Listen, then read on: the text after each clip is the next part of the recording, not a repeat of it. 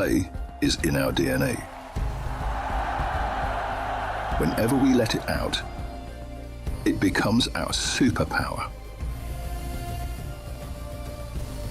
Now imagine an entire city being built to supercharge it. Kadir City, powered by play.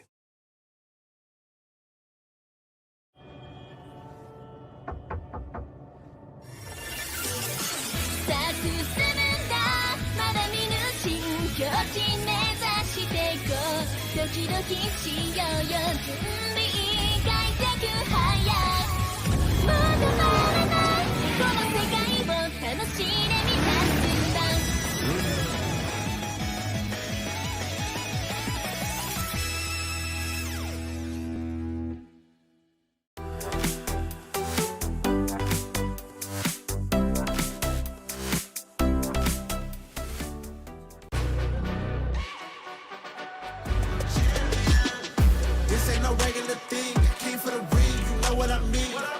You see my name in the lights, better get right, I'm champion.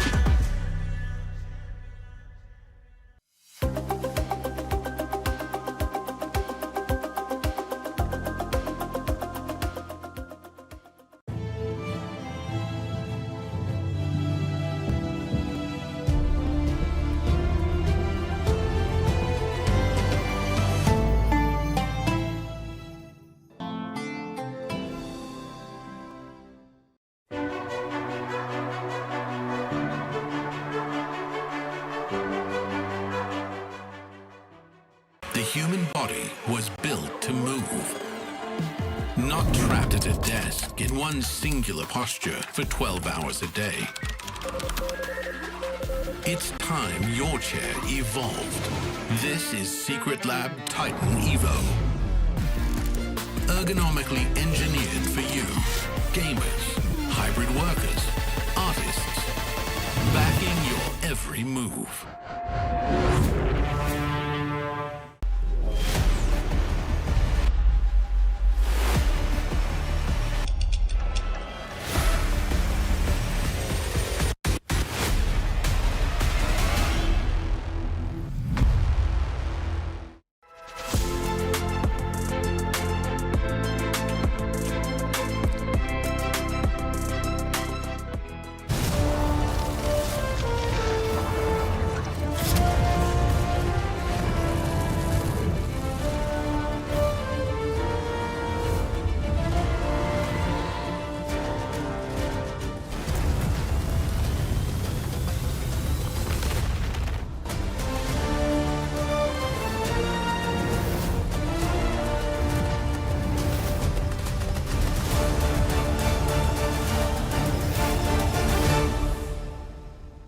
Today is the final day of the Mobile Legends Bang Bang wildcard. We finally see which team will join the main roster in the main stage at MSC. Welcome to the EWC 26. Like I said, this is wildcards. My name is Afel. Alongside with me is Mirko as well as Brigida. And today we're going to have 3 best of 3s, where it's basically the semifinals and then eventually the grand finals. And I gotta say, quite a few surprises in the sense of some teams that we thought would be the favorites, they got crushed. Yeah, you know, reality is often a lot more exciting than expectations, I'd say. The Mongols dropping on first day of knockout, CGBS, not knockout stage. And then we see here the Huns.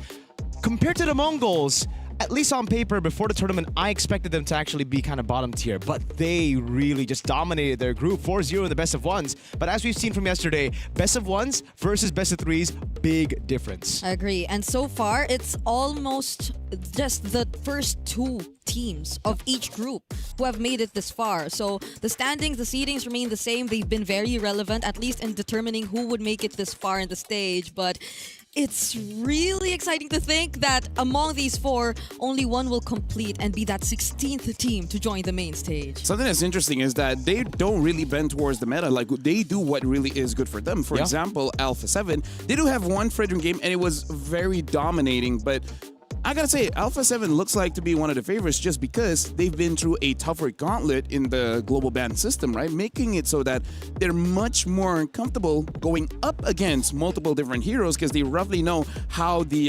matchup is gonna look like, and of course their own hero pool. But before that, we're gonna have a final look at the format explainer video just to get you guys up to speed on what has been happening the last 4 days.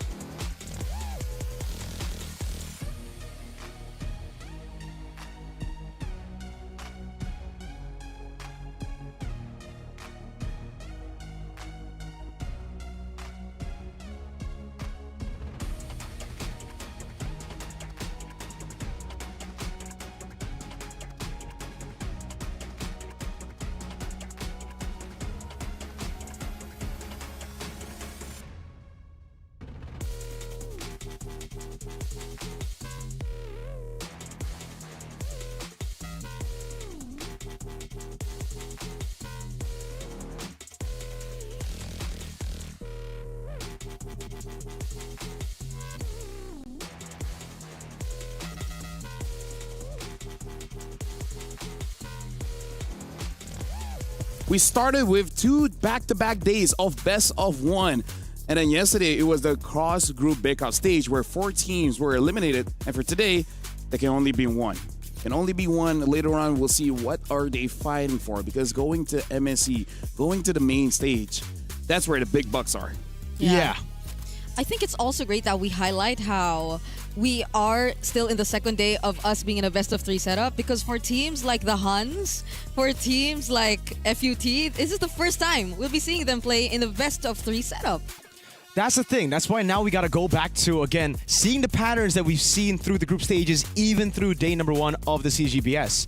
Do you need to get warmed up? Because a lot of teams, for some reason, they lose their first game and then they go on crazy win streaks. Now, the Huns have not lost a single game throughout that group stage. They were dominant. So, some of those games, Lavelle, were comebacks. Yeah, it wasn't super easy for them. And for us to tell that story, let's actually look at the brackets to see how it started off yesterday, where again, 4 teams were eliminated. And we started off with Nightmare able to win it out against the Mongols. We started with 3 games. And then again, they eventually lose out against Team Falcons Mena, where they will be playing later on. KOG defeated Sunset's Raven in a clean 2-0. And then later on, unfortunately, Sunset Ravens were defeated by Alpha 7. So this is going to be the matchup for today. We're going to be starting with Alpha 7 against the Hunts Esports. And later on, Foot Esports going up against the Falcons Mena for a final best of 3 to determine which one goes over to the main stage. Man, this wildcard has been so competitive. It's just so sad to see that it's only going to be one team that gets a shot to perform later on in the main stage. We'll see a lot more crazy stuff, exciting stuff on the main stage for sure. But here already, we're seeing so many new picks that has really gotten me to question the meta game right now. Are we really in a carry jungle meta? Because a lot of the top teams, Alpha 7, the Mongols, have done well with it. Heck, even still meta with the Huns, really just proven that a lot of these heroes are still meta. Let's look at the schedule, right? While we're talking about this as well, because again, we only have 3 best of 3s. Alpha 7 against the Huns Esports, Falcons Mena against Foot Esports. Winner goes through for the final best of 3. And I agree with Mirko, especially when we're looking at Alpha 7. I believe even though they only played the second day of the wildcards, but they might be one of those teams that has the largest hero pool so far. They even brought in a Kaja. Yeah, and that's something that we lack to see in teams where we really expected to go far, such as the Mongols. I feel we've been really adamant on the fact that are they just limited in terms of these specific heroes, in terms of these specific roles? I think mostly in the jungle. Yeah. But when you look at A7, they have such deep and unexpected hero picks, specifically in the roam and jungle, because I think yesterday not a lot of us were really a fan of just seeing BP1 on a Fredrin, but he delivered. And more so, I think the way Shark has just debuted, even the Kaja, Yeah. that's a lot of surprises coming in from A7. Now let's dive in, right? Let's look at the rosters coming in for these teams, because the Mongols did lose. Hans now is the sole, I would say, representative coming in from Mongolia. We got to talk about Alpha 7 here. And I got to say, everyone really stepped up. Like, we had, like, the first day of the best of ones, best player one being the standout player. Yesterday, for me, it's Shark and Nats, right? Especially Nats on that Alice, amazing four-man, all, and then Shark, like, whatever hero he picks up, he makes those game-winning plays, even if you don't notice it. Yeah, Shark is amazing. And I think one of the big question marks we had coming into this tournament for A7 was the fact that, okay, best player one, he's amazing on assassin junglers, damage-dealing junglers, but coming into the wildcard with the meta already being so different, how would he adapt to it? And early on, we got our answer against the Mongols. They tried playing utility jungle, it didn't work out. Then they went back to go to those damage dealers. It started working, but it could be the same weakness as the Mongols, right? We saw, you ban out those damage dealing junglers and it's cooked. But I think best player one already proved to a lot of the haters, a lot of the doubters, that he can play utility jungle just as well. Yeah, and how willing are they to change? It's not just one piece that could just get affected, because when they did revert back to these damage-dealing junglers, more so on the Yi Sun Shin, it's always been paired with the Ruby. Yeah. So I feel like if somehow the Huns do target that specific part of A7's draft, then they'll have to change not just that, but also what does Zia use eventually. Yeah, we saw yesterday KOG kind of have an answer to go up against Alpha 7, but the final draft really surprised KOG. So hopefully, looking at the Huns, today they can do something that Alpha 7 just can't prepare for, but I feel like that's going to be very, very difficult. And with that, we got to look at the side lanes. Both Bankai as well as Yuki had standout games. Like Mirko said, not all the games were very smooth. They had to go for a comeback, and part of the comeback, honestly, is Yuki on that Moskov. But again, it kind of has, like, from everyone. I still remember there was a game that Kenny on his Zushin got a Maniac. This is going to be such an interesting matchup because similarly to A7's clutch factor in Nat, Shark, the way that they've been making plays, it's what we've been seeing from the Huns. Throughout that group stage, if it's not Yuki, we see OU on the glue turning things around on a carry. So, hey, I'm excited to see the clutch factor coming in from the Huns. Yeah, but it has to start with stability in the laning because they are going up against some of the stars. I think specifically for Bankai, he will have to go up against Nats in the lane. Yeah. And I think that's a matchup we're all really excited to see, not just because of how Nats has been performing in the previous matches, but also because Bankai has been doing the same. But he also has a different task on his hands because he's like the leader, he's the captain, and he has to hand over or be that stability for the team, but he's going up against Nats. I wonder now, being the 4th of July, will that give some strength over to Alpha 7? Freedom, America. At least for Trex, he's been hyping it up. He's like, all we need to do is survive yesterday, and today it's going to be easy win. That's what our boy Trex has been saying. He's like, Independence Day, freedom. Yeah, freedom here in Paui. We. But yeah, honestly, Alpha 7 has been looking pretty good. The Huns, they didn't play yesterday, so we'll see how they do in the best of 3. But that's one of the benefits, but I feel like it won't be utilized 100% going up against Alpha 7 because they were able to see a lot of games, 3 games, Alpha 7 against KOG yesterday. So they might have some understanding of what to do against them, especially during the bans. But it's one thing for you to theorize what to do. It's another thing to actually apply it in games. Exactly. And that's, I think, where Alpha 7 have the advantage over the Huns. Yes, we've seen really good picks from the Huns, those clutch factors come into play to come back from a game, but Alpha 7, they have a really well-rounded up draft, and they have some pocket picks that maybe might show up here today as well. Like the Kaja pick yesterday. What an amazing pick to deal with the Barats, right? CC immune, how do you deal with them? Whip him down, bro. Yeah, which makes me think about what the priorities could potentially look like for this upcoming draft, because it felt like yesterday it was really more on the Alice being the difference maker when it comes to the draft. That's what's crazy. But today, the Huns, I think they're yet to actually show us if they are comfortable using the Alice or if it's one of their options at all in the EXP lane. Usually, I feel like for Alpha 7, it should be like the base idea of going for the Yi Sun Shin draft. And then if they find a way to defeat it, cool, we'll change up the strategy. If they don't, we're just going to keep using it until we win. So I really feel like the strategy that Alpha 7 is going to use really depends on the draft. If they somehow ban out Yi Sun Shin, maybe even a Ruby, maybe they just do like a utility jungler along with the Arlet. That's the best thing about Alpha 7. They have different ways or different carries that they can draft around. But probably not the first pick Arlo anymore, especially now that they're going up against the Huns. I think Bankai might be like sorry, not Bankai. I feel like Nats would be like, hey, Merca, right? Who cares? Merca. Merca. Okay. We'll see how confident they are today, at least, to be specific. Because yesterday, I think They that's were a huge loud just boost. now. So Yeah, they were. very They loud. were very loud. They should be casters. They should. You know what? Maybe, hey, they got a future. They got a future somewhere, right? When they're done with their pro career, maybe we can get them in on the desk. But A7.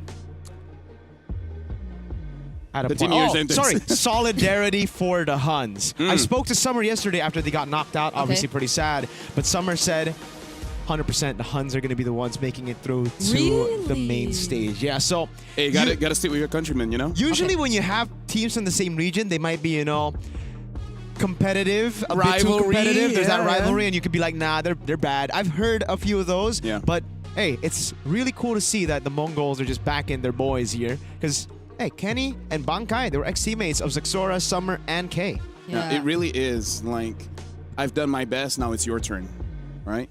It really is just, I don't care who does it, Yeah. but put us on the map, man. The Mongols are All Might, and the Huns are Deku. Yeah.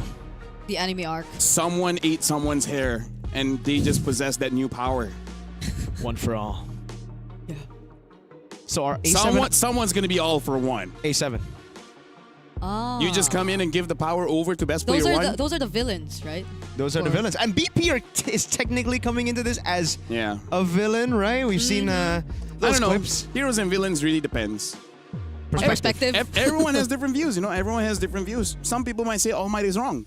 But that being said, Hans will be the first pick here, already banning out the Phovius as well as the Marcel. So Bankai might want to try to get the Arlet for himself. And now, Alpha 7, don't change it up. Akai, Boxia banned out. Now the question is whether Alpha 7 want to ban out the Atlas or the Fredrin. Whoa, they even banned out the Chusin. But the Hirara though, is it like something they're willing to let go of since it's a best of 3? I think A7 are willing to up. Never mind. Okay. They banned it out.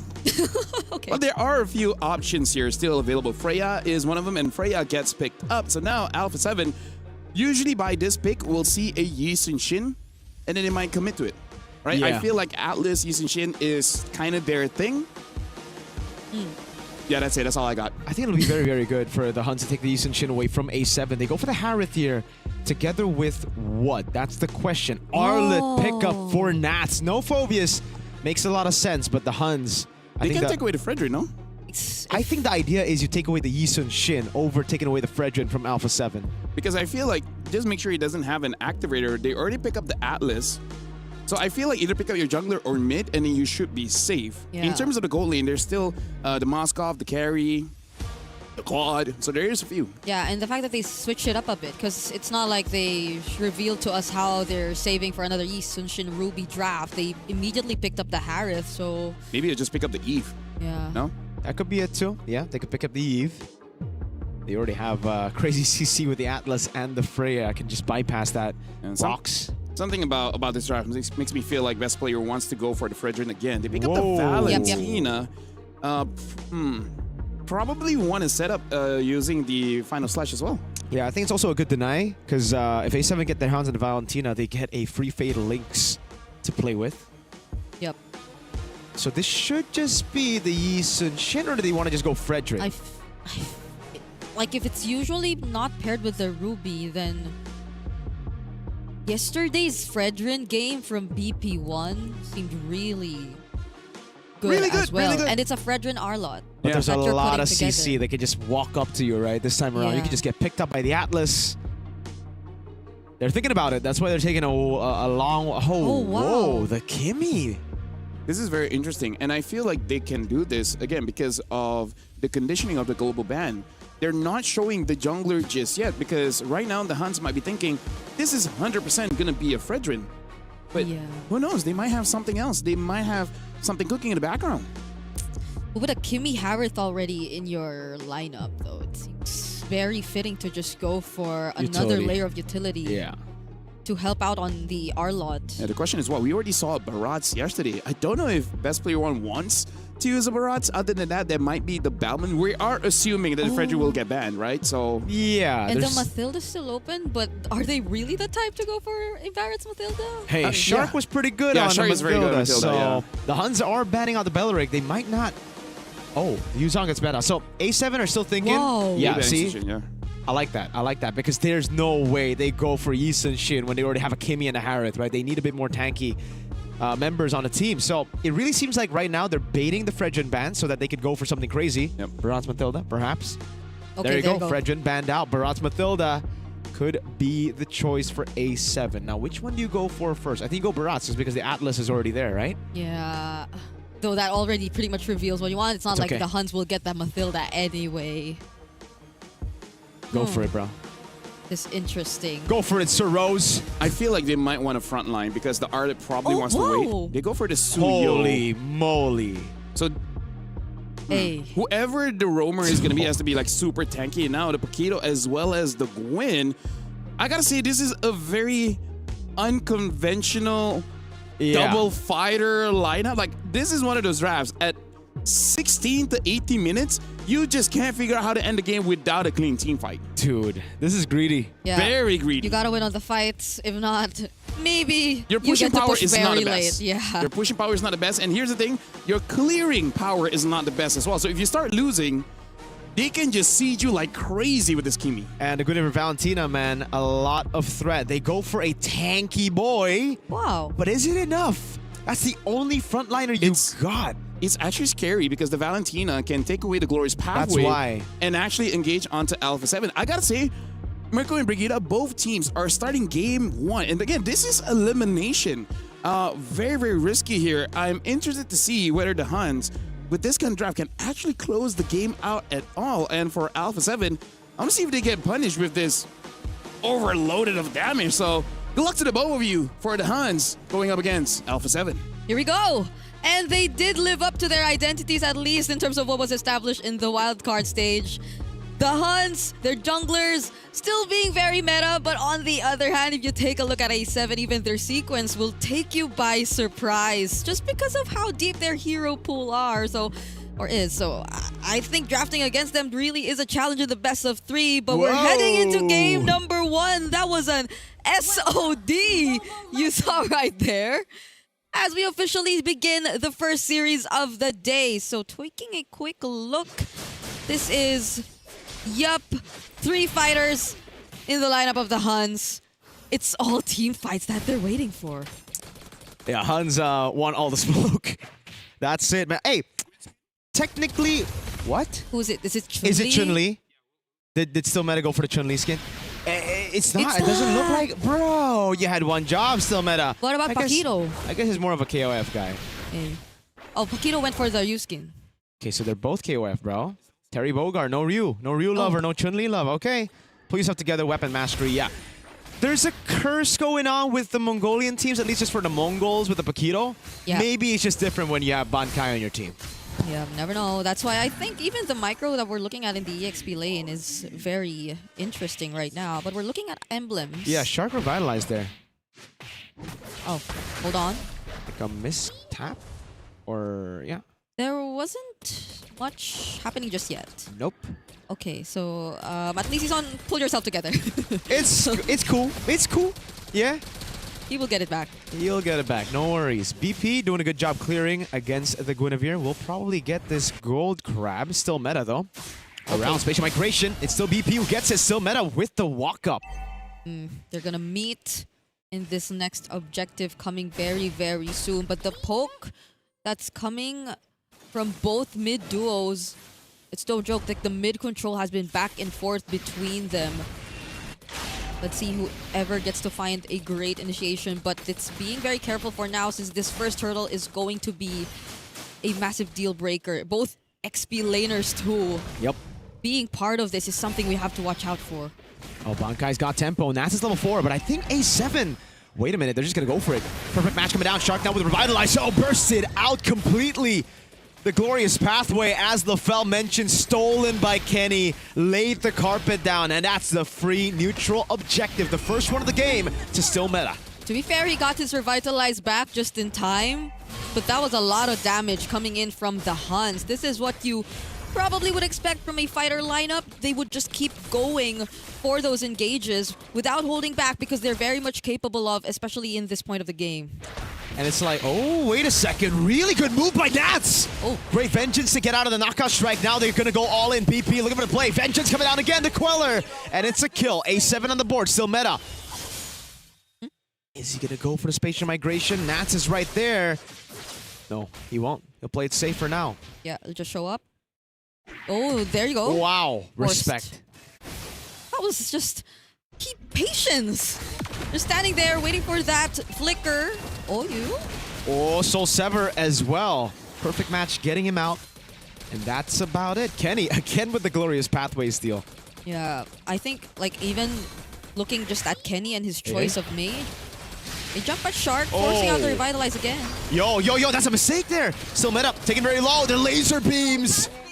What? Still went back. That was an awful decision. They just jump on the high-lows and commit. Yeah, I had the stacks for the Violet Requiem, but it was just Kenny there, who I think already used his combo, so there wasn't much reliable damage to use to go for the fights. Reliable damage to use to go for the fights. Wait, Fatal Lace onto Shark, brings him under turret, so it's a kill back. Yuki on the board on the Freya. Okay. Somehow, I think both sides, there have been some exchanges that we don't really fully understand just yet. Okay, but once again, we are looking at an upcoming objective. And at least the lead hasn't grown significantly just yet for either of these two teams. But I guess for the Huns, we are yet to see how they're really able to pull off this combo, like the hero synergies that we expect from this multiple fighter lineup, because it's mostly just really gonna be OU and still meta, finding these setups, looking for the targets, but then A7 on the other hand, how Shark has been constantly pressured and poked is not becoming a good sign for them, because he has almost always been unable to just really serve his purpose so far whenever the team fights start. Okay, doing a good job holding it, Kenny. Poking Shark. Yuki is already joined as well. But faster, good Blade Surge to get away from the perfect match. Shark pops in. The Glorious Pathway, that's the final slash over. They're gonna go for the damage onto OU. Nats coming in with Vengeance, gets caught in Fatal Lace, but Cold takes him down. Still meta, gets a massive spatial migration on the Violet Requiem, and it lands on BP. Zia doing a lot, but it's not enough to take these tanky fighters down. They didn't necessarily go for the commit on Shark. Did go down anyway, but it was A7 who got things first. But it was just buying time, Nats! Final slash. Okay. Gets him out. Flicker burned from Bankai though, and Yuki. This will be a turret for the Huns. Yep. The way that the Huns are just deceivingly going in, but just waiting for the moment for Still Meta and the other members to go in is, I guess, catching A7 by surprise, really. At that moment, it felt like it could have been a really good timing for A7 to just commit, but with OU down and the other members of the Huns actually still prepared, Still Meta jumping, again, it hasn't been a good time for Shark. Yeah. He's the only frontliner, and it's very visible that it is. Oh, spatial migration onto Shark. Violet Requiem as well. Now, again, a questionable decision. Cold World able to get past there. Nat's gonna go in, but oh, Frozen taken very low. He's able to get the Vengeance. Still meta. Gets a spatial migration. Now it's an all-out fight as Yuki is able to dive in through Cold World and Nats. A big double for Yuki, and the Huns are looking good in game one. It's just really fights. The Huns just really want fights. It's a very systematic front to back that you're seeing from them, but it's working in the end. Even though it's not an immediate pickoff, no reliable source of burst damage just to go for that whenever they want, and it's always Shark that they spot out first. It's as if it doesn't matter. They can still layer their skills. Just looking at this instant replay too, the final slash, the jumps, the Valkyrie descent, and everything just following up to go for that all-in team fight. A7, they're not able to go with that, or at least go toe-to-toe when it comes to the extended team fights. It's just A7 cannot brawl against the Huns like that. You can't just go brute force. They're gonna go for the combo onto OU. That's a lot of damage, and it's actually enough to take him down. But it's with 5 ultimates, which basically guarantees the Huns a neutral objective. The final turtle of the game gonna go to Still Meta, even without the red tree. Yuki gonna get pick up a turret as well. Down below, that's a tier 2, all for a kill on the roamer OU. Third turtle of the game. Right now, it's just really as if we're waiting for A7 to go online. We're waiting for Zia and Cold World to go online, but still meta. Goes in, trying to get the passive spatial migration. Purify out already. Good to Force now as they go for the disengage, but Shark, I think, will most likely. Oh, great final slash! Whoa, Black Kite just cannot take the damage! They're starting to hurt. Good flicker route by Nats. Still Meta couldn't get it. Traction pulls it in land. Nats goes over to Vengeance. Is able to go for the stun on Still Meta. Now it's the whole team going in. Nats trying to get the last hit on him. But the Frozen comes around. Coral picks up the kill and only now gets the Sky Piercer. Signs of life from A7. Okay. The Huns pushed forward a bit too much in that scenario. With the presence of Nats and them just being close to their tier 2 turret, I think they were really able to take advantage of that, taking pickoffs one by one against the overextending members of the Huns. Because as much as it seemed like Still Meta was able to go around them, find the backline angle, they were still trying to chase from behind, and now A7 have at least minimized the threat even just to a little bit, because looking at the items right now, I think we're waiting for a bit more damage to come in. There's a lot of catching up that Zia has to do. It's just Cold World who's somehow at par when it comes to Kenny in terms of gold, and with the Sky Piercer present here too, that might change the course of the team fights coming later, even just a bit slightly. And now it's up to the Huns to identify the problem. It really seems like A7 now understand what they need to do in these team fights, right? They can't commit all in right as they see the Huns, because they're just going to lose out. Huns are too sustainable. They're too tanky. They do so much damage, prolonged damage. So what A7 need to do is they got to kite away and utilize those big resources once the Huns has overstepped. Yep. That is going to be the game plan. Extended teamfights are not really going to be the way to go. As much as they have the Kimi, I think it's going to really mostly rely on the kiting capabilities for now, just so they can take advantage of the situation. This looks because free. even right now, A7 are looking to just let go of this lore. They can't really find the angle to contest just yet, not even for Best Player 1, even though he's surprisingly a level ahead of Still Meta in this game. That's the one good thing about the Suyo. Even after those nerfs, man, your farming speed, the pathing that you have, the mobility with your technically double flickers. Yeah.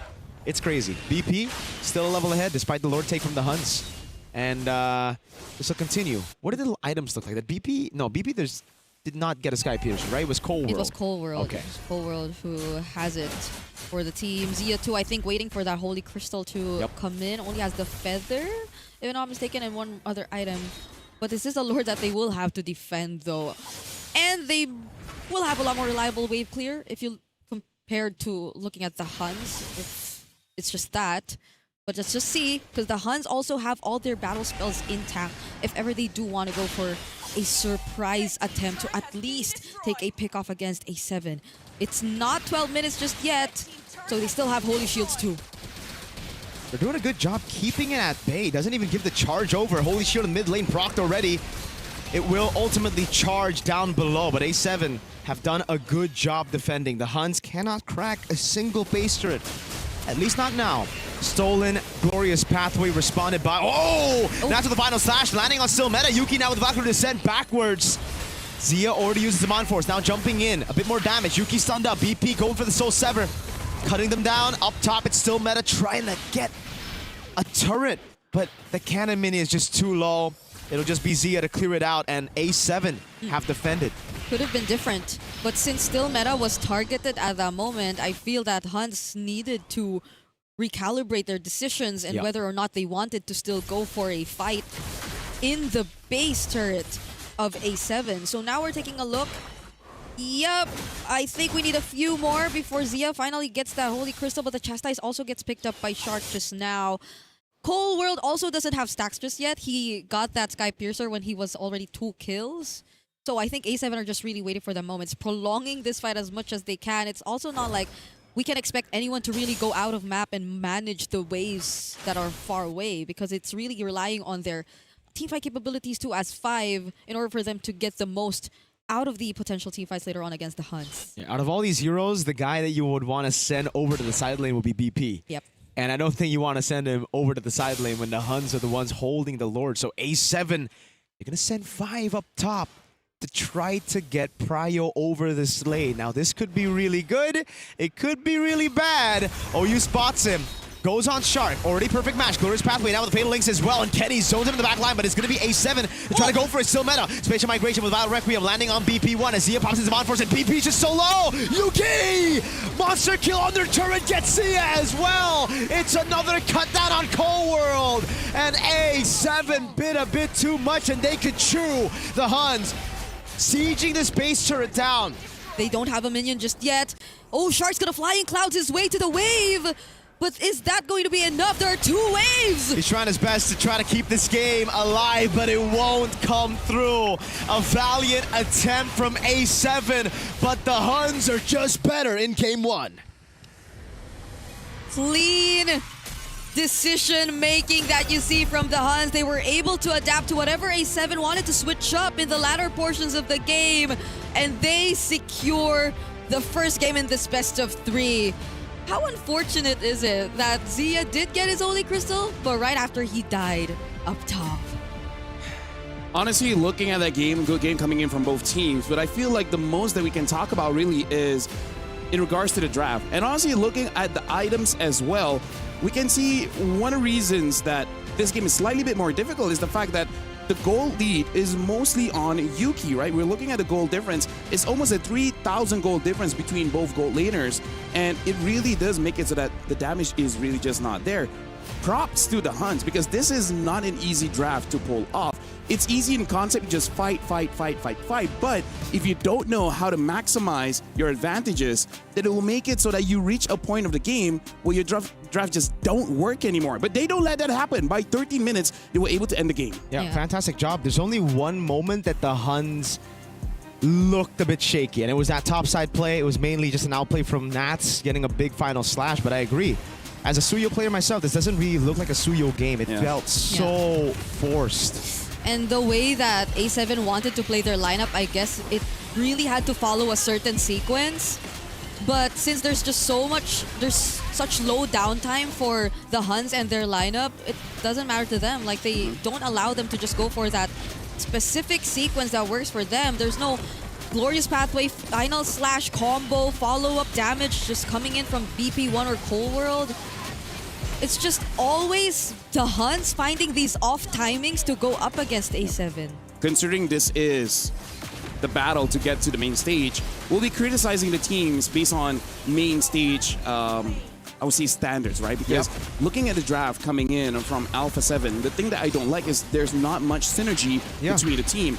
Number one is that there's 2 heroes that wants to use the Sky Piercer, and then you have to choose one, and it's Cold War. It didn't work out. Number 2, Nats on this Arlet, you want a lot of activators so that the Vengeance can keep on going non-stop. There are some stunts, but it's not easy to apply. Looking at the Huns, not really all that synergistic as well, but the fact that they pick up the Valentina and then Alpha 7 finishing up with the high loss, one of the strengths of the high loss is that you can extend your advantage to unfair territories, right? That Glorious Pathway makes it so that you're fast, but your opponents are slow. And in a double fighter composition, that's amazing. And you don't even have to waste a roam slot for it. You can just have your mid laner do it. Yeah, OU got so many cool entrances with the Glorious Pathway, and then that final cut as well. It slowed everybody down, really isolated Shark from the rest of the team. And guess what happened? They ignored Shark at the end. They were like, we go on Shark, and they're like, wait a second, there's a Glorious Pathway by Kenny set right to the back line. Let's do that instead. Yeah, I felt like even that could have been one of the ways for A7 to just extend or keep themselves safe even. But with the amount of chase, like a Paquito and Freya being on the other side, plus a Guinevere who always tries to go from the back, it's been too difficult for them to find their footing in that game. Again, I'll die to say I'm more afraid of Freya. Ladies and gentlemen, right now, the Huns is 1-0. This is just a best of 3. One more win for the Huns. Alpha 7 gets knocked out. We'll go to a break. I'll see you guys right after this. How you Trex?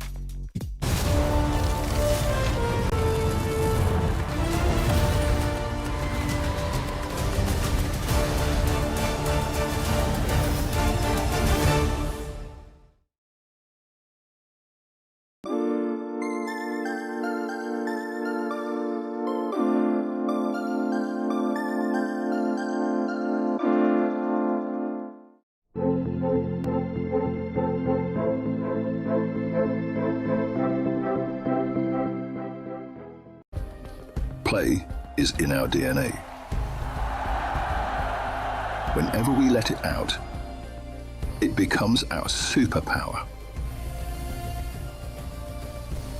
Now imagine an entire city being built to supercharge it. Kadir City, powered by play.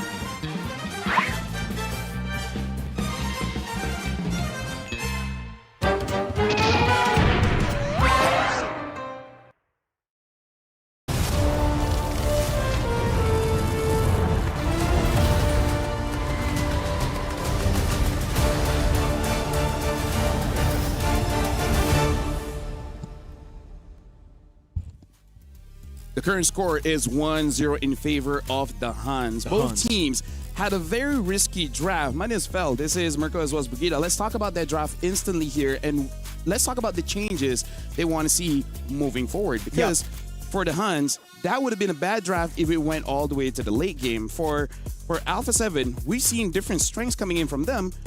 Is there a reason why they wanted to show something new today?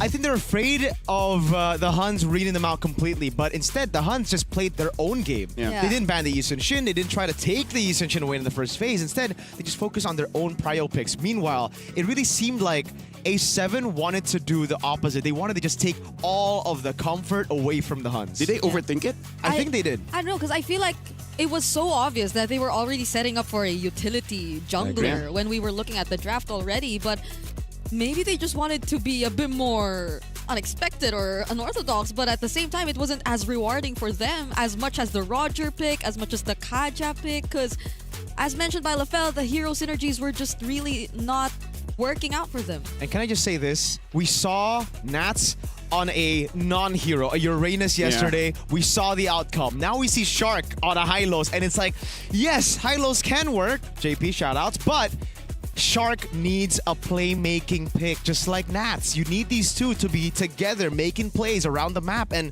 changing the game with their skills. Here's the thing. I feel like the Hylos can work if they got a Fredrin.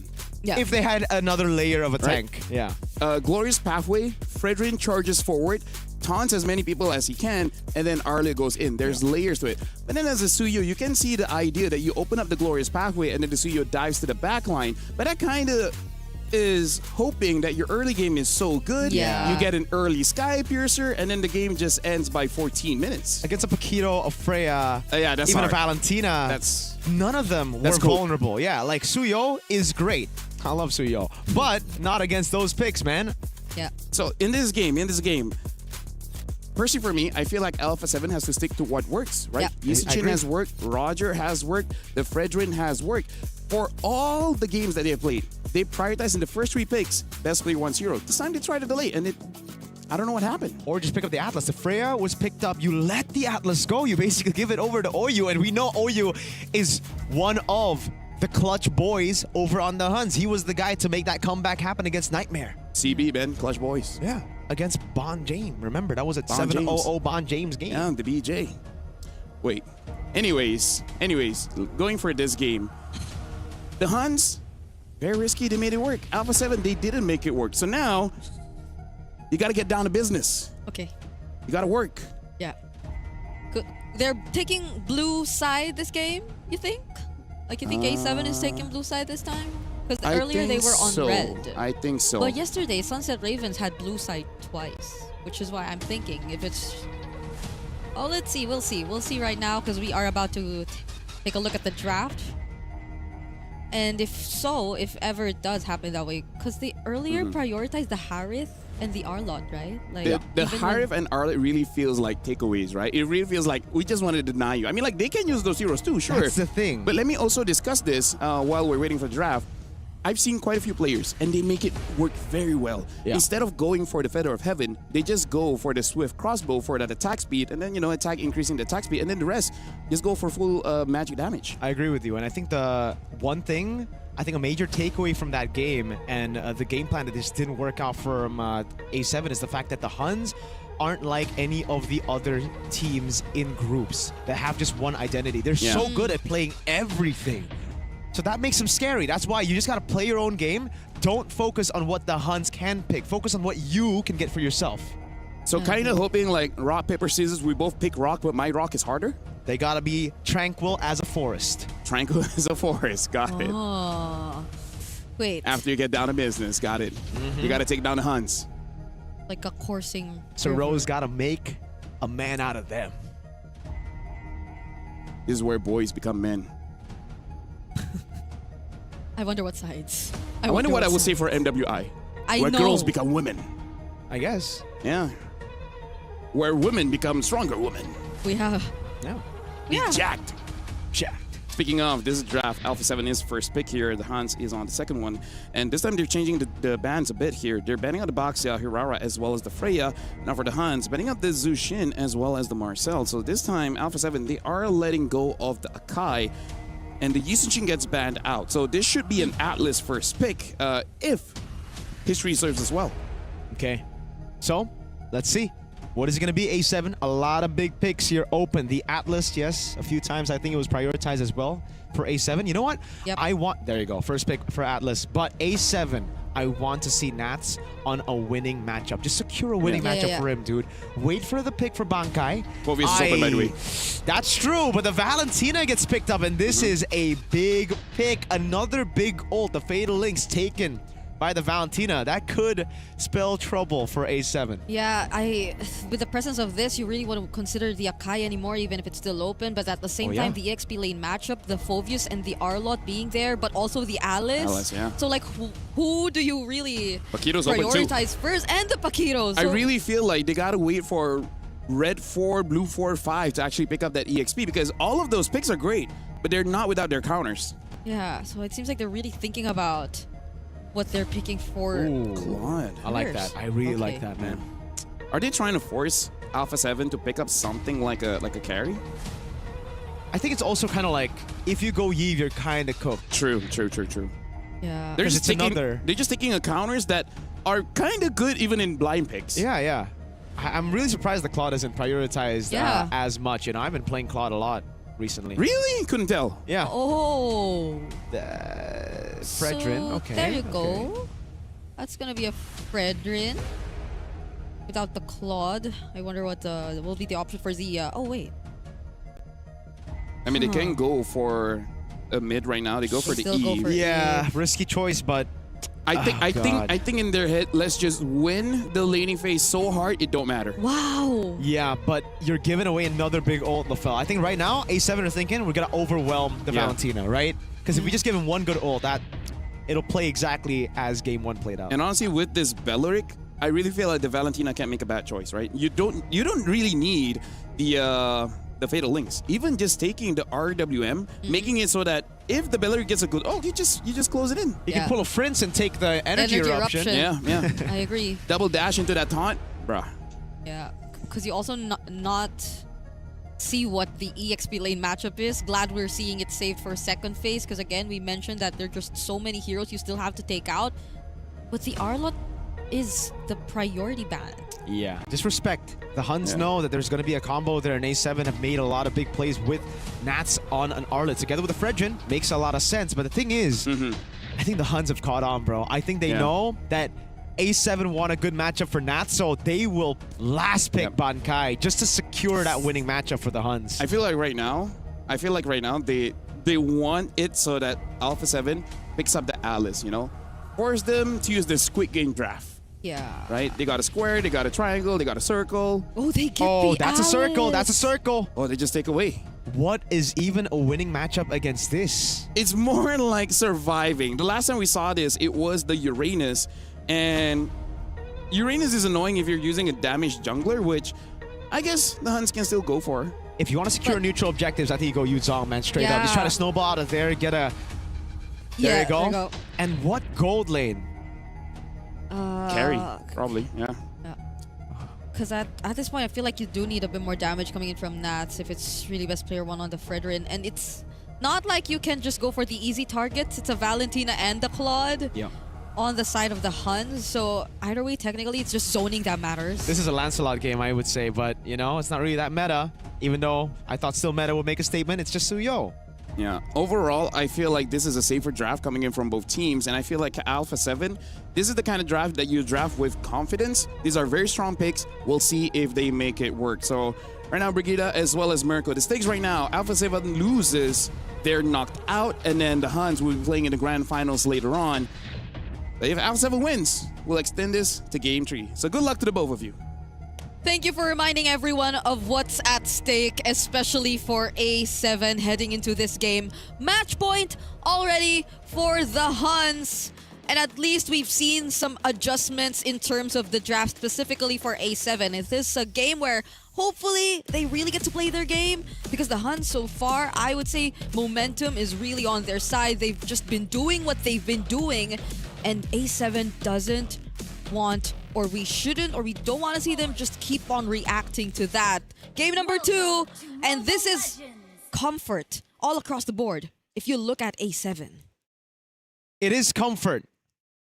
I think except for BP in a way, right? Like, yeah, we've seen him do well, but I think Comfort is still one of those damage-dealing junglers. Everybody else, I agree, though. And for the Huns, this comp is... Oh my god, OU with a steal! Hey. Early on against BP. Oh, you hate to see it.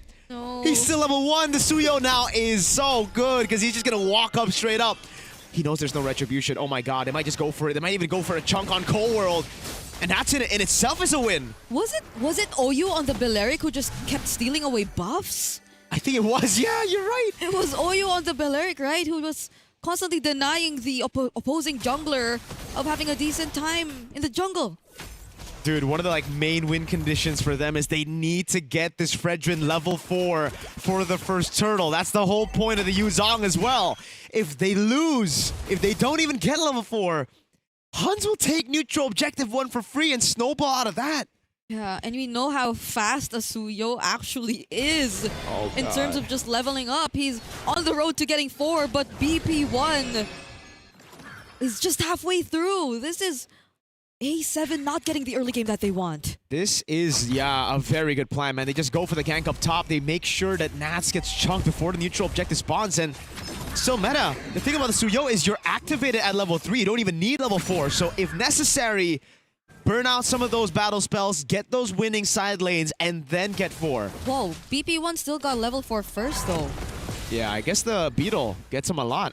What else did he get? He didn't steal any camps. Yeah, for some reason, they're still first. Oh, hey, there goes the Throne of Ruin. Wait a second, that's good zoning. RWM as well, placed down. Still meta gonna be caught in the Petrified. Black Dragon from Nats takes him down. A big win with the dodge from BP earlier. Kenny with the RWM. Nats Furious dive again onto OU.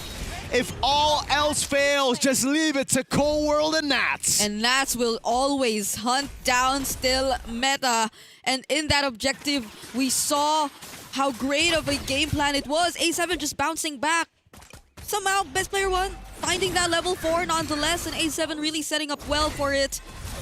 And even down bottom, if you take a look at what's been happening in the lane, Zia has always been pushing Yuki under the turret, and I think these are good signs nonetheless for A7, despite what we saw happen from OU in the beginning of the game. So they're starting to have a much better start right now, working as a unit, and this, I feel, is A7 already warming up. They've already reminded themselves of what had to be done after in game number 1. Oh, will they use or will they fight here? Flicker Fatal Links. Kenny flickers out as well. But yeah, I really think that skirmish was kind of like Bankai pulling the trigger a bit too early, no? He used the Throne of Ruin instantly as he saw BP, and BP was like, wait, bro, I got dash. Yeah, he was, and still meta was all alone. Left all alone, as much as OU and Kenny were there too.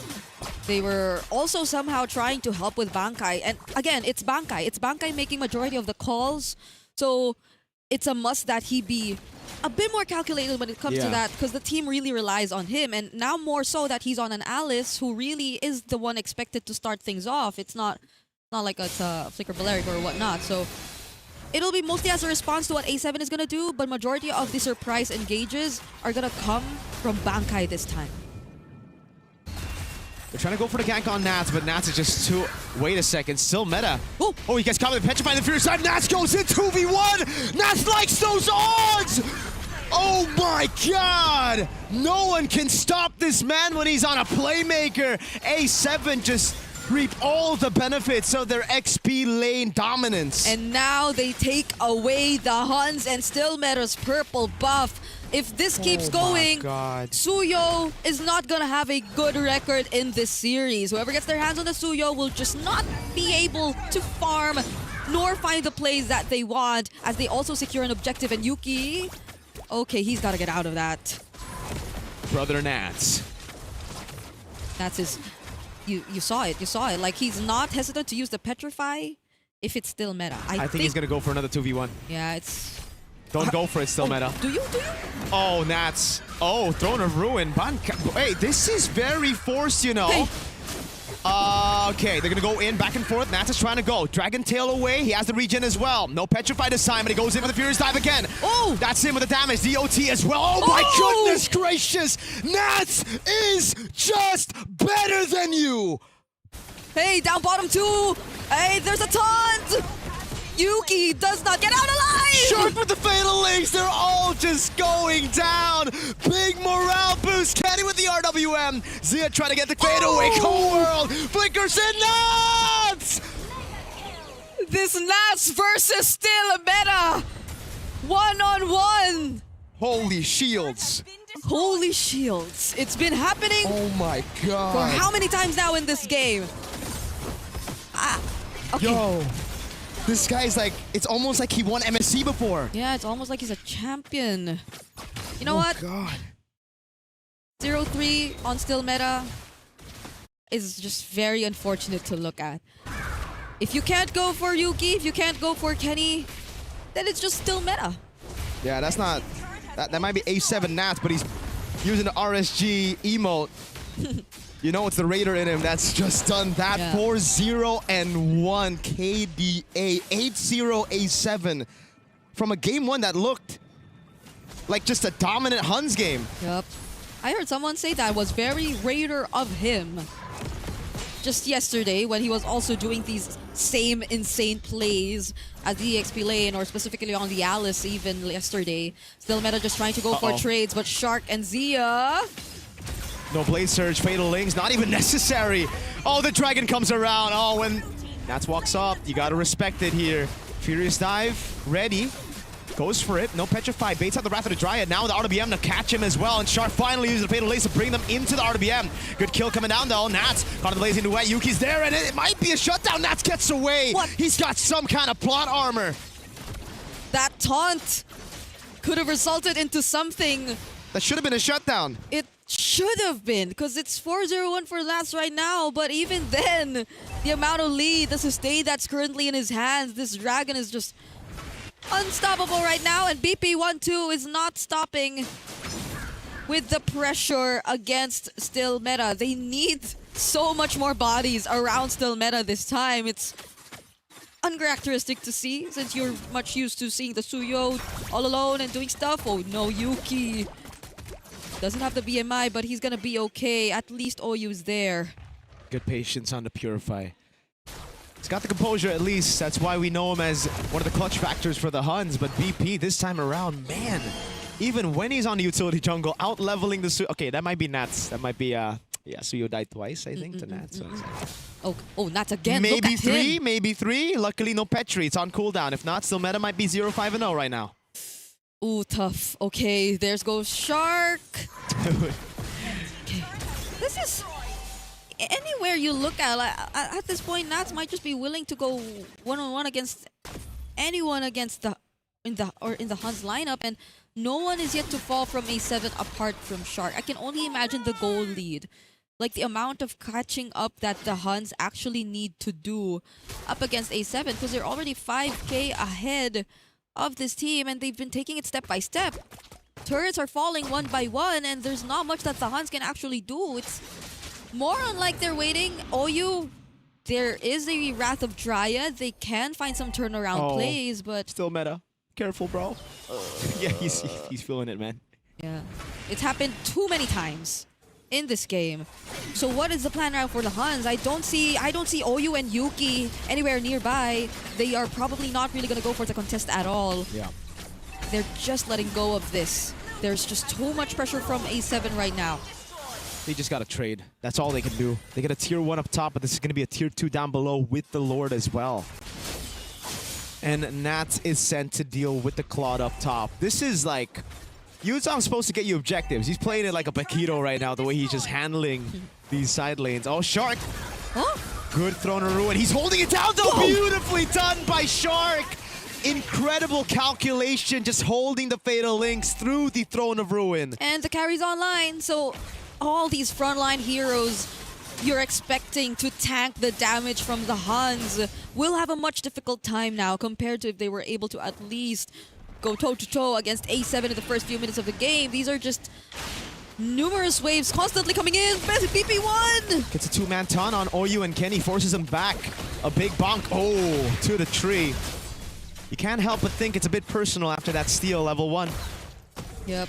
This is looking very, like at least for the last two Fredrin games we've seen from BP1, they're looking very comfortable right now. Oh, the real world too. Yep. So much zoning just for the turrets. Shark and Flicker into it. Throne of Ruin, catching 4 right now. Oh, good take on Cold World as well. Now to the back line, though, just shredding everybody.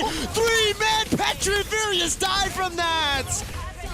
And you can hear the screams of A7 in the back. That's another Dragon Tail. And a triple for Zia as Nats gets the everything at this point. 5-0 and 5. And a game win to equalize. A wipeout to end game number 2. And now that we are in the last stage, the decider matches for the wild card, it just has to go to a game number 3. A7 have definitely adjusted after that game number 1. Nats. Nats. I feel like Nats is gonna be the standout player here. And it's not just today. It's throughout the wild cards, man. With the Alice, even the Raiders that didn't do well, he was amazing. But here's also the thing. You already lost against the Yuzong. And then you're like, nah, we just do it again, but better. Oh my and God. then you just at one point, even you're like, stop. They're already dead. Dude, stop. It started here though. It started Turtle 1. Nats was already a beast.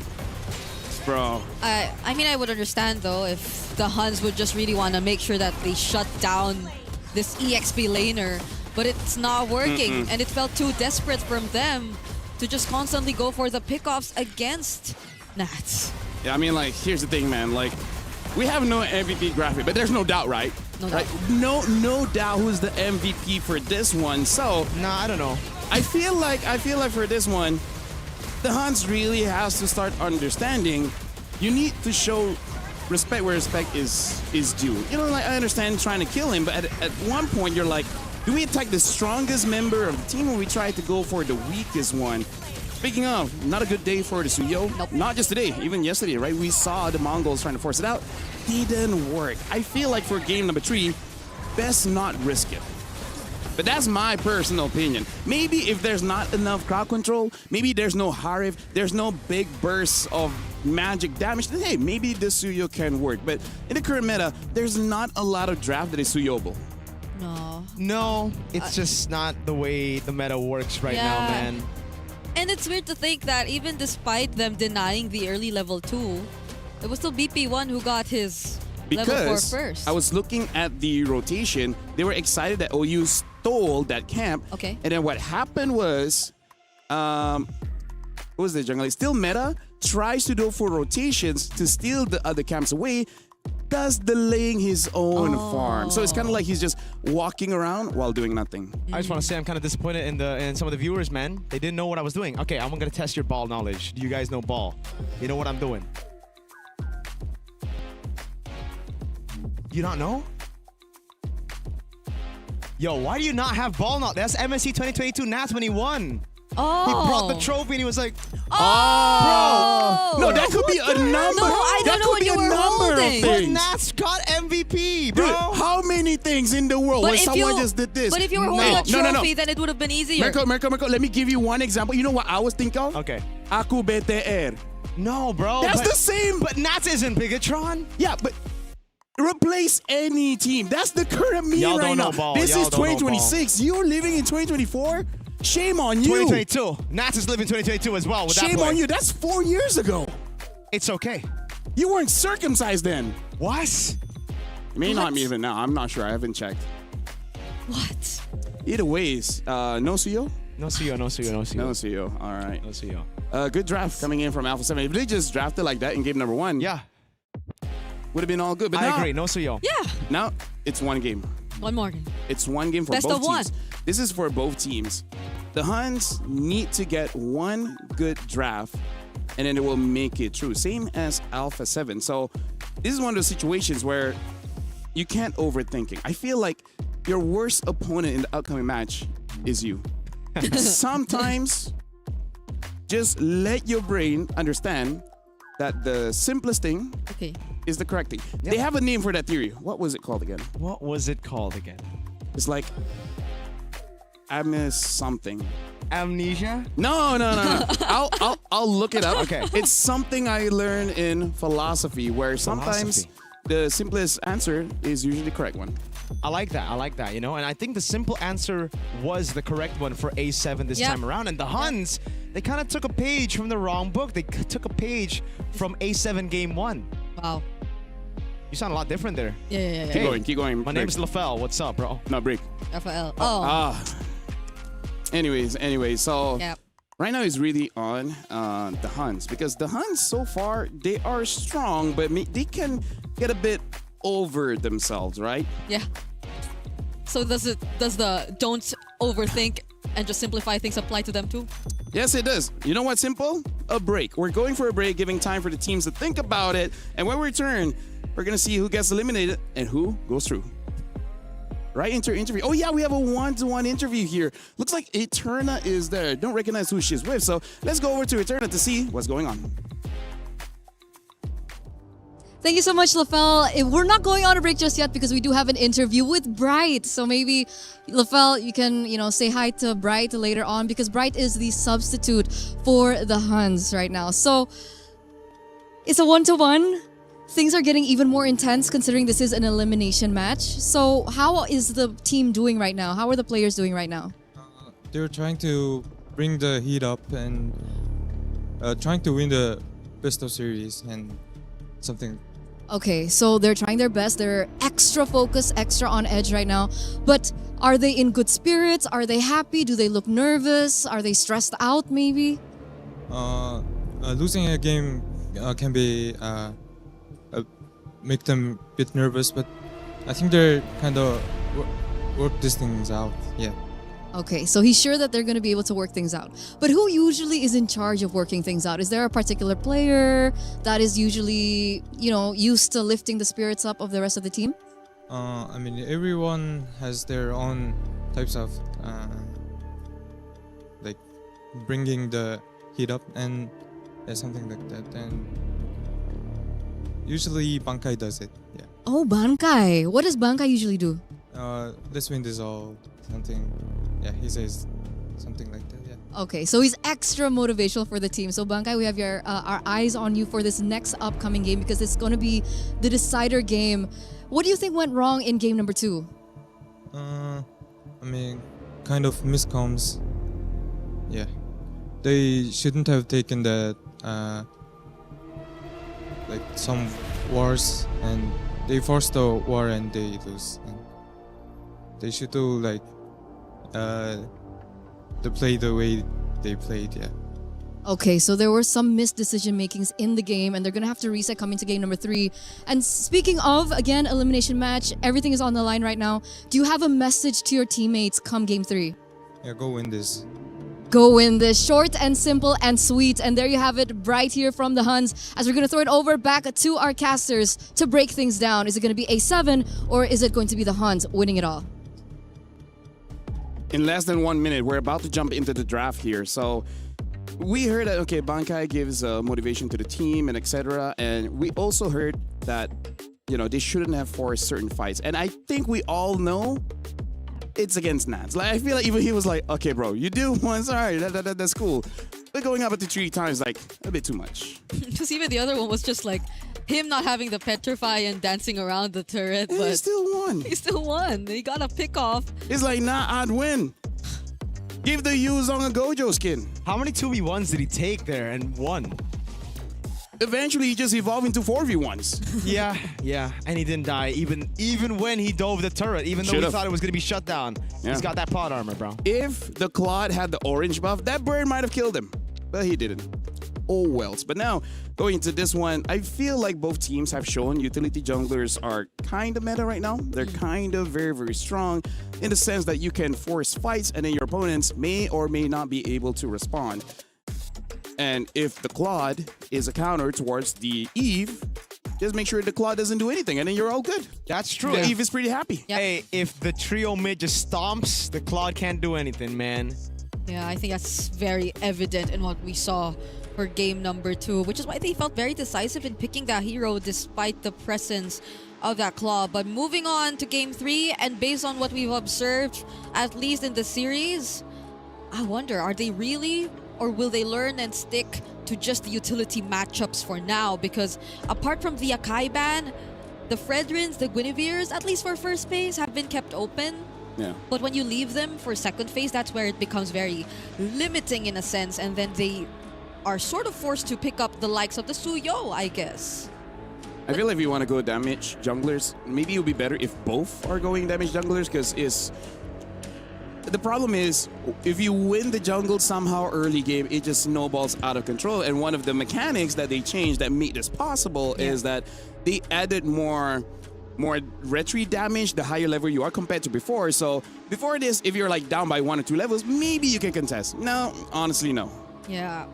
So it's really, I think, the Baksha Akai. Yeah, the Bakai. Bakai, the Bakai. Some even say Baki.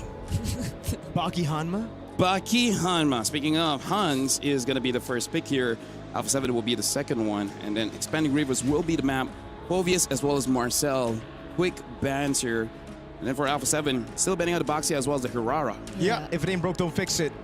Though it is red side they're on right now, and the Huns can just go and first pick Atlas, right? Yep. I think one of the main Or win Freya. conditions now. Oh, that's true. Now, which one do you prioritize? Atlas I think ban. No, they banned the now Atlas. they want the Freya first pick with nothing to give back. Nice. Or they force A7 to ban out the Zushin or Freya and they get either or. So A7 may open Freya both. ban. No, Freya ban. So this should be either Zushin or Paquito, but I feel like Zushin is the answer. Yeah, first Juicin game, I think in CGBS? It's always been banned, no? I think we had one game, but I could be wrong. I'm getting old, right? So Zushin first pick here. For Alpha 7, eventually they might pick up the Eve again. Do they just want to get the Fredrin or the Akai early on? Yeah, or... Because I was also thinking of the Claude, but the Yisun Shin... Yep, Fredrin. Okay, they're not gonna go for anything similar to the previous drafts. What's been working this series is what they'll be sticking with. Fredrin Prio. I feel like the Huns, they want to consider picking up the Arlet, but once you pick the Arlet, you know that retry is going to be Alice. And then that's going to be difficult. Okay. So, do you go for the Claude again Akai against Claude. the Eve? I would With say the Akai Claude. Yeah.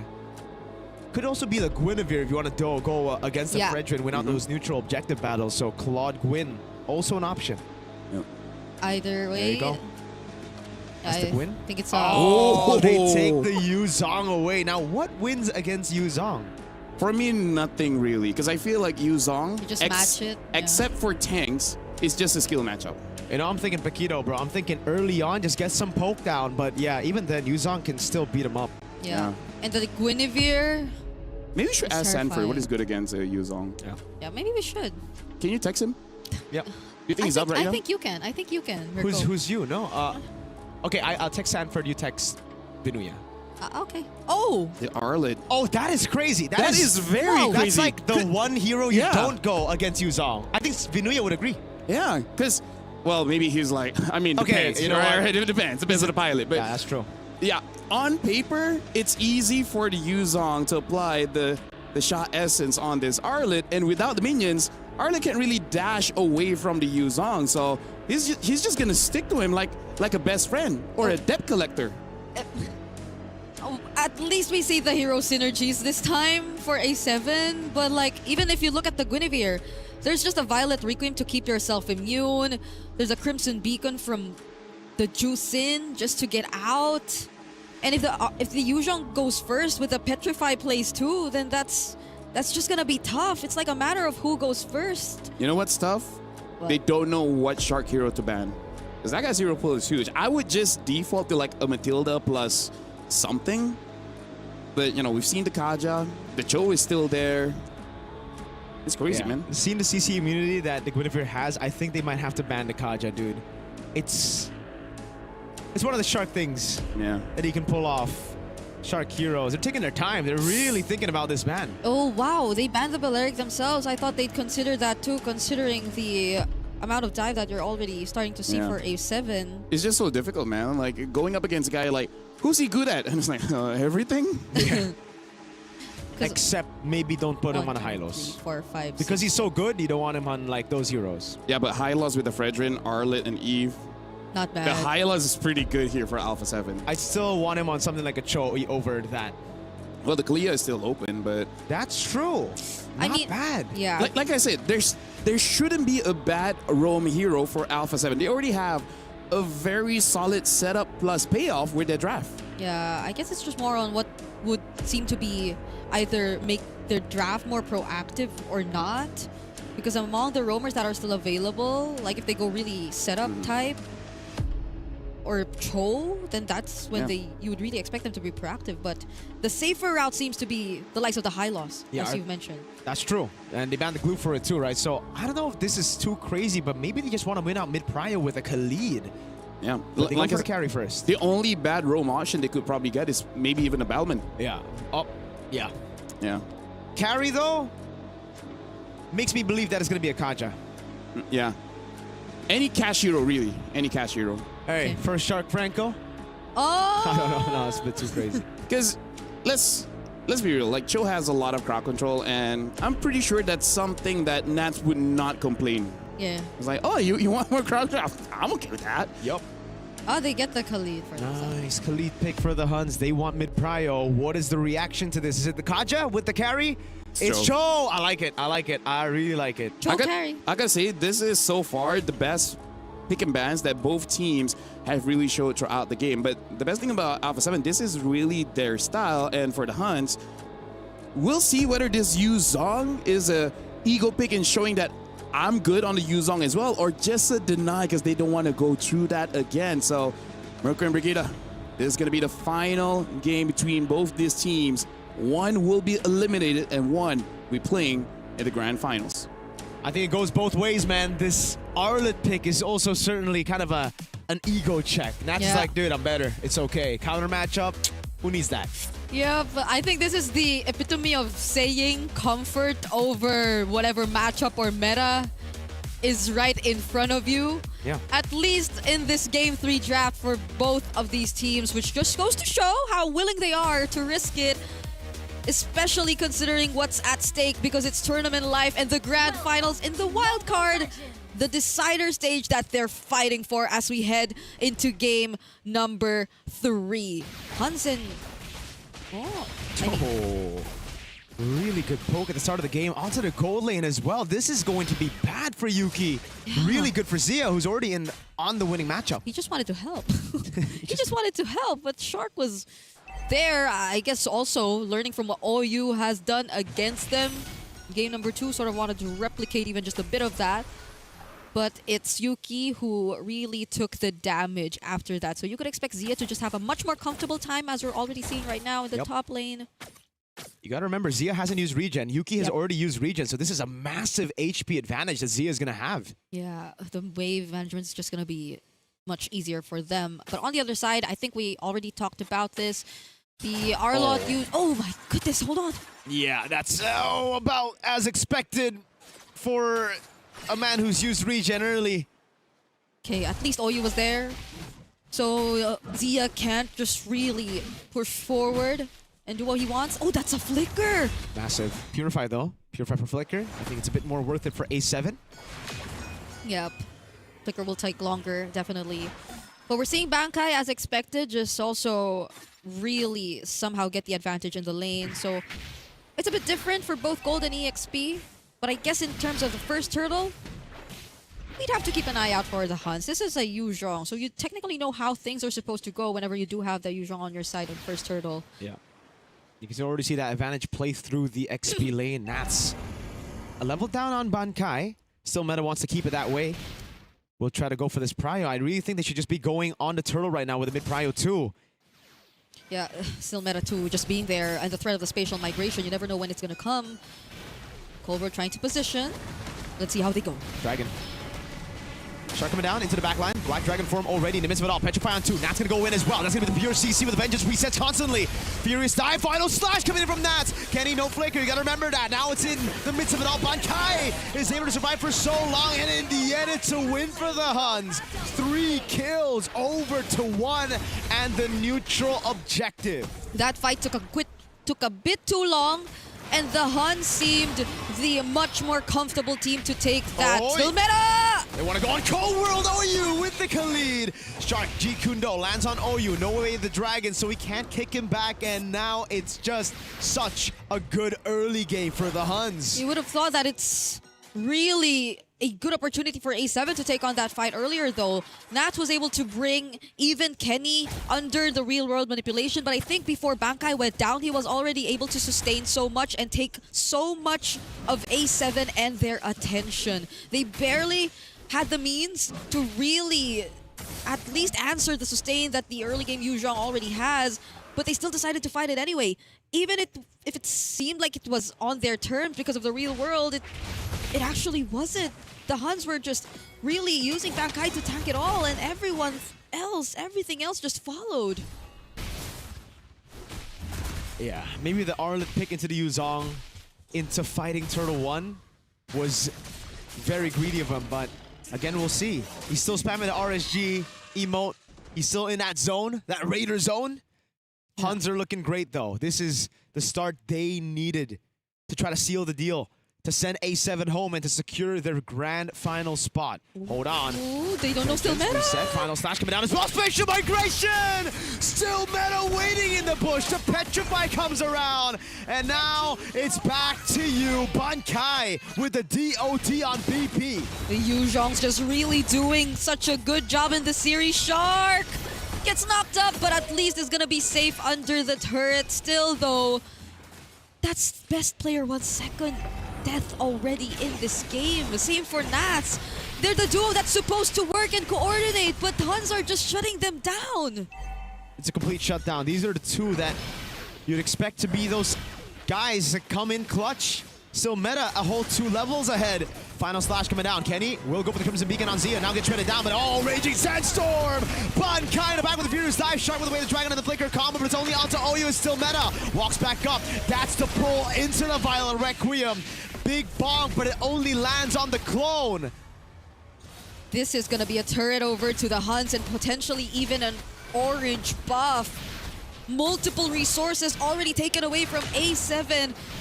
BP1 had no other choice. He just had to walk to his purple buff because that's where the others, or everyone was just grouping up on their side.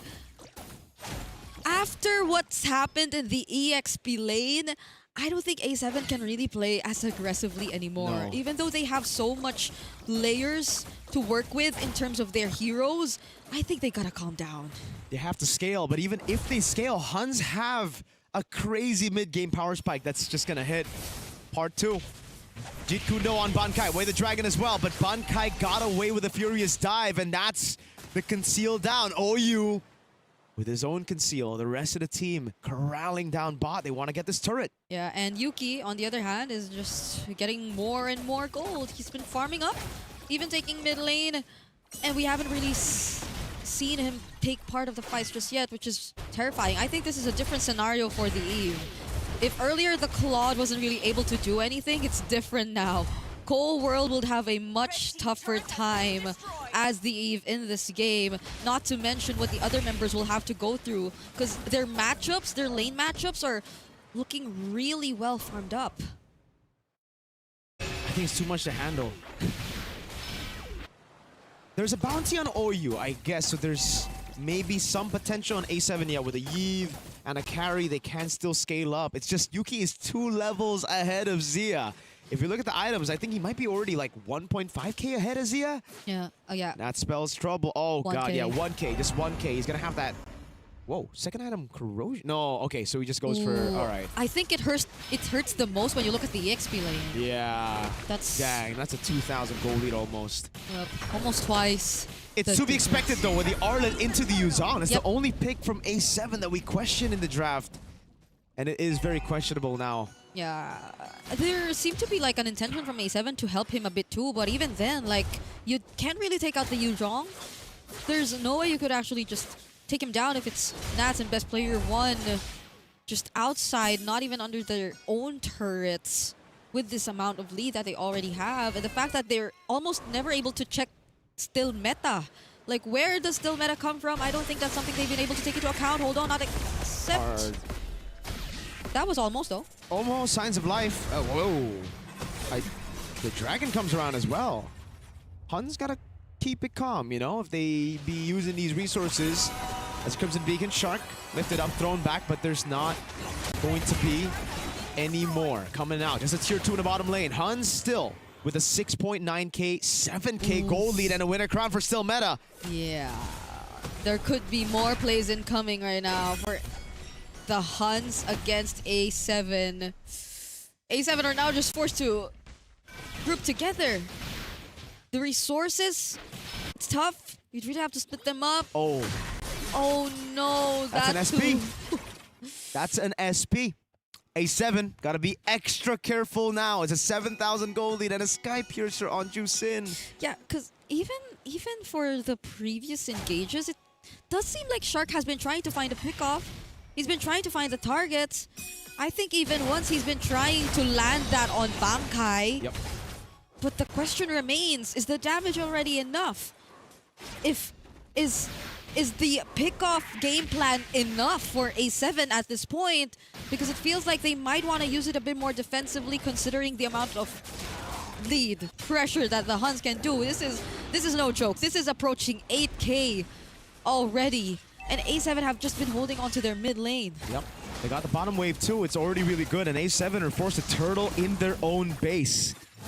The Huns will take this for free. Let's see what they can do with this Lord. If they get a base turret out of this is going to be massive. If they get a fight, a winning one, it's over for A7 and their dreams to qualify through wildcard. Yuki, a BMI back, almost getting a tier 2. Still meta will still just be on this Lord. He'll take it for free. A7, no trades on the map. Yeah. As much as it seemed like a proactive lineup, Whoa. it seems they're forced to play a bit passive now. Nats just got thrown back with the Crimson Beacon. Still meta's looking for the angle to go for spatial migration. Mid lane turret falling down in the hands of Yuki. This is starting to become really, really tense for A7. No dragon though. They know that there won't be the Black Dragon form, but there's a Lord. There's a Lord that's marching down bottom with the Huns clearing out the Oh. outer turrets even before it eventually arrives. Imagine that just 10 minutes into this game. And the real world too. Yeah, I think Nats wanted to make a call, like maybe final slash flicker, but he said nah, but Cold World already thought he was gonna flicker in, so he just popped the RWM, and now that was our 2 resources from A7 that are down. Luckily, there's no dragon. If there was a dragon, this would be a base turret for sure. Yep. Would have been different. The dragon's up now. Oh god, it's gonna be a turret, I think. It's back. Now they're just going for the zone. They're trying to take down this mid-base turret, but A7 are holding on. Energy eruption and final slash! What a final slash into the back. Shark goes in as well, but he's gonna get all the damage. Petrified to pick up with the Furious Dive and the Crimson Beacon out from Kenny. Spatial migration over in the back. That's gonna be the kite back from Sia, but it gets taken out, and Nats will fall as well. The Huns, they got the base turret, they got the fight. Cold World defends just for a bit. The spatial migration lands, and they go all in on Cold World, but he's able to get into the base in time. Another wave up top. Shark is gonna be up. Can the Huns end it here? They still have turrets in mid and bot, and I think Wow. that keeps them alive for a bit more. It took some time for the next wave up top to arrive, and with Shark back in the game alongside BP1, the Huns will still need a bit more time if they really want to put an end to this game, but it's looking very close. It's a 12k gold lead already. It seems to be coming very, very soon. This was a I would say a really good attempt from A7 if only they had the damage. It would have been maybe a comeback angle if they had the RWM, and that's why the big question is, why fight? It was already super good. The fact that they didn't lose the base third in mid, but they decided to fight. Cold World didn't have the RWM up earlier, and that's why they couldn't make it happen. I saw the vision. Just, you gotta take into account the cooldowns. Yeah, and the Black Dragon form was up too. So that happened all the while Bankai was already flying around and eventually got down with this enhanced form. Oh, they're not even waiting for the Lord. They're gonna keep it safe. A7 still holding on to just 2 turrets, and if you take a look at the lead, it's... yeah, almost double in the EXP. That's a lot of catching up to do. Nats only has a War Axe and a Chastis Pauldron. That is brutal. A 3.2k gold lead for Bankai in this matchup. Folks, if you're watching at home, the Arlet into the Yuzong, maybe you don't pick it in your games as well, man. It's just very hard to make work. It's another Lord over for free. 12-1. 12,000 gold lead. Yeah. It's looking like the beginning of the end right now for A7. Yeah, and what's more devastating is that you know this is just not the type of gameplay you would expect to see from Nath. It feels like he's restricted by the limitations of his own matchup, of his hero, and now they're at the point where it's almost impossible to just get back from, not unless a major mistake comes in from the Huns. But who can afford to make mistakes? Like, there are just so much more entries that you could expect from them. Still Meta doesn't find the right spatial migration. You could still rely on Bankai. You could still rely on Oyu. I don't think a fight has ever started with the Raging Sandstorm even, but they're still able to make things happen on top of the fact that Yuki just picked up his Wind of Nature. Black Dragon form already. Base turn in the bottom lane, gonna fall with a mid turret as well. It's gonna be dive to the back. Zia doing a good job. Oh, he gets covered to Petrify, has to Purify out. Raging Sandstorm in the back line, and Zia goes in with the Blazing Duet, comes over. They're gonna go for the base right now as the RWM gets used up, but the Lord is still very much healthy. And the Huns will just take, wait! It's just the base that they target. It's all over for A7. The Huns move to the grand finals of the wild card. The Huns shall keep the Mongolian MLBB dreams alive in the wild card as they eliminate A7 here in the semi-finals. I gotta say that was an amazing match. And the theory I was looking for is called the Occam's Razor, which basically means get the option that has the least amount of variables. And let's talk about the Arlet into Yuzong. There's a lot of variables. You're kind of hoping that the Yuzong does not know how to play this passive. And clearly that was a mistake, right? That was probably where they botched the draft. And maybe because in game number 2, they got away with it by picking up the Eve against the Claude. But that's a very different scenario because they're not in the same lane even, right? Yeah. This one is in the same lane, and we saw the difference there.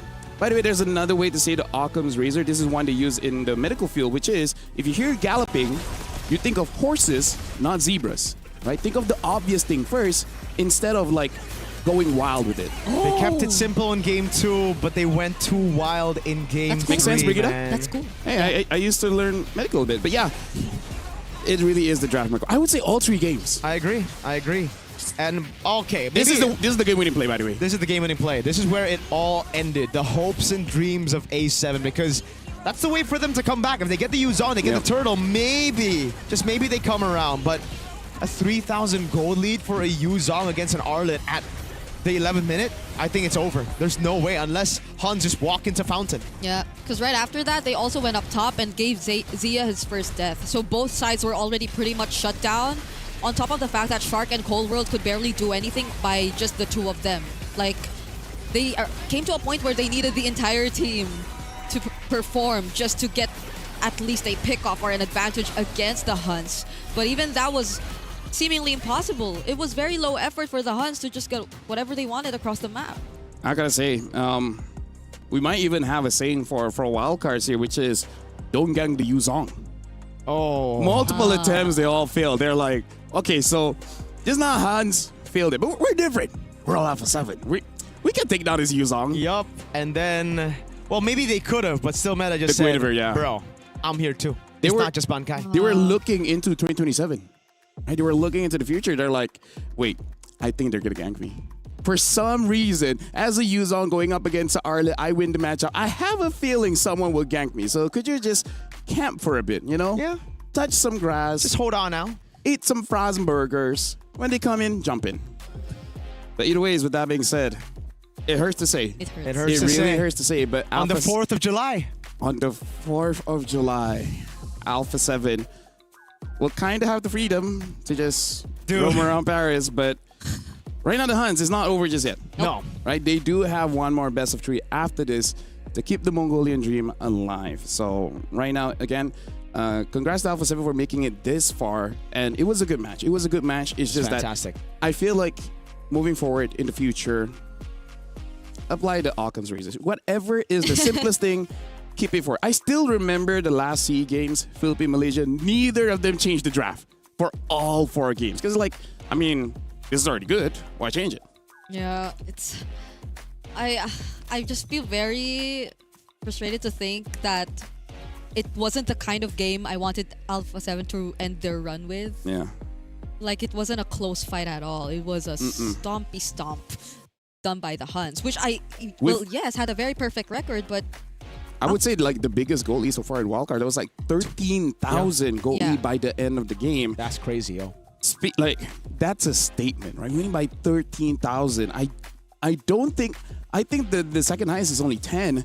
And with that, looks like we're going to be checking out the brackets just to see that, again, unfortunately, we have to see Alpha 7 get eliminated, and now securing the spot in the grand finals is going to be the Huns. So the Huns is just waiting for Foot Esports or Team Falcons MENA. It's still going to be a best of 3.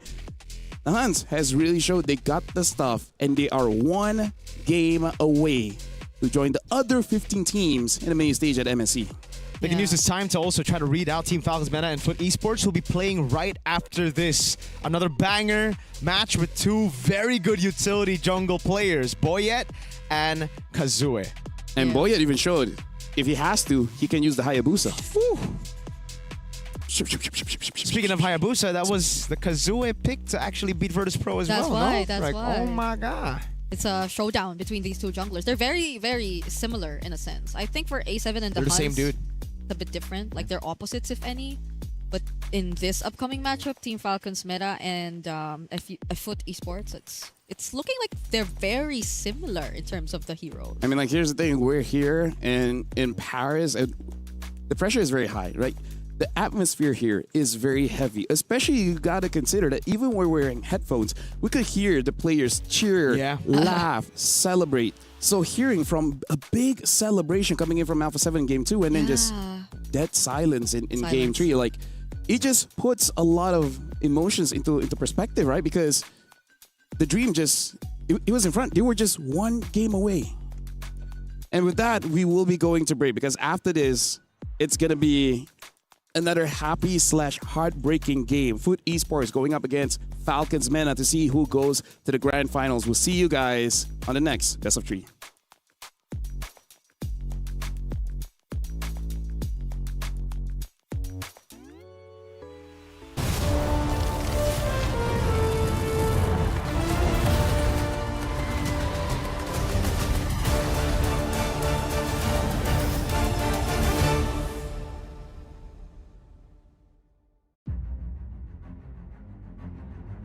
Hello, we are Team Falcon from MENA. Many teams overlook us and they think we're the underdogs, but this time we are the favorites. We don't play seriously. We just play for fun, so we don't get pressure. My expectation this MSC wildcard is to go through to the main stage and go play in the playoffs.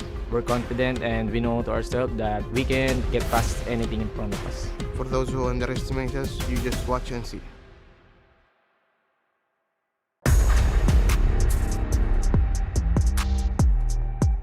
Hi, we are Foot Esports from Turkey. Ama şu an çok geliştiğimizi düşünüyorum. M7'den eser kaldığını düşünmüyorum. Üstümüze çok koyduk. 2 tane oyuncu değiştik. Şu an daha güçlüyüz. Bu turnuva M7'la çok farklı olacak. Evet, kağıt üstünde güçlüyüz ama bu kimseyi küçümseyeceğimiz anlamına gelmiyor. Elimizden gelenin en iyisini yapacağız. Şu an daha güçlüyüz ve daha iyi ileriye kaydedeceğimizi düşünüyorum.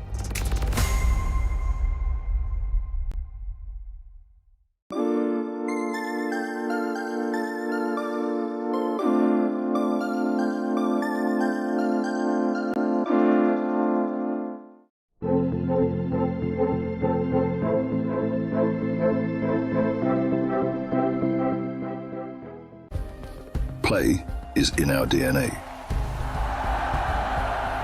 Whenever we let it out, it becomes our superpower.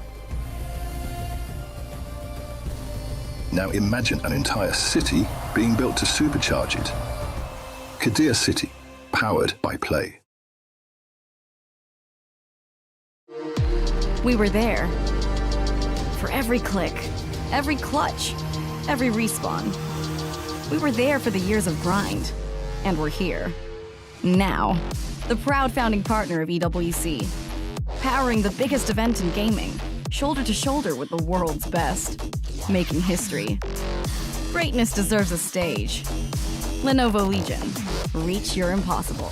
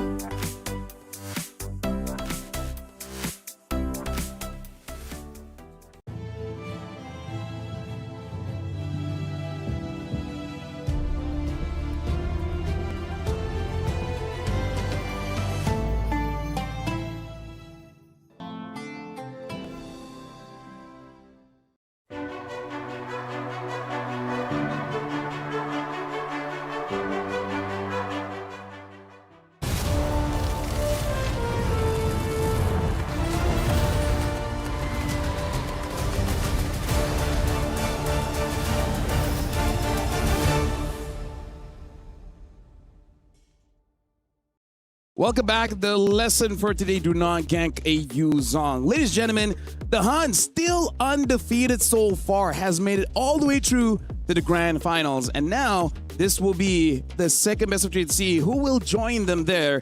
It's going to be Falcons Mena going up against Foot Esports. Welcome to EWC 26. This is the MLBB wildcards. My name is Lafel. Alongside me is Mirko as well as Brigida. And it looks like we're not far away going into the draft here. So let's talk about Falcons Mena. Also, one of the favorites because here's the thing. Strong team usually appear in MSC, but somehow, some reason, if they come through the wildcards, they just don't have the best of luck. Yeah, you would like to think that they've been able to really achieve stability by now, because this is a lineup that hasn't changed in the past 2 years. Like, they've been not just with Boyet, but even Coach Powyburn for, I think, the past 2 years. And it's about time that we really see them shake off that inconsistent Falcons name that's been attached to them for quite some time, since they've been in and out of the wildcards. But if it's just experience that you're talking about, you know for a fact that these guys should be having that. That's true. I mean, they got so much experience under their belt. They've made it to like a lot of different main stages already. It's just, I remember back in the day where they had the confidence, where they had the hunger. When Troll always said in interviews that we want to prove that we can be the best, not just in our region, but that hunger, as we go through more and more international events, has kind of disappeared. And I see that hunger in Foot Esports. They're seeing these tournaments, these wildcards, as a stage to prove to the world that they deserve to be here. And they just did it. Yeah. M7 in the wildcards, different team, different org, same few players, the man in the middle being Kazue. Yeah, it's always really regional pride that they've been pushing for. I think for the longest time, we've been thinking that Aurora has been dominating their region, but Foot Esports have been putting up a fight. Like, they're not making things easy for Aurora anymore, and this is actually a chance for them, or not just them, even for Falcons Mena, to maybe double their regional presence in the main stage, because whoever makes it to that point will have a fellow representative too on that stage. Yeah, they didn't make it easy for Aurora, and now they're not making it easy for everyone else here, right? Aurora is like, oh, you guys are in the wildcard? Going to the other team is like, it's your problem now. We had to deal with them in our own leagues, and now you guys got to deal with it. So now, looking at both teams, For the esports, I gotta say, star players in every single role. But we saw it's an EXP battle in the first best of 3. So let's talk about Sanji. Sanji on the Yuzong is pretty nasty as well. 1v3, no problem. Unless you have a Baxia, unless your mid with the glowing one is not here, I'm taking all of you out. So is today just going to be a celebration of Yuzong? Will Yuzong be the real, I don't know, the happiest guy for 4th of July? I think so. I think Yuzong's American. Hey, he's free. He can't even get out of the map. He's free to fly. And right now, it's all about flying. It's all about flying past everybody and getting to the jungler. The fact that both of these junglers are very good utility jungle players, I think we're going to see a lot more Yuzong prioritization here. Maybe even the first phase. Yeah, yesterday was bad for the Paquito, good for the Alice. Now it's just like good for the Yuzhong. And bad for the Suyo. based on what we've been seeing, at least in the first series. So, and this is why I say sometimes it just feels like we have a patch for weekends, you know? Like on the first week of July, we're gonna have a negative 50% damage from Suyo, and then just extra 200% regeneration from the Yuzong. TBH, it's I guess just the mid that's really not changing, you know? It's like when has it ever, right? Yeah, what do you mean? You don't like seeing Eve and Jusin 9 games in a row? For like almost 2 years now? Oh, by the way, these are 2 mid laners who've got their Savages. Ooh. Oh, yeah. On what hero again? Jusin. Sky Piercer? Yeah. Why couldn't our Jusin do that earlier? This is what this is what I've been discussing with Niso as well as Gideon, is like some heroes are just unbalanceable. Yeah. It's like no matter what you do, either you make them too strong or too weak, or just like no matter what you do, they will always be there. Yeah, one's like on the far opposite of that, no? Like 1-1? Yeah. He's always like she's always either super meta or super useless. She's either banned or not picked. Yeah. I haven't seen her in a while, maybe even in a year. Remember M5 was like literally the best pick in the game. It was always banned out, man. That's my favorite hero right there. Same. Oh. I remember when Lucas was a thing. Yeah, for the Naruto skins. And for like 3 months? Yeah. The Lucas Suyo? Yeah. Right now, we are looking at the teams getting ready here. So based on the experience of what happened in the first series, we got to look at those EXP picks. And this is where we don't want to see any botch in terms of going into obvious losing matchups, right? I feel like if you pick blind, that's still a problem. But when it's not blind and you still pick into it, that's kind of asking for it. Yeah, this is going to be fun though. It's an ID versus PH mastermind.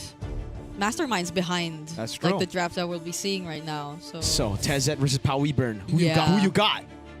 The experience and everything that they I'm picked here enjoying myself, you know? We probably have a Malaysian cameraman or something, I don't know. Actually, no, they all we don't share the same complexion. We don't know. We just don't know. When I say we, I mean like us Malaysians. You guys are pretty fair. Oh, I thought you meant yes, like we. Yeah. Yes, same complexion. Oh, that works. Yeah. That works. So I want to see whether Boyet actually still goes for tank jungles, because I personally feel like the Hayabusa yesterday, in a way, was kind of like practicing, for a lack of a better term, right? He just wants to see if I pick up this hero, is it still workable? Because they want to expand their hero pool for the inevitable going to the grand finals where, you know, some of his power picks might get banned out. Yeah. It basically gives something for Foot to think about, right? And Foot coming into this matchup, they're going to have that in their minds. They're going to be like, oh, Boyet has that in his arsenal. Now, is he going to play it against us? I feel like Foot, they're very confident in themselves. They're the type of team to not really care about what other people are doing. They keep it simple and they just pick whatever's best for them. Exactly. Yeah. That's what I like about them. I mean, both of them have already picked even the Harley. So, like, I just don't know how much deep the hero pool could get for the jungle, which is why the draft is definitely going to be interesting, because you never know what's up next. You never know what they will be considering based on what they've been showing in the past few games, because it's been very diverse, at least in the jungle, because I think the others have been more normal in terms of the lane. Yeah, because so far right now, I feel like the most uneventful stuff going on is really the gold laners. Yeah. Because by the time that they should shine, they don't have to anymore because either the EXP has just gone. Oh, by the way, we've gotten so far ahead in the drafts here. Falcons Mena is the first pick, Foot is the second one, and we already see Zushin, Fredrin, Matilda. Excuse me, guys, what? calm down. What is this pickup? And now Foot with the Atlas as well as the Harley. Hold on, how did Falcons Mena got a winning draft from the last M7, and now it's like S-tier meta? Like, how did this all go through? Falcons, they ban out the Phovias, the Eve, as well as the Freya, and then Foot ban out the Yuzong, respect, Valentina, as well as the Boxia. They've been watching the last series. I don't mind Yuzong's face being there. Yeah. Ooh, the Lilia pickup as well. I really like it. Interesting. I like it too. It's a good counter against the Zushin as well as the Fredrin. Yep, and it's just simple. Yes. Simple. Occam's Razor. Both of these teams have doctors.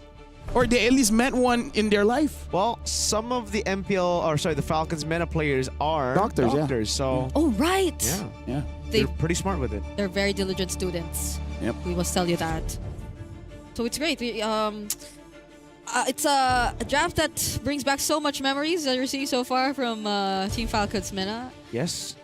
Foot Esports, though, it's... If they really want to go back to M7, What? and Obsidia gets picked up as well. Because RX was one of those guys that's like, damn, all fails, I'm going to pick up an Obsidia. And hey, he made it work. He made it work. He made it work. That's deep, yo. But they ban out the Arlet here, right? If you have an Obsidia, you'd think usually you'd let go of the Arlet, get that Hunt of Bone on him, stop it from dashing. But hey. That's crazy if they got even the Arlot. Because there's no Yuzhong anymore. Yeah, And then you get the Arlot Fredrin. So like this is, you could say it's pretty much a winning draft already if they do get that hero. I like the opening here coming in from both teams. I like it. They keep it simple. The only thing I'm questioning now is the Harley. How good is the Harley in this meta, especially with Mathilda? I mean, at this point, it's kind of like forcing a gold lane gank, and if it doesn't work out, then, oh no, so sad. Yeah, because Alice. the Juicin doesn't seem like a really good target anymore. Not if it's always with the Mathilda, especially. Nah, I feel like Harley will not be able to kill any of these three. Yeah. You're kind of hoping that they get a gold laner that's just like, I don't know, Leslie or something. Yeah. Or maybe Footer trying to go for, you know what? I think they need to play strong side gold here with the Harley. They have to. Because they just clear mid, rotate over towards the other side of the map as Falcons Mena collect the neutral objectives. Yeah, Foot are going to be the first ones to pick their hero heading into the second phase. So, but that means they need a hero something like a Uranus that can survive any kind of ganks. Yeah. Maybe that's also the reason why we see Falcons Mena banning out that Alice, just to make sure that even banning out the Terizla, they're just making sure whatever the EXP lane is for Foot is gankable and killable. Wow. What's the pick here for Foot? Do they take away Claude the gold immediately? Moskov. Wow. So the Claude Harith is still going to be there. Okay. I feel like if Falcons Mena pick up a Harith, it's not going to be easy for the Harley to really burst him down. Yes, that's true. But even the Claude, like, there's a lot of options for the gold here that Harley kind of doesn't want. But if they're going tanky EXP, then the damage spread should be physical. For Foot? For Falcons Mena. Yeah. I feel like it's going to be a damage XP. Let's see. The Benedetta? Paquito is still open. The Benedetta. Sora. Honestly, very good pick. They go for the combo. Okay. And now the gold lane. Is it just going to be a simple Claude, Harith, Claude, weak side gold laner? Okay. Falcons has a disgusting draft. Disgusting in a good way. Foot can still take the Valentina XP here against the Sora. Valentina ban. Oh, they themselves ban on the Valentina. Yeah. So it's just tough right now. What's left? Uranus kind of fits the motto of like just surviving. Other than that, they pick up the Paquito. Yeah, the Paquito is still open. It's good against the Sora. Honestly, it's good against the Sora, but it's just like right now, is it too greedy? 4 damage dealers in one tank. We saw this before. Yeah, and what build is XC gonna go for exactly? It better not be the lethal ignition, bro. That's too much damage. Here's the thing. On paper, without the stats, as Liquipedia, Falcons Mena has a pretty strong draft. They're very good, yes. S tier all around. Yep. But it looks like they have a specific draft specifically for Falcons Mena. We'll see whether they were overcooking this one or is the right kind of recipe to take down the Falcons. That's a good question, LaFell. Let's take it into this game. Ladies and gentlemen, we already have one the Huns from Mongolia making it to the grand finals. Now, I'll take you through time. M7 wildcard. Who made it to top 2? Who made it to the main stage? It was a Turkish team and a Mongolian team. So Foot, they got a lot of pressure to repeat the grand finals for the M7 wildcard. But Falcons MENA, this could be their first ever chance to make it out of wildcard. Yep, a lot on the line for these two teams. Foot definitely not wanting to say that it was a one-time thing, their breakthrough run in the previous wildcard. But Falcons MENA too, wanting to just shake off all these inconsistencies and wanting to get back in the main stage. And we are seeing who does get the W here in game number 1. Oh, Lotsfit. Yep. Going up really early. Just chilling. It's not like a Belaric who can just, you know, Steal. Yeah. steal. Hey, it's the Ryu skin. We get a Street Fighter skin. Bots fed. Oh. There goes the guiding wind immediately just to reposition out, but the damage is insane coming in from Psyche here on the Lilia early on. Together with Kazue, I think just give him the Genius Wand and just let them keep going. Yo, look at this pathing from Kazue. From the purple buff, entire bot side. He goes for the Beetle now. And he's just trying to take as much as possible away from Falcons MENA. Yeah, Harley's sneaky like that, you know? He just keeps going for whatever. You just can't catch him. Troll nearly gets caught there, though. If it weren't for the shields, but Kazue might just get the job done. Will still get away, though. That's not that's not the kind of early you want for a Mathilda. Yeah, definitely not. And they're oh my god, even the pressure. Boyet can't get his orange. How can he get his orange if there's 3 members on him from Foot? Cuffin using the flicker to get out of that too. The orange buff is still up. And this is why I personally have my doubts about the Mathilda. You just don't have mid-prio. Lilia plus the Atlas, fast clearing. Yep. And the Paquito in the XP, just all the tempo for Foot. Can you add Kazue to that? Because Kazue's been helping them out so much in the mid lane too. Now Boyet still not getting his hands on his orange buff. It's been a tough time for him. There goes the shifting skies. The energy eruption is going to land. It's going to be Kazue traded out.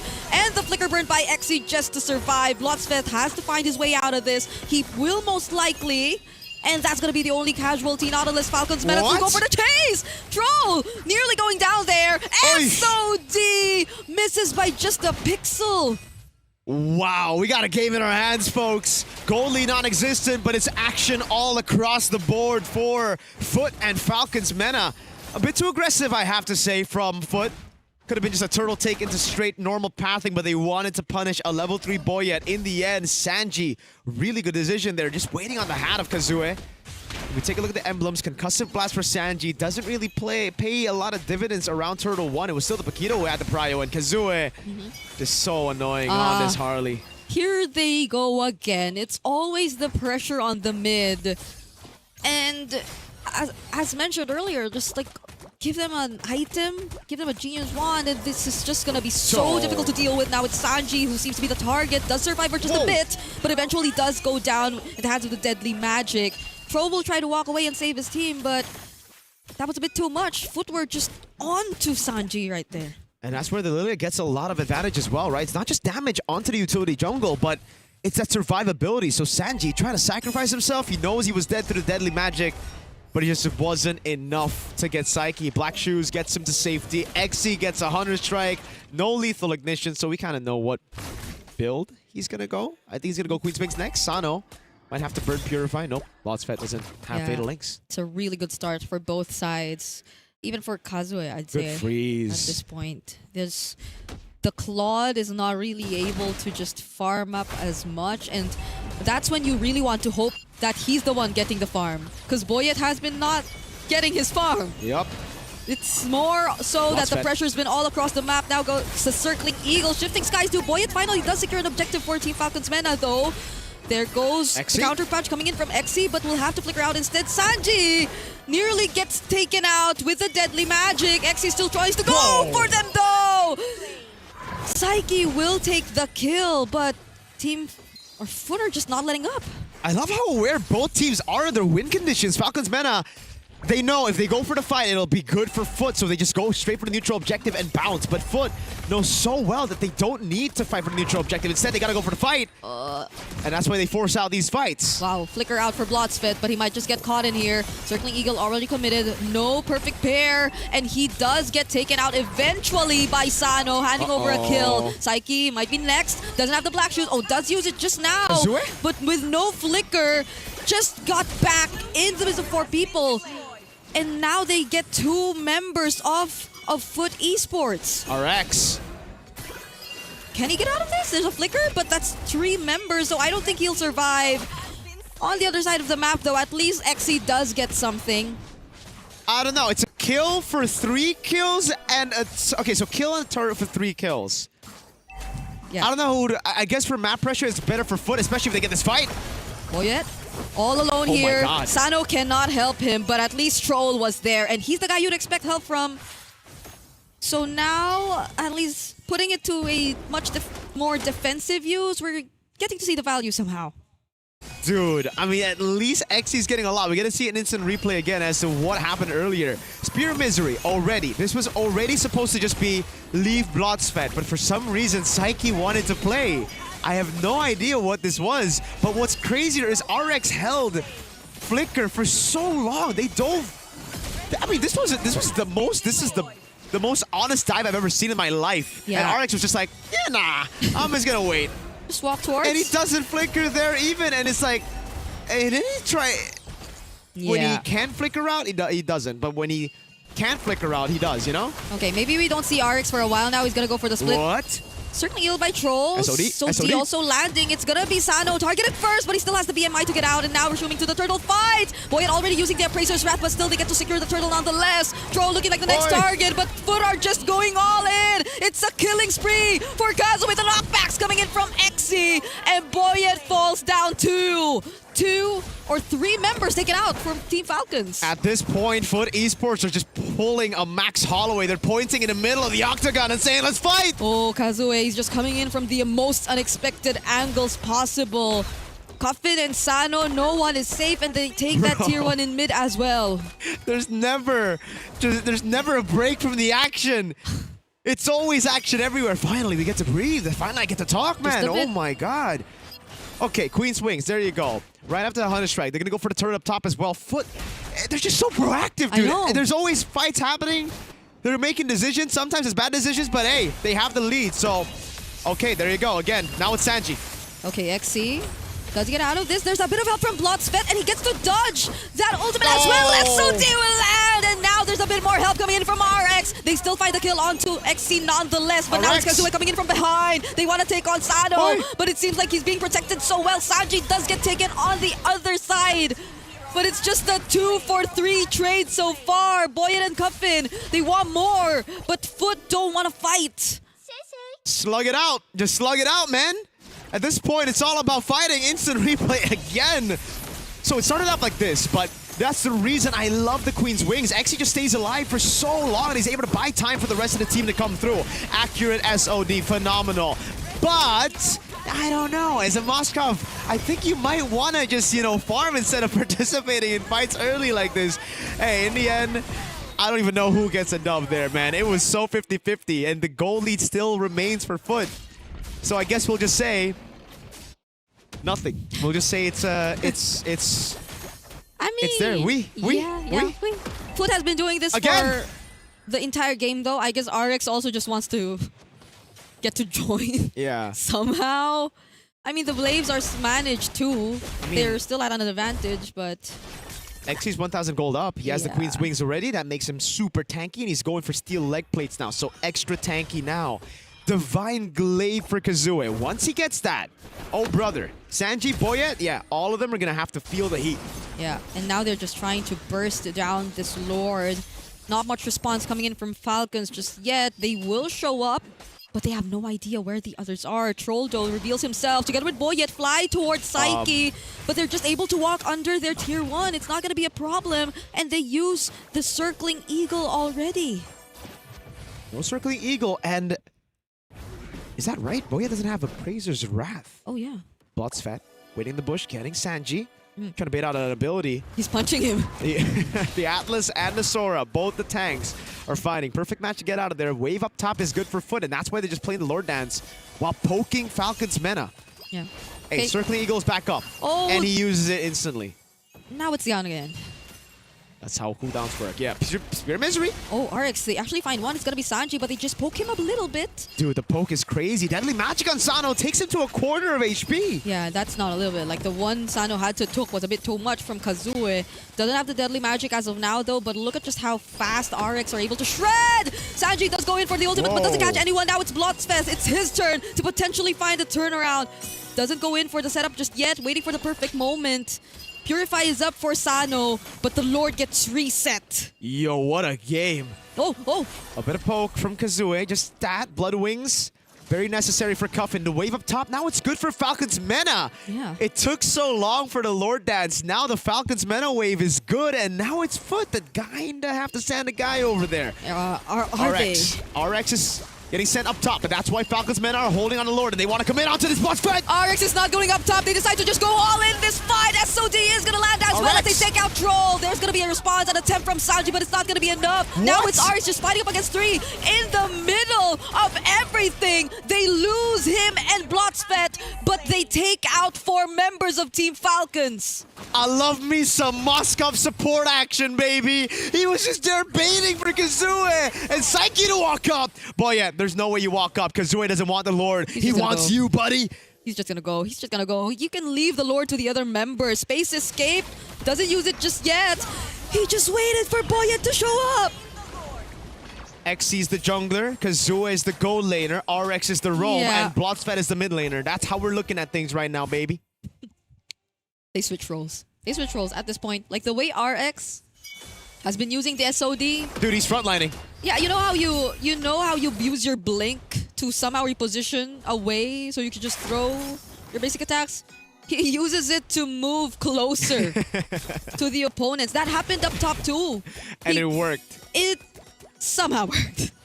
For a moment. If it ain't broke, don't fix it. Kazui's gonna go for the orange buff. Lord in the bottom lane. This is so good as they split the map up with the Moskov as well. And you can really start to feel that damage. Kazue, godlike. Yeah. So Kazue just used the Deadly Magic just now. I think it was on Sanji, fortunately able to just be okay. Blotsfet going in. They still have the Lord. It's, oh my goodness, the damage on Sanji. It's insane. They can just leave the Lord. Doesn't really matter. Falcon's men are able to deal with it, but not able to defend this base turret. Yeah, someone has to block all those. What is that damage, my guy? From Kazue. Oh my gosh. Dude, the Deadly Magic is up every 20 seconds. Or maybe less than. It feels like it's less than. It really does. Yep, it's a conceal play.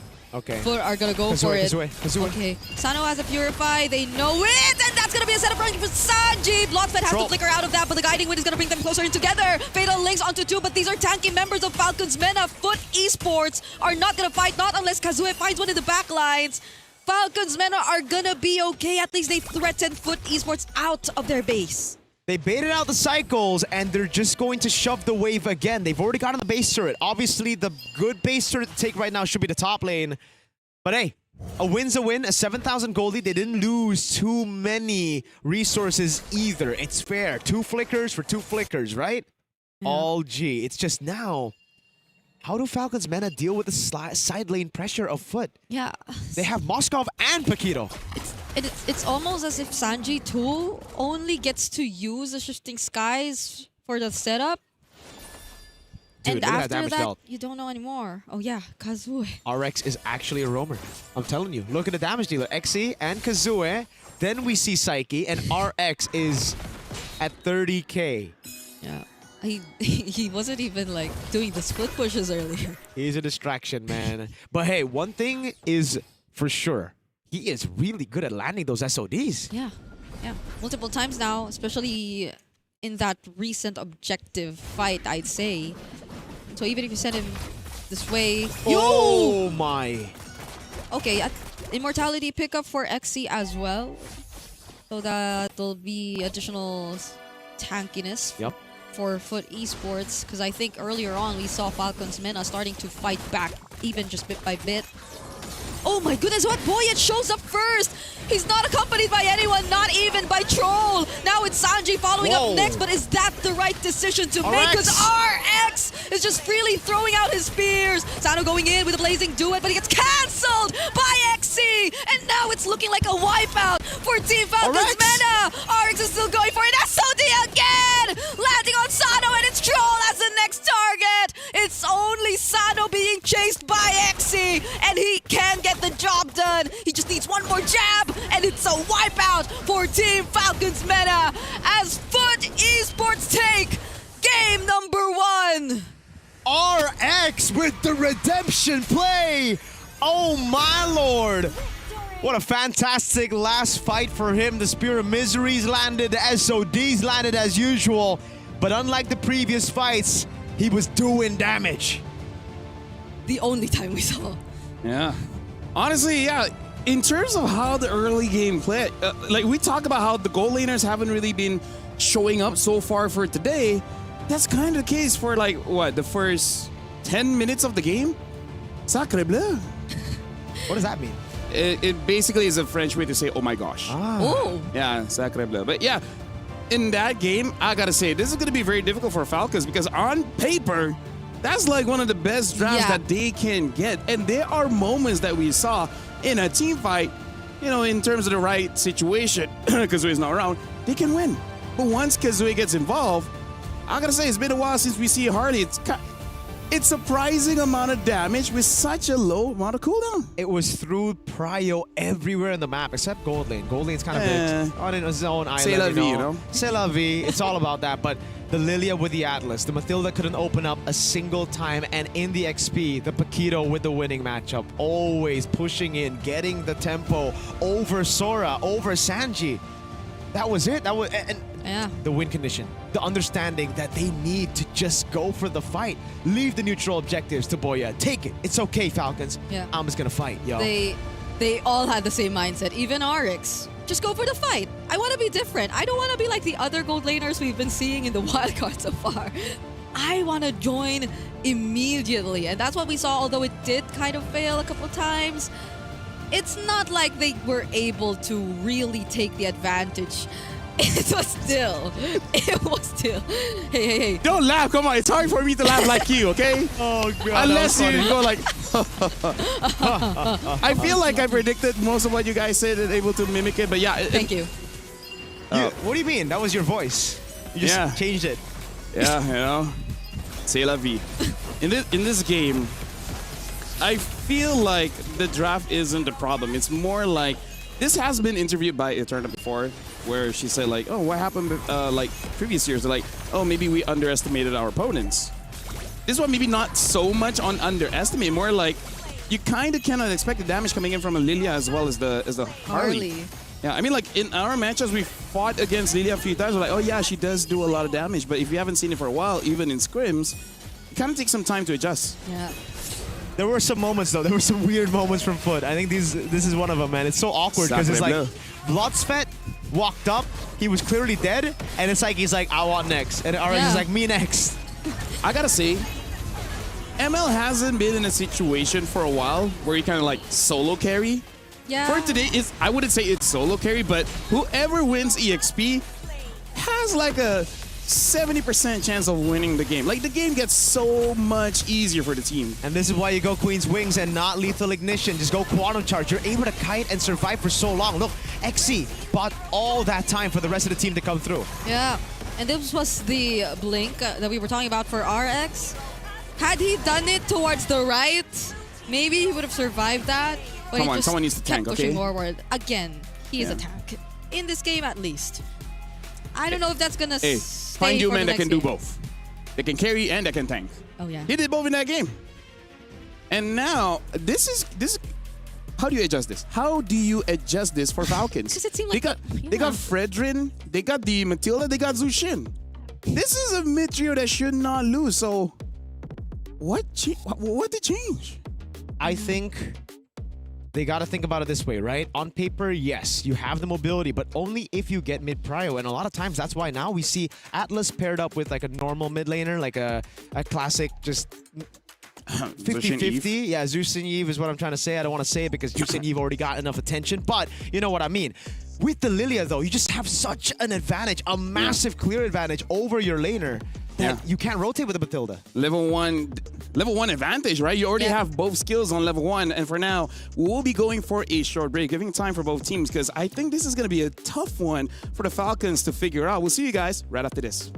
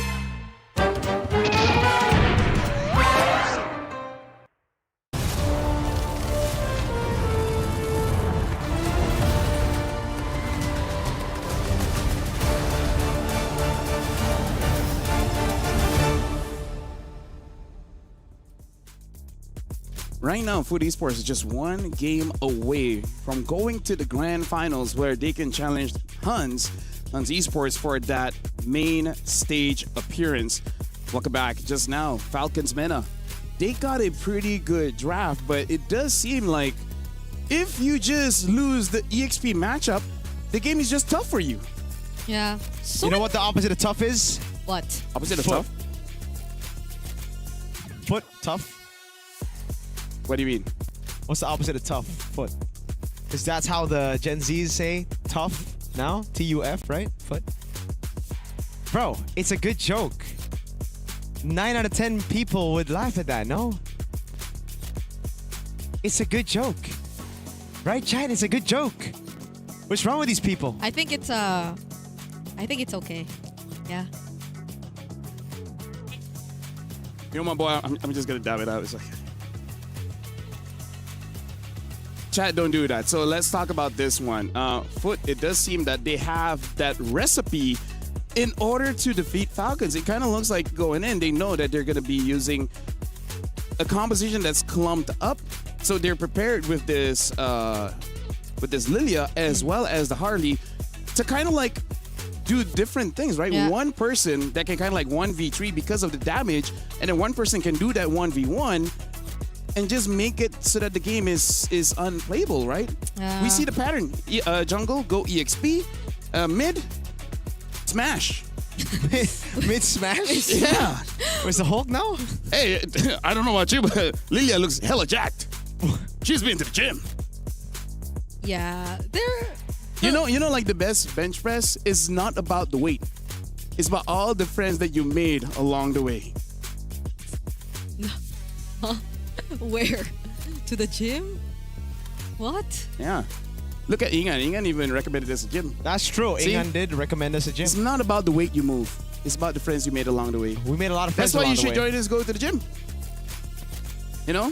Yeah. Then you can start showing off to your boyfriend. Be like, hey, look at me.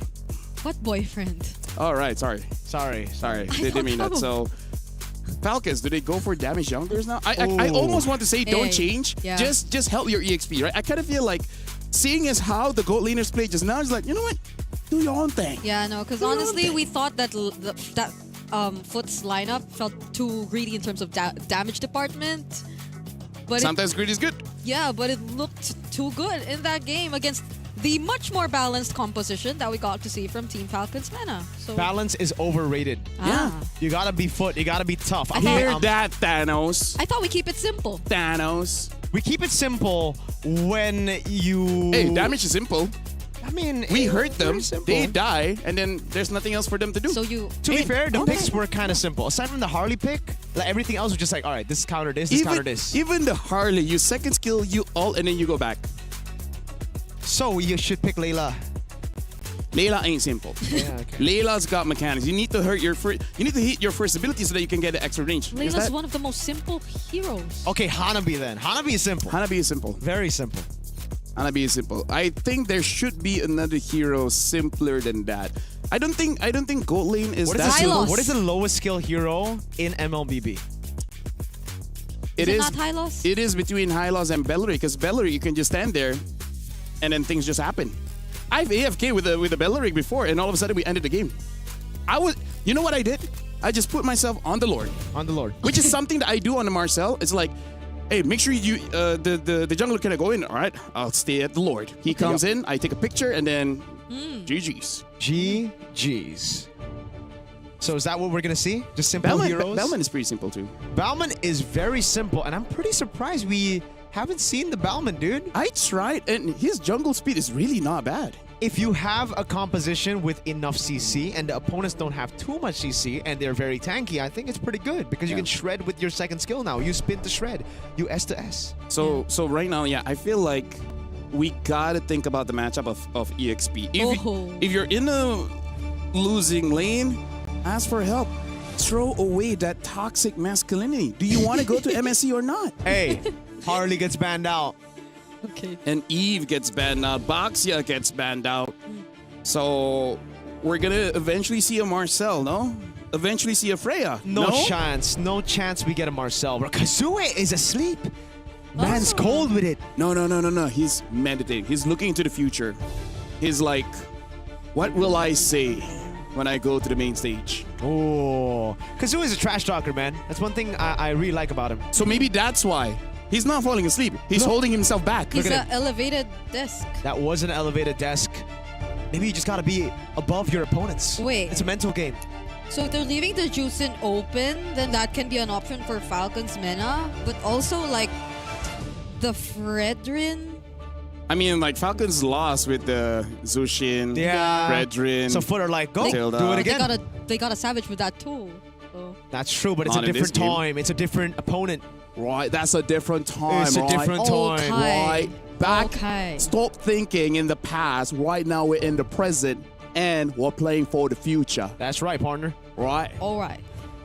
So for now, it should be a Marcel ban, and then afterwards, what else is open? I don't know. it just keeps on changing. If I can speak French, I swear, I'll do it. You've been teaching us some words. Oui, You've been teaching us some words. Yeah, well, there you go. Monsieur Raphael? Marcel? See, they banned the Juicin. Sacre bleu. Wait a second, Marcel first pick. If you don't think Marcel, you're trolling.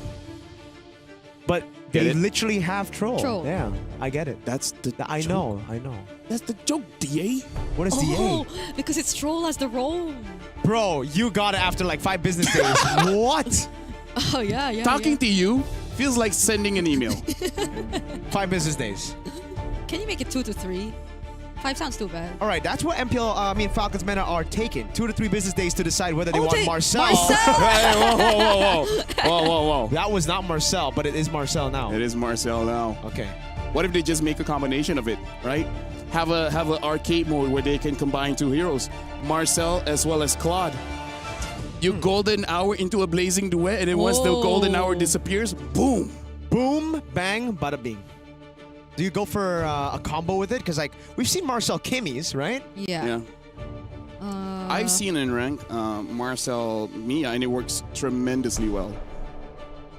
In case people don't know, right now Marcel, he can stop the basic attack, so and then you can target your opponent. So if you're using an attack speed hero like a carry, Mia, or whatever, you just collect all the basic attack stack and then just it gets deleted. Kiro Akai. Hey, Foot going back to basics here. Hey, simple. There's a Occam's Razor. Occam's Razor. I don't know who Occam is, but he seems like a pretty bad dude. What? Or girl. Okay. You don't know. You never know. Falcons Mena. Is it time for them to go for utility, or do they pull an assassin here? It's kind of risky, right? Because you already have a Marcel, pretty squishy roamer. There's a... Oh. There's still a Fredrin. And if they want to go, you know, double fighters, they can go for a Yisun Shin. Oh, there's a Valentina too, which I think would work for either of them. Because you get either the heavy spin or the golden R, but at the same time... Oh, they're running it back. Barats and Kimmy, not the Mathilda. You think Barats Mathilda. This is taking the draft of KOG. Didn't really work out against Alpha 7. Nope, yep. So this is very interesting. So is the plan just really lock down the Akai in whatever way you can and I guess. win the objective? But also, does it really have to be shown this early? I know. Yeah, that's a good question. I don't think Foot would be like, you know what would be a good bet right now? The Barats. Oh, now they get the Mathilda. Yeah, because we expected Barats Mathilda, but there's already a Marcel, right? Yeah. So the Mathilda just gets snatched away by Foot, and they have now a pretty familiar two heroes. You know, shout outs to VW. Yeah, the Flying Panda. Yeah. It sounds like a delivery service. Flying Panda, get your food today. Or food's overrated. Just fly over a desk. Some people might want desk, but they don't want to go out and drive and buy a desk and they figure, oh no, it doesn't fit in my car. Thus, you get Flying Panda. Facts. Let's build a company. Let's you and me. Yeah. Yeah. Flying Panda, Sleeping Dragon. I will support you. With money? No, that's the real moral question. support. Moral support. Well, the Claude gets banned, so the Claude won't get much support here. I wonder if eventually we'll see a Moskov ban from either. Honestly, like, I feel like going up against the Barats and the Kai, the Moskov would be not bad. Yeah? For either. For RX, yeah. Either. RX. Hey, Yeah, go RX ahead. did an amazing job towards the end of the game. Hey, it's all about your mindset, right? In the early game, it's all about helping Kazooie. Wait a second. Isn't Phobius up for grabs right now? Didn't get banned at all. Oh yeah, Phobius has not been banned. I think Sanji's got to go for the Phobius, right? Unless they have a specific counter, which I guess Gord is still up, Carry is still up, so it's not super free, but it's not like a bad idea to pick up anyways. Probably, yeah, does RX consider the carry too apart from the Moskov though? Did they want to ban out a Lilia here? Just in case? Yeah, that could work as well. Other than that, in terms of the mid right now, yeah, they banned out the Lilia. So, how Farsa? crazy would it be if they just go Valir? Because if they're expecting the Phobius, they just last pick the mid lane. They go for Moskov carry, whatever, right? Yep. And Yeah, then go lane first. Yeah, yeah, yeah. They reveal whether if it's a Phobius, I think Valir. If Falcon's gonna go Phobius, Especially because they have Matilda, already have the damage. exact. Exact? You're Alright. wasting words, you know. When you say exactly, just say exact. Yeah, but I charge by the letter. Exact. Exact my point. Mm-hmm. Sacre? Sela? Oui. I feel like some people are rage baited now. Yeah. It's like, it is? It is what? Well, We let's love see. you, Brigida. You're our boy. Yeah. You're our boy. Our boy Moskov. It's picked up. Ah. So Is it crazy if Falcons Mena goes for double fighter because they have a Kimi?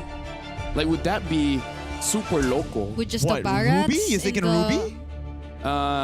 Yeah. LaFell, if they go double fighter, this is the best Valir game I've ever seen in my life. And then it doesn't get picked up. Okay. Alice. All right. Okay, so no Valir, I don't think. Alice to deal with Keto. What if you go Lunox, bro? I haven't seen a Lunox for a while, so I really can't say the viability of it. My boy Shen has been playing Lunox a lot. He says it's pretty good, but he's also just carry. Ooh, wait a second. I think, yeah. Not the without Farsa. stress. Yeah, the Farsa. Farsa's not bad. I feel like the Farsa is pretty good here just to make sure that you got mid prio. And then, sure, eventually the Alice will be a problem. But that's lore accurate, isn't it? Alice is the Farsa one. Alice? Yeah, Alice is the one that took Farsa's eyes. And turned Farsa's husband into a bird. W. Very. Alice. Not W. Alice. I mean, look at her. She kidnaps children. Oh, Yeah. One of them is Dairoth. And then look at him. Dairoth doesn't look like a child. But I mean, like, he grew up, but when he was taken, he was a child. hey, lore dump for you guys. There you go. What is the last pick for mid. Gord. Well, I guess you were thinking of something to shred. That's why I thought about the Lunox, and Gord is the simple answer. I wonder... It serves the purpose, It right? serves the purpose very well. And XC on the Paquito, we know his build path now. He's going to be very tanky. They also have crazy amounts of healing from the Mathilda and no anti-regen early. We got to see how Boyet performs this one, because when he's munching up with the Daytona's Welcome, he's a sitting lizard. He's going to get attacked by the Gourd. Sitting lizard, yes, that's true. Sitting lizard, flying panda, sleeping dragon. And with that, I'm going to throw it over to Mirko as well as Brigitte. We'll see whether Foot, with this game, makes it to the grand finals. Our Foot, tough enough for a 2-0. A foot in the door. No, they won't have a foot in the door. You already... Do you not know what that expression means? I know, but it's a foot in the door for Falcons, right? No, a foot in the door means that you're closer to your objective. It could also mean closer to the exit. Either Welcome to or. the Land of Dawn, folks. Foot in the door to the Land of Dawn, maybe, is what he meant. Kazooie. No. On the Panda. Either or. XC with the cut. I will just agree with them both of them. We. Okay. So I think, at least in this scenario, we could say Foot Esports did again try to keep it simple. Falcons Mena, though, came in with a surprise early on with the Barats pick. And I just found out now he's a lizard, not a dinosaur. Well, you said he's a lizard. That's true, you know? So, if you guys didn't hear that, LaFell just said dinosaurs are lizards. Chickens. Chickens. So not We did get it right. Okay. All flickers, though. All flickers across the board. Yeah. I mean...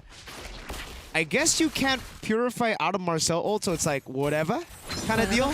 This is actually a matchup that we saw in MPLID as well. The Alice into the Paquito. Shout out to my boy, my goat Shogun. Yo, RX. Yo! Hey! Yo!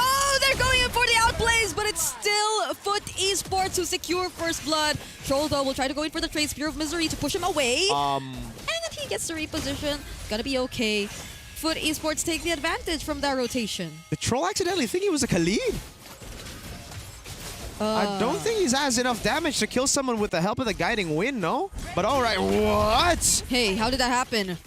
We gotta take a look at that. Boy, yeah, already with the level 4, apparently, Psyche was left all alone there? Yeah, well, at least no Detsuna's welcome. They got the mid-prio here. Psyche's not level 4, but he has the clouds. Yep. Foot, gonna go for it. Psyche, not level 4. Again, he's gonna have to wait. XC is very close, but not there yet. Psyche's still pretty far. He's gonna have to go and soak in some of the XP from the XP lane. Yeah, we'll have to wait a bit more time before they confidently go for this. But Kazuo is around the area already. Also still has the heavy spin, but they're pushing him away. Flicker Throne of Ruin too, forcing out that heavy spin. Sanji might just be the first to fall. SOD already committed, but it's still Boyet who secures the objective. Gets stunned though by the Mystic Projectile, and now the Circling Eagle to somehow keep him alive, but he doesn't care. He's a sitting lizard. Now gets taken out. 2 kills over to FUT. They killed the chicken. Boyet's down. He keeps changing every time. What do we call him? We're able to just outplay the situation. Kazooie, great heavy spin. It was a zoning ult for Sanji, but it was right into Psyche's Mystic Gush. Yeah.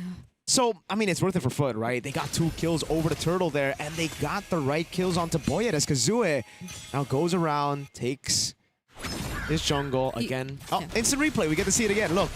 So they go in, but it's onto Kazooie. I don't think you want to go all in there, but I understand. It's just all about zoning right there. The thing is, XC was able to get 2 knockout strikes, and then Boom Bang Bada Bing, a dive up top. Oh my goodness, Sano went down off cam, all the while we were looking at the instant replay with another Circling Eagle dive coming in from Blotsfet. Now it's going to be Kazooie all alone here. They're just creating enough space. They want to take this turret as much as they can. Troll will survive. Oh, but the SOD.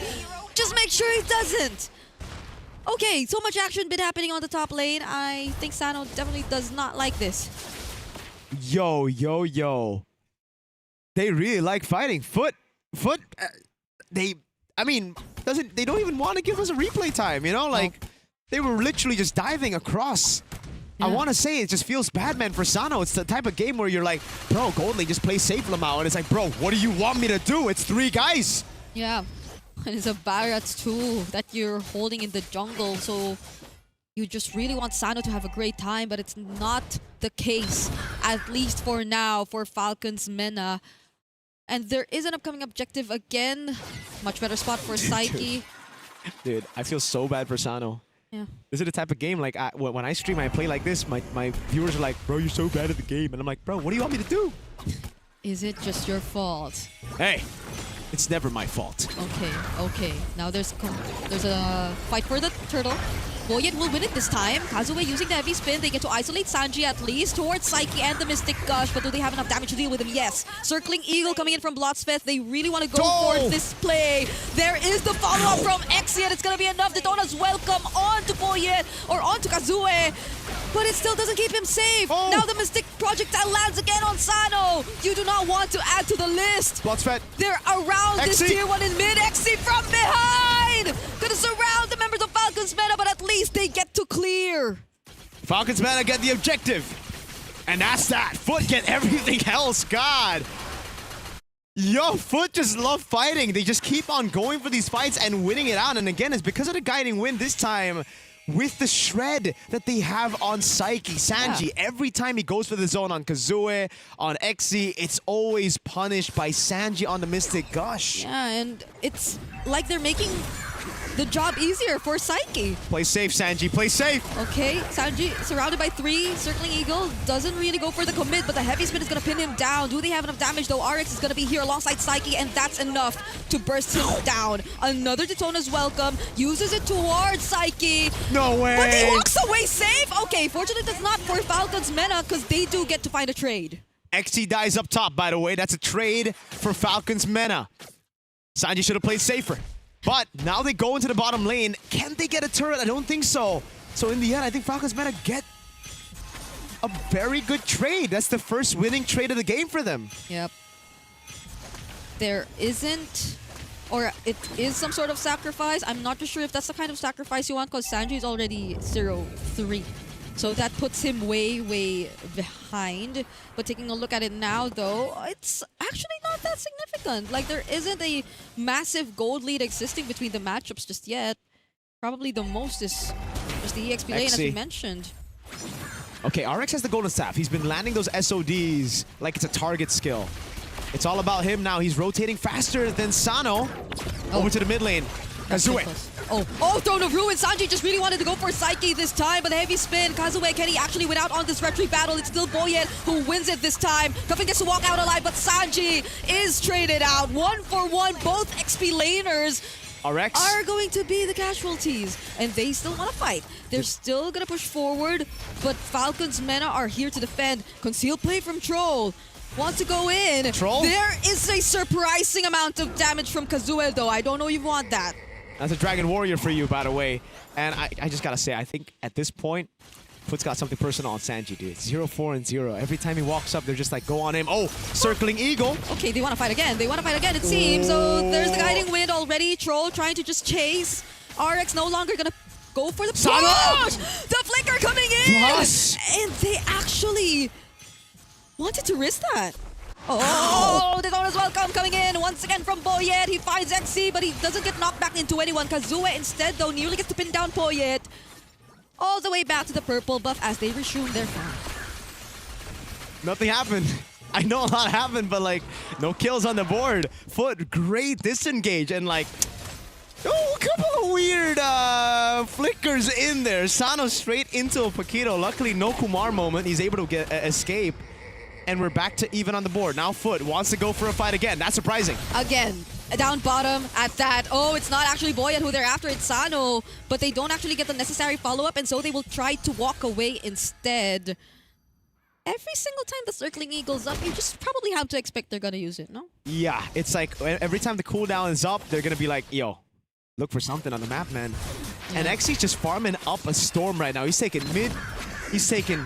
He was going to get top, and then RX noticed, wait a second, Blotsfet. He's good, he's good. Lightning Truncheon already done for Psyche. Even more burst coming down later on. Once he gets it, oh, Chastise Pauldron, first item for Falcons Mena's Boyet. And it's a Sea Halberd for Xy. He's thinking of more damage this time around instead of the Queen's Wings. I'm guessing because last game, it was a Harley, so he kind of needed to be the front line. But now, he can start to step up and deal damage, yo. And I think Foot Esports should also start to get some objectives for themselves because they've been losing out on all these major objectives so far in this game. It's always Falcons Mena Play safe, winning it Sanji. out. Boyet with the Retribution. Kazuha is a bit too early, and now it's Sanji all over again being the target. And he uses the Throne of Ruin. Okay, Troll. And a flicker. Oh! Golden Hour. Troll fights too! Golden Hour! Now it's gonna be an Atona's welcome as well, just to make sure that Bloodspet is the first to fall. Kazuha just has to take his purple buff first, but he's being zoned out so well. SOD already lands. RX! RX actually goes in, has the flicker, but he gets stunned for the moment, and now it's being chased by Sanji. Oh my god. For some reason, is still alive. Foot Esports only lost one. And through that awkward exchange, Falcons Mena again. Troll finally getting the golden hour the team needs. The chomp came through. The traction pull. Psyche! Oh no, Sano gets away, but not for long. He's still taken down by Psyche. They're now pushing forward. XC with the knockback. Stroll is going to be the next target. Oh my God. He is going to fall. Cuffin, Boyet, Sanji trying to run away. They do get the Lord, but at least Foot secures a trade. Oh, my action. There's just so much action. Now Foot want to go for the mid lane as the Lord spawns up top. And they're going to get a siege. Falcons Mena, they got to realize, Foot, there are no such things as cooldowns, man. It's all up every single time. And now they deal with a Lord. They also got a turret, so this Lord advantage is Foot's. They're on the same wavelength. Literally all of them. I think especially for RX and Blotsfest. Like, give them their ultimates. Give him the Circling Eagles and just put RX in the picture with the SOD, and they're just going to keep going for the fights. No matter what the positioning is, it's not going to matter. They're just going to play around with Team Falcons Mena as much as they can. And fortunately for Team Falcons Mena, they've been able to keep up. Somehow, in one way or another, they're not just allowing Foot to keep the aggression going. But for how long? The lead hasn't grown into a significant lead, and now they're being surrounded. Okay, maybe Troll with the golden hour. It's Psyche that they find. Now they're going to throw out all the resources, but it's not going to be enough. Psyche! How? I think they weren't too late to the party, but you know, it was a bit too fast of a reaction too from Psyche, I guess. I gotta give props to Psyche, dude. He's making his gourd look like a Kadita. Like even earlier, picking off Sano like that in front of everybody. He's like, yeah, nah. Take this laser beam. So, hey, I'll give him that. Great flicker out of the way as well. Unfortunately, nothing comboed right on time. They were waiting for the golden hour to be done with it. And now they get the photo. So a little bit more sustain coming in for Falcons Mena. Bot wave. We're going to have to look at that as Troll constantly just stacks up that Thunderbelt. Divine Glaive. Ooh. Oof. That's going to be big. Psyche already doing a whole lot of damage onto the backliners. Now Sanji's going to have to play even safer. Yeah, it's been a great showdown between our Savage mid laners so far in this game. I mean, Psyche was sort of picked off twice already. Yo. But the damage though... Okay, RX is not a roamer this time, I feel. No, he's doing a really good job because when he goes SOD's front, there's not enough lock to actually punish him like the previous game. This time he's free. And look at that wave in the bottom lane. He's cleared it out, Foot. They spot Troll and Sanji. Oh no, Sano. But Sano. Okay. Okay. Able to regroup. Gonna be okay. And they have to deal with the waves up top as well. So it will take a bit more time for this next upcoming objective setup. But I, once again, have my eyes on Kazuha. He has been missing on the Retributions. Lord? 4 times in a row. Oh, wait. Golden Hour using the mid lane. Oh no. They're trying to burst it. Okay, can they actually go in? No! Foot decide to fight! They want to take out Sanji instead, but Falcons Mena already secured the Lord. Troll now, can he run away from this? He's trying. RX have their eyes set on at least taking out more trades. Now they're gonna go for Cuffin, but Kazuha cannot pursue this anymore. He doesn't have the heavy spin, and they have to deal with the Lord. But they instead go for Sanji. Has been just the name of the game right now. Every time there's a neutral... It's just Sanji is the sacrificial lamb. Yeah. Blotsfet. Feels bad. Oh, the stun! But the flicker and the flask of the Oasis! If Blotsfet actually gets away from this, I don't know anymore. Flicker from Troll gets the stun. What?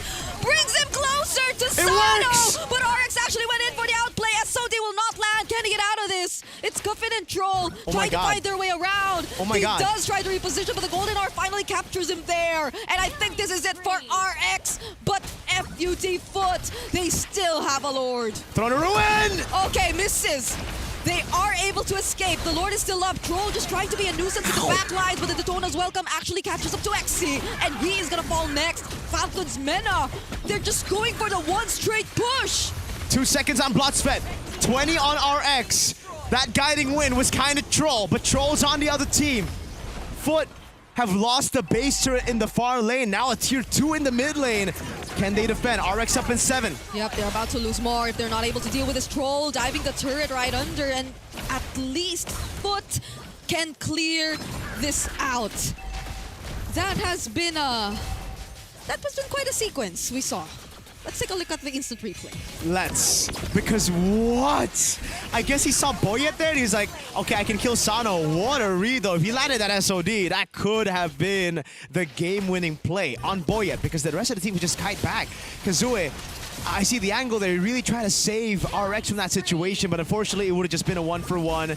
Then here, man, Throner and dodged away from. Unfortunate, but XC stayed a bit too long, and then it was just a punish from Falcons Mena. The fully extended Detona's welcome. What a chomp down. Foot, despite all that though, still can play the side lanes. This is the thing about the Paquito and the Moskov. Even when you have a base turret taken, Falcons Mena, you still lose control over the side lane. So it's all about bursting the Lord at this point, right? Yeah. You see a Foot member up top, you just go with the carry, with the Kimmy, blitz the Lord before Foot can react. And speaking of the sides, I can see that RX has already locked in all his items already for this game. And it's a surprise that even despite the 052 stat line, Sanji is actually on the same page as XC in terms of gold, so you don't really feel much of a difference in terms of that. It's interesting how they're keeping it together, but this is another objective. And again, Foot are yet to win an objective fight. And the Winter Crowns have been built up by Falcons Mena. You're right. Not a single neutral objective fight, but they go on Sanji. Remember, if Sanji's out of the fight, that's one of the... Sanji needs to play safe. Unfortunately, the winner... Okay, the Winter Crown. The Winter Crown should help him now. Okay. Let's see. What could be the change in game plan Sanji. for Foot? They're trying to burst it now instead! Thrown up coming in from Sanji. Golden R committed as well, but the Lord gets reset! All the hard work coming in from Foot just to take down Sanji once more. But who gets the Lord? It's Falcons Mena! Now it's Foot going for the chase. Mystic Gush onto Boyet. It's a killing spree for Psyche. Once again, Falcons Mena take the neutral objective! But Foot got Sanji! For the 6th time this game, they're gonna go for the mid-turn as well. Okay, they too can potentially try for that one straight push, but the difference lies in the wave clear Falcons Mena actually has shown us. They are not letting go of a base turret just yet, and the blueprint stays the same. Foot, they find Sanji, and after that lose the objective. When is it gonna change? I don't think it'll ever change because, like, I'm not... It's so sad to see him 0-6, but that's his job. Like, this is not Sanji's fault. He's doing a good job zoning. He just really like to punish him, dude. Yeah. And it's like, 6 times? He got the zone. He got the zone. 6 times for 6 neutral objectives. That's exactly what you're supposed to do. Oh, right. But it's just funny that it happened 6 times. You know what I mean? I know. Yeah, it always starts with him. Like, it's never Again, he's doing what he needs to do on Alice. This is a good Alice game. It's just unfortunate. You don't see it in the numbers, okay? No, that's why you don't see KDA, all right? If you look at the KDA, you're like, this guy's trolling. But no. Yeah. Because the Marcel's troll. Yeah. Am I wrong, though? Am I wrong, You're though? not, you're not. And I know how it feels. I know how it feels to be this behind, to have that kind of KDA. It sucks, but at least you're doing your job, Yeah, right? but you did it on a Beatrix. This is an Alice, you know, so it's a bit different. Anyways, Falcons Mena, right? They're doing a good job zoning. 6 neutral objectives. At least there's that. And hey, Troll, 40 stacks on the Thunder Belt. Okay. Okay, they got the steel leg plates as well. Imagine if that happens again in the When's 7th. like when is this lock? When is this deadlock gonna break? Right? The deadlock is objective for Sanji. When is that gonna break? When will either Falcons Mena fight with Sanji after getting the neutral objective, or Foot gets a neutral objective instead of Sanji. Yeah, because Sanji always starting it too. Like, he will just Throne of Ruin flicker in, and all the attention eventually falls on him, which I don't think isn't that much of a bad decision from Foot. They're very much equipped to just shred him down at this point, especially with XC and RX or Psyche. But that's just the exact amount of time that Falcons Mena need too, with Coffin and Sano just working on the Lord several times. So we'll see. It's only a matter of time until the next objective. RX already has the purple buff as well. They're handing him over a lot because they are likely to play around him a lot more this time. But Kazue, the timings on the heavy spin. Wave down below is actually good for Falcons Mena, and that's why they're on the Lord. They can blitz it with the carry. Foot, disregard the bottom lane. They're going to go for the 50-50 straight up right now. Okay, let's see. Heavy spin already used! The Daytona's welcome is just the response! Another Throne of Ruin coming in, but Kazue is still alive, but it gets shut down! No Retribution holder for Foot Esports! And Falcons Mena take their 7th straight objective of the game! And for the first time, the deadlock is broken. It's not for Sanji. He stays alive, and Foot finally cannot defend this Lord. And this is an evolved Lord. Gord and Moskov, really good to clear it out. Oh, good take by Coffin as well. Stealing the orange buff. Oh, Blotsfed. Can he get away from this? Okay, RX dodges the traction pulse. Blotsfed. That's Coffin on Blotsfed. Using the circling eagle, just walks RX. or flies away. Can RX deal with this? Do they have enough wave clear? Oh, Sanjay goes in, but he gets punished! The blueprint is back! And now, Foot Esports get to clear the Lord! Okay, that one's on him. Like, the first 6 times it was the objective, right? You got the objective.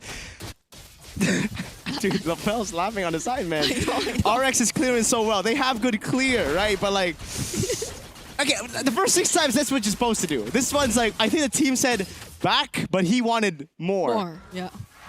He wanted 0-7, you know? So even after we said the deadlock is broken, they still got Sanji. Yeah, it's back. Okay, so now he will take 16 more seconds before he gets to be back in the game. Traction pulse already thrown out. Oh, but even the Mystic Gush too. Oi. Wow, it's a moving, flying Mystic Gush. Yep. And Falcons Mena still defend. They just don't want to let go of these base turrets. All right. Now it's just a calm game. Okay, so Falcons Mena, they figured out how to get the neutral objective without sacrificing Sanji, at least initially. Now Foot, they gotta find a way to get the neutral objective and maybe forget about Sanji. Maybe walk past him or something. I don't think you can do that, but maybe you can burst him before the fight? Or try to be the initiators this time. Yeah, it's just so difficult because Falcons Mena have a Kimian carry. So there's no way for Foot to actually get the macro advantage over them, right? Like, they go into the side lane, they clear it out, and Falcons Mena just get the Lord. Even the Evolve Lord, it gets blitzed so easily by these 2 marksmen. Yeah, which is something you'd think it'll be easier for Foot, because again, they had the Paquito and the Moskov on their side. Oh, there you go. Oh, finally they're able to take advantage of it somehow. But here's the problem. They can't shred. So even if Falcons Mena show some people up top, they can't really just blitz this. RX is trying though. He's trying to somehow blitz it. Oh, Troll. Conceal from Troll. XC does know the plan. They see where they're coming from. And the Lord gets reset all over again. God, they gotta be wary of the Daytona's welcome. Dude, Falcons Mena are looking for this for sure.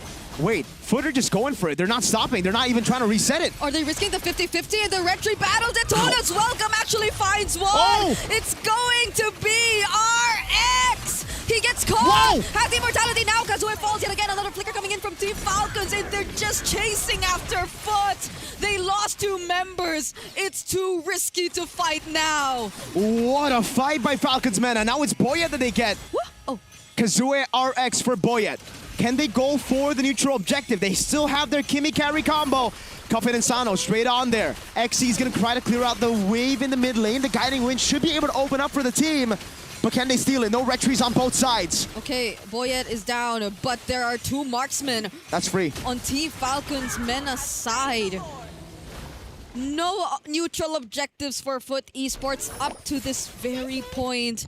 And it feels like we're on the verge of breaking records yet again. Could this be another longest game in the wild card so far? Could be, man. They finally go on towards Mr. Manboyet. But the whole team had to get in there. RX caught in the vulnerable spot against the two backliners, and now it's all about the defense. For Foot, I think best case scenario is you lose all your base turrets, but you still stay in the game. For Falcons Mena, best case scenario is they stay connected, and they actually just get a good fight with a massive Throne of Ruin. Yeah. The clear is still so good, though. RX, Psyche, and Xe all got the heroes to clear. Hey, Sanji got an immortality though. So maybe that'll keep him a bit more safe. Speaking of Sanji, he actually goes in with a Flicker Throne of Ruin. Nice. Doesn't catch anyone though, but the Golden R will actually momentarily stop the other members of FPT or Foot Esports from actually defending. Kazuya using the heavy spin. Multiple immortalities already popped as well, but it's just gonna be a shutdown onto Psyche, not the player you want to lose in this process. RX2 trying his best. They still have an entire Lord to deal with. Sanjay gets pushed back inside the base, but the Lord is just trying to crush it down. And we're 25 minutes in, and that's the time it took for Falcons Mena to equalize the series. It's 1-to-1 action-packed, not a single moment of silence in that game. Falcons Mena, through Sanji's zoning, got every single neutral objective. I gotta say, you know that this is one interesting match when someone from Indonesia is like, man, they just keep on fighting. And then you have someone from Malaysia saying that, man, this game is entertaining. Right? Because in my head, at one point, be like, you're not going to do the same thing again, right? Let me just say, if Falcons Mena makes it all the way to the main stage, I think Mr. Pabiko will go up to him and be like, would you mind changing your name for me? Would you be, you can be Yonji, Niji, Ichiji, Goji. You know, it's just, don't want people to mistaken, mistaken identity there. But in this game, there was quite a bit of fighting, quite a bit of repetitiveness. You know how they say the epitome of insanity is doing the same thing over and over again and expecting a different result. This is insanity. It's truly insanity. But, you know, again, I have to say, guys, Sanji did what he needed to do. Like, this wasn't a bad game despite the KDA for him. There was one miss moment. Could he do it differently? Could he wait for the Mystic Gush and then use Winter? The thing is, it's not just the Mystic Gush. Kazuya is on him instead of the neutral objective, so it's always kind of worth it for Falcons Mena. And for Falcons Mena, I don't think there was any time where they needed to change anything. Because for them, it's always like, all right, we get Sanji down, no problem. It's Foot's job to actually win on a team fight or get the neutral objective, and they never get it. They only get Sanji. So now it's on the coach to go to the team, and it's like, even I know what Sanji did. But we gotta let it go, guys. Yeah. If we don't let it go, it will eat us. Literally. It will make us lose. Literally though. Because that's like one of the biggest things we saw in this game too. It's how the Daytona's welcome just goes for it even while the Akai is on a heavy spin. Like, you just trap him. Yeah, look at Kazuya, right? He looks at the turtle. He says, you know what? Sanji looks a bit better. He tried a retreat, though. It's just the 50-50 didn't work out. Again, by the way, as we say, Barats, it's really up to you whether you want to say he's a lizard or a chicken. Because if you want to follow science, then technically chickens came from dinosaurs. Because Did you know they're both pteropods. Pteropods? Pteropods are basically creatures with two legs, meat eating, and closely related to the Tyrannosaurus Rex as well as the Velociraptor. And it has been theorized after a few excavation journeys that probably those dinosaurs, instead of scales, they actually have feathers. Yeah, it's great that you're bringing up fun facts about our lovely friend from North America on the 4th of July.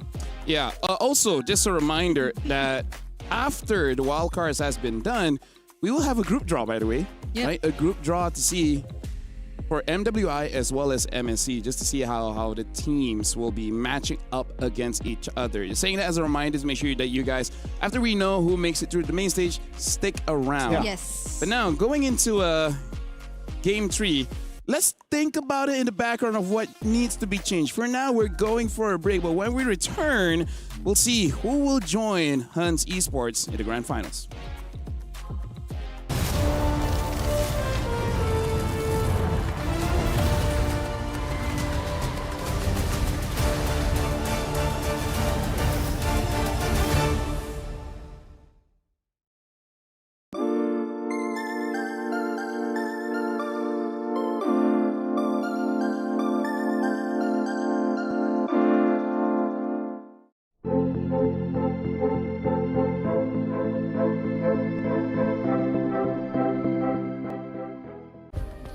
Play is in our DNA.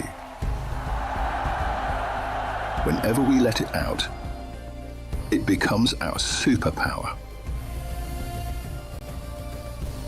Now imagine an entire city being built to supercharge it.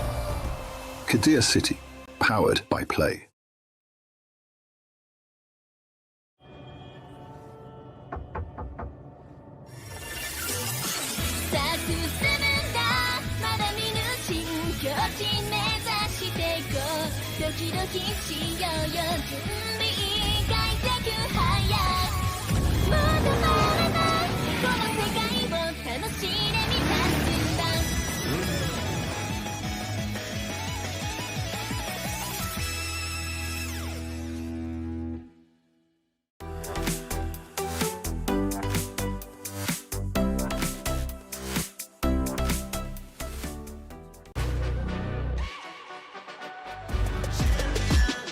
This ain't no regular thing. I came for the ring, you know what I mean. You see my name in the lights, better get right, I'm champion.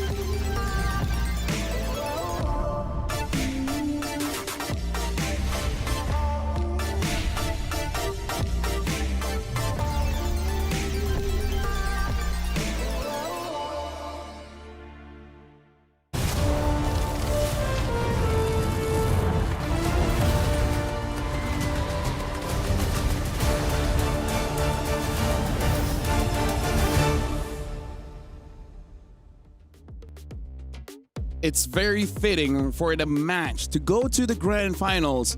Ends in 3 games. We had one going all the way to 3 games. Congrats to Han Esports. But now it's between Falcons, Mena going up against Foot Esports.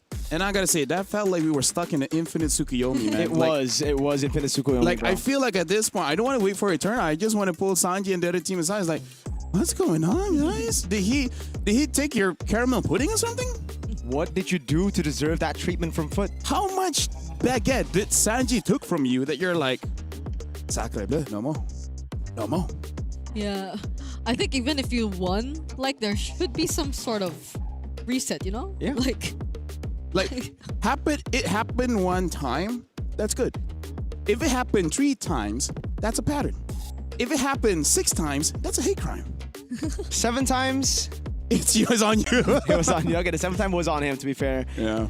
Oh, God. Let's see. Right now, Falcons Mena, it's almost like they need to get a game in to understand how to play against this Foot aggression. Because at game 1, they were just overwhelmed. They're like, dude, these fights are happening way too often. But game 2, they're like, all right, let's do it. Let's keep on fighting. They just put their foot on the gas. Yeah. In that game though, it was Team Falcons Mena, not really. Aside from Sanji, not really like constantly just. Sanji made their job easier. Someone said in the chat, yeah, Sanji should stay in TLPH. Let me just say, Sanji made their jobs easier. Number 1, by zoning away, and number 2, by lifting their spirits up. Okay, I feel like even they're like, bro, is this really going on right now? At one point, I think even the coach is like, what kind of simulation am I in? Hyperbolic time chamber. Yeah, we got to break through. Yeah. Not gonna lie, I was celebrating that one time when Sanji survived, and I thought, all right. And then he just like, you know what? We can't break the pattern. Alice was such a power pick yesterday, though, and now this happens. Like it's Alice still good though. It's but it's an A-tier hero, okay? It is. It's just a different kind of. You can't spell Alice without amazing. To each their own. Hey, I have special teachers, okay? Speaking of special, Falcons Mena is first pick here. Foot is on the second. Spending Rivers will be the map, and don't want to deal with the Harley, as well as Freya and the Eve. For Foot, betting on the Yuzong, and this time they're betting on the Valentina, even though it was kind of a non-factor in game number 2, and the Boxia. Marcel and Atlas still open. So That's it should true. be a Marcel again. Throw was super good on the Marcel earlier. Marcel Jusin. Oh yeah, Jushin. That's right. The Jusin was okay. It's gonna be Jusin over Marcel. Really? Well, Foot, I don't think they're gonna hesitate this time around. They're gonna pick up the Marcel. It's one of the big picks, and there's no. They're not gonna hesitate on the Atlas. Yeah. Hey, what's better than a photographer? A fisher squid. What's better than the Fisher Squid? The Dragon cook. Warrior. No, close enough. Well, he's a cook. He has like a He post. Yeah, he's got a shop with his duck father. Yeah. Shout outs to all the duck fathers out there, man. Even though you know he's not your son. Yeah, it took Poe a while to know that he was adopted. Kind of like how Saji took a while to like change things up. Yeah. Hey, no more Alice. It's the Paquito on the hands of Falcons men, and now Exy. Are we gonna see it? It's against an Akai as well, brother. Nah, they should go for a jungler first, right?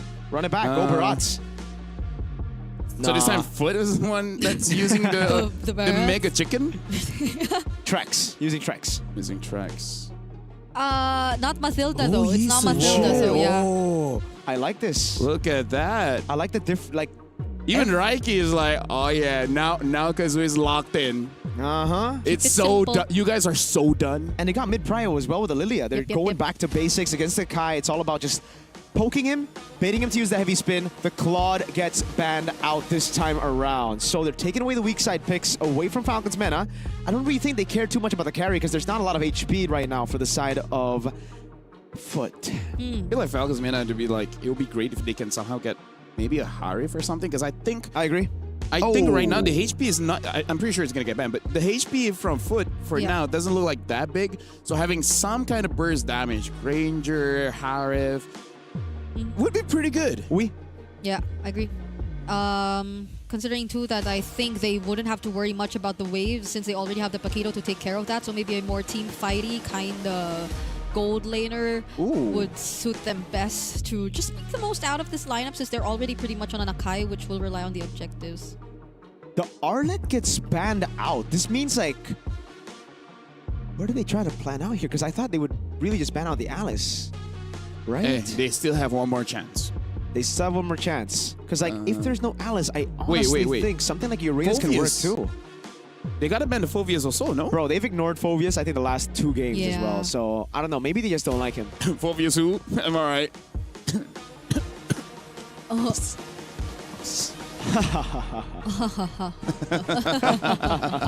Matilda gets banned out. You guys are great. You know, I appreciate you guys. What if Sanji just wants what? Yeah, I get you. We? But Well, they banned Alice. See? There's no way this is gonna be a Phoveus. It should be a Phoveus. Could be a Phoveus. You know what? I'm not against the Phoveus. It's really good to peel for the backline as well. Yeah. Then you go for... Good against the Paquito. Are we gonna see a Ruby in gold? That's a very good question. If we're looking for damage in the XP You lane... have very good questions. Thank you, man. Right. You have very good answers. Hey, I Google a lot. I don't think you'll find most of your answers on Google, but... Hey, that's why I create the answers myself. I determine what is correct. So is it Google or is it you? I give Google the answers. Okay. Okay. So, they just take the Harris. Take it away. Sure. Would have been really, really good. Now they go for it. Okay. Okay, this is one of Show. Sano's favorite heroes, though. Right? Yeah, It's Sa Moskov No. That's like his full name. This is a better place for Phoveus too. And there you go, the Phoveus. Because they got like a Paquito. I'm liking Foot's draft here. It looks like they're playing off of what worked in game number 1 and refining it just a little bit by having winning matchups as well. And we saw when you're in a losing matchup how the snowball can just be insane. So, ladies and gentlemen, put down your votes in the comments. Who do you think wins this one? Is it Falcons Mena or Foot? Because now I'm throwing it over to Mirko and Brigida to see who will be going to the grand finals. Do it, folks. Type in the comments section right now. Are you a Foot fan or are you a Falcons fan? Yeah, What? please do. Yeah. Go Yeah. ahead. Oh, you're Yeah. still here, Lavelle. Sorry. My bad. Go ahead. Put in your votes and show your support because this is the do or die for both of these teams. And whoever wins goes up against the Huns in the grand finals. They're waiting for it. Ladies and gentlemen, welcome to the Land of Dawn for game number 3, the deciding game of the series. Who's going home? Who's going to the grand finals? Okay. Let's see what the mid-prio is going to look like. It's Cho Jusin up against an Atlas Lilia. So they're definitely going to keep going toe-to-toe in terms of the mid matchup, but it's interesting. Foot have reverted to a bit more of their comforts as well. Level it's, 2 gank. Yisun Look at Shin. Kazue. Where? Level 2 gank. Oh, yeah. Sano? Oh, Sano forced to use his Purify early on. Don't have enough damage to take him out just yet, though. Wow. Crazy cheese troll. What? Oh, the flicker is enough. That's a concussive blast and a Jeet Kune Do to take out RX. Wow. Instant karma. Like, dude, Foot really trying to pull the cheese right there. If Kazue landed his second skill, that would have been a kill on Sano. There were no ifs for Troll. He has a flicker to make sure it lands. And that was very much worth it. If you take out one of the most aggressive gold laners we've seen all series long, and now next is Bloxfest on the chopping block. 2 kills immediately over to Team Falcon's Mena. Yep. Without them even trying. That level 2 gank, the risk that they took, the gamble did not pay off. Oh. Yeah, now Boyet's on the purple buff. Boyet, who's already level 4, and Kazue is yet to get his, but Troll's already making things so much difficult for him. Heavy's been already used as well. So they don't have it by this upcoming objective. This looks already super chopped. I mean, how are they gonna... Sanji might actually just... Yeah, he zones Kazue away. Boyet's about to be level 5 with the turtle. Kazue's gonna be 2 levels down at the start of the game on a damage-dealing jungle. Sanji! Oh, maybe not even, because Sanji takes him out. This is my redemption arc. I am going to take kills now, and I am not the one who will be killed. Blotsfet, will he actually try to engage? He's only with Psyche at this point, and now he's gonna fall down too. Infernal Pursuits, though, coming in from XC, but he gets kicked by the way of the Dragon. Troll will be traded out, but Psyche can't help anymore. The Foot fans are not happy right now, man. Falcons Mena are just stomping Foot early on. From the gold lane to the jungle to the XP. Yeah, they're stomping Foot. You can see it as early as now. 2 minutes and 45 seconds. A 1 or almost 2k gold lead already existing. And this is tough for a Yisun Shin draft. Oh, yeah. I mean, it should have been a better start of the game. Troll. Okay, forcing out the Purify once again. And they go to the orange buff next. Look at Bloodsfed. He's not even level 4 yet. How could they even fight back? Yeah, Boyet's already 2 levels ahead again of the damage-dealing jungler. This is Mr. Poe. He should just be neutral objective, and Sanji's just beating the Phoveus. What did we say again about the Phoveus and Paquito matchup? I mean, it's still, despite being 2 levels down, he's still putting up a good fight. Yep. And they steal away the purple. This is stressful for Kazue, especially after that Xie emote from the new Chun-Li emote. Oh god, that's Oh no, Exy again. Play safe, Exy. Okay, no heavy spin, no enough damage too. Even if Kuffin is also nearby, I don't think they are gonna risk it anymore. Rotating back to mid. But it hasn't been the advantage you want on either sides of Foot Esports. And you are seeing it affect the entirety of the map. This level gap, I don't know if you still want to go for the contest at this point. But they're still positioning themselves as if they want to. If you look at the bright side for Foot, they still have a very good... Oh, they're going to go on Sanji. Yeah, they want to kill instead. Sanji's going to be the target, but the Crimson Beacon coming in from Kuffin. They are going to clap back. They bring Kazue under the turret, and the SOD is going to land as well. Wait. Sano, though, with a knockback, he somehow gets delayed. Finds the kill on Blotsfet, but he goes down too. Now it's Psyche just throwing out all these glooms. Way of the Dragon 2 as a response, and they find one more. Exy and Blotsfet get taken out. But it's signs of life for Foot, despite all of that, because look at RX. He's going to be able to get a full... Oh, wait, Psyche. Psyche has a Purify and the black shoes. But let's take a look at the instant replay first, because I think Psyche is going to get out alive. Okay, even when he's not on Alice, they don't like him. Yeah. That's another all-in gank into the bot, but I think this is kind of weird from the Moskov, right? Sano takes the SOD. Yes, he does a bit of damage, but he just dies, and RX will now have the advantage in the lane. I don't know what happened in real time, but I believe it's a turtle take, right? I don't think anyone died. RX got all of the turret gold. Not the turret just yet, but that is big for the Harith, who needs those expensive items. Yeah, at the very least, it's just a slight XP advantage that we're seeing in RX compared to Sano. But the gold is a completely different story. And that's when it felt as if they were already able to shut him down. Because earlier on, we recall that they were able to pick him off in that very early first rotation. But now with that gold that they've been able to regain, it's as if it doesn't matter now. Flicker from Troll. Just to get away from that, because it seems as if he was surrounded. Yeah. XC's just gotta pile up on these defensive stats, man, because right now he can still be such an oppressive force around these team fights as long as he gets like those massive dark waves. Like a certain someone in the Philippines who got 5-man dark wave. That could happen. It could. Anything can happen at this point. The Black Shoes gets used just now, though. But slowly, Falcons Mena, the map is being taken care of. They're just really trying to make their presence be felt, even towards Kazue, who just at that brink of, you know? Sweet, sweet revenge for Sanji, man. He knows now. He wants to make Kazue know how it feels to be an Alice in game number 2. Except he's a Eastern Shin and a jungler, so it's not infinitely in charge of, worse. Yes, exactly. So it's gonna be tough right now. Falcons Meta 3,000 gold lead. Cuffin with the lock. Oh, kick! Twice the knockups onto Blotsfed. No way he's getting out of that, especially as he's pinned down. Another pickup for Team Falcons Mena before they go to this turtle. And if this keeps happening, oh my goodness, Foot Esports, when was the last time we saw them get an objective in their hands? Game 1. It was a long time ago.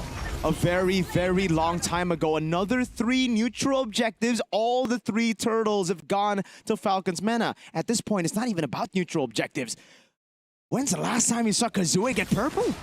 Right? Like, everything's been taken away from him all the way from level 3. It was Boye who took it, who got level 4 first. Kazue tried to go for that level 2 gank, and instead RX got taken out by Troll. And look, the 304 Cuffin has a Sky Piercer.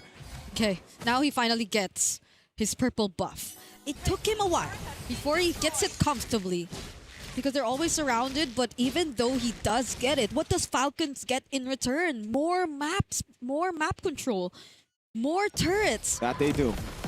And with more map control, they get the advantage that Foot's been playing with the entire 2 games prior. It's the Paquito and Moskov with control in the side lane. Foot, this is a bad spot to be in. They got to rely on a team fight, and against a team with a 5,000 gold lead and a Sky Piercer on the juice in, that's 3-0-4.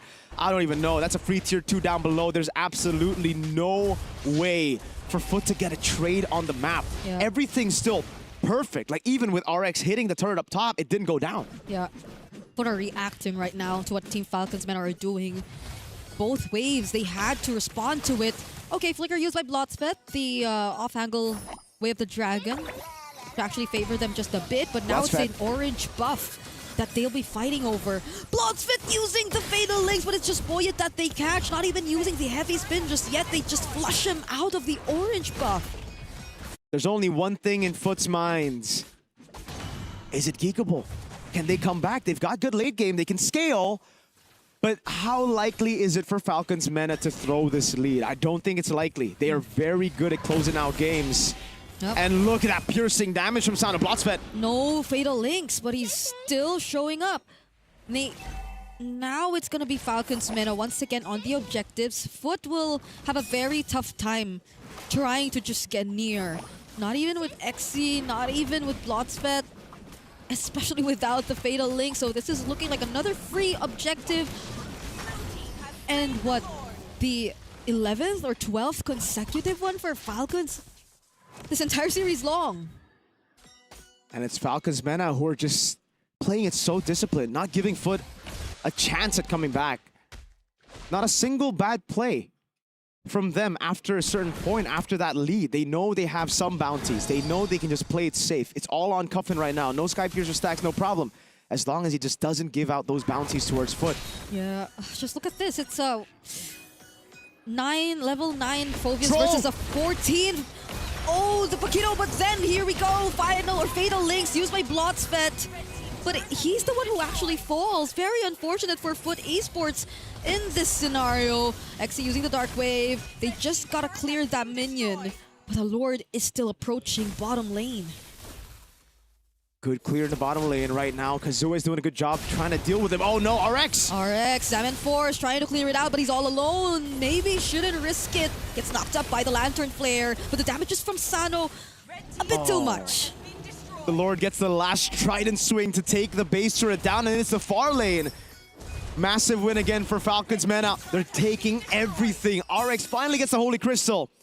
Still a bit of cope for Foot. Still a bit of hope for Foot. With the Holy Crystal built up, with Kazue still scaling and Psyche as well. Deathless. There's still a chance, but it's low, sir. Very low. Yeah, and that's a 10k gold lead. Does Cuffin have a Sky Piercer even? Because if so, this KDA, it's looking real good for him and the rest of Falcons Mena. If Foot decide to risk a fight and it does not go their way. And that's happened quite a few times. You gotta take a look at the items right now. Damage dealt rankings, Cuffin. Oh my god. Equipment, there you go. Oh, almost another 3,000 gold lead in the XP lane. Yep. Deja vu to that first series where Nats was 3,000 gold down against Bankai, even in the jungle. Dude, I wouldn't even be surprised if Boyet pulls a Carl Teasy and starts building Endless Battle and Melfic Roar, right? That's true, that's true. Hey, look at that lead. It's 2.2k. It's 3 to 4 levels between the junglers and EXP. Yo, that's an Endless Battle if I've ever seen one, Boyet. Do it. They can afford to. At this point, they just can afford to. You can go for the bit of damage considering how Foot maybe not have enough ways to deal with Team Falcons Mena yet too. It's another example of a squishy Atlas, I'd say, and that's exactly why they go for him first. We have the Dragon onto Blotsvet, and it's going to be an easy pickup for Team Falcons Mena. Purify already committed, but RX still gets pushed back towards the other members of Team Falcons Mena. Cuffin finds another kill and stack on his Sky Piercer, and it's only Kazue and Psyche left, but Sanji goes for the dive! They find Psyche too! And it's all Falcons Mena across the map. Kazue, what can you do? It's Team Falcons Mena walking their way to the grand finals as they take this series 2-1. Falcons Mena fly past Foot Esports and they make it to the grand finals. Boyet with the spice, with the taunt straight into the eyes of a losing Foot Esports. He knows it. He feels it. The heat on stage is, hey, it's on fire right now, brother. Oh God, that's cold. Well, Boyet. I actually thought it would come from Sanji, but maybe Boyet's like, hey, you hit my boy like that. Wow. Right, now we come back, and here's the thing.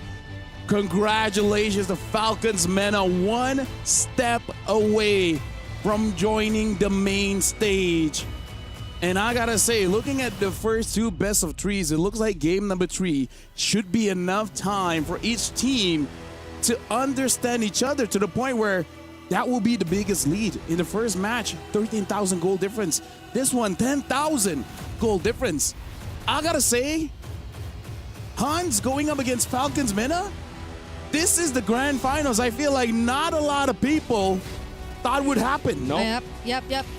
There were so Dude, many fans. This wild card is brutal. Did anyone think it was going to be Falcons Mena and the Huns? Sanford didn't think it was going to be them. Yeah, even Sanford thought it would be Alpha 7 Foot. Yeah. Yeah, I agree. I mean, they gained so many fans yesterday too. Their one-day miracle run. But the adjustments, like this feels like a very different Team Falcons Mena overall. They used to be like best of 1 specialists, but the in-game adjustment in this best of 3, I can't forget about the Sanji thing. Thank goodness it's not best of 1 because they did lose the first one. And then game 2, it was a tough one, but game 3, they figured out what they needed to do.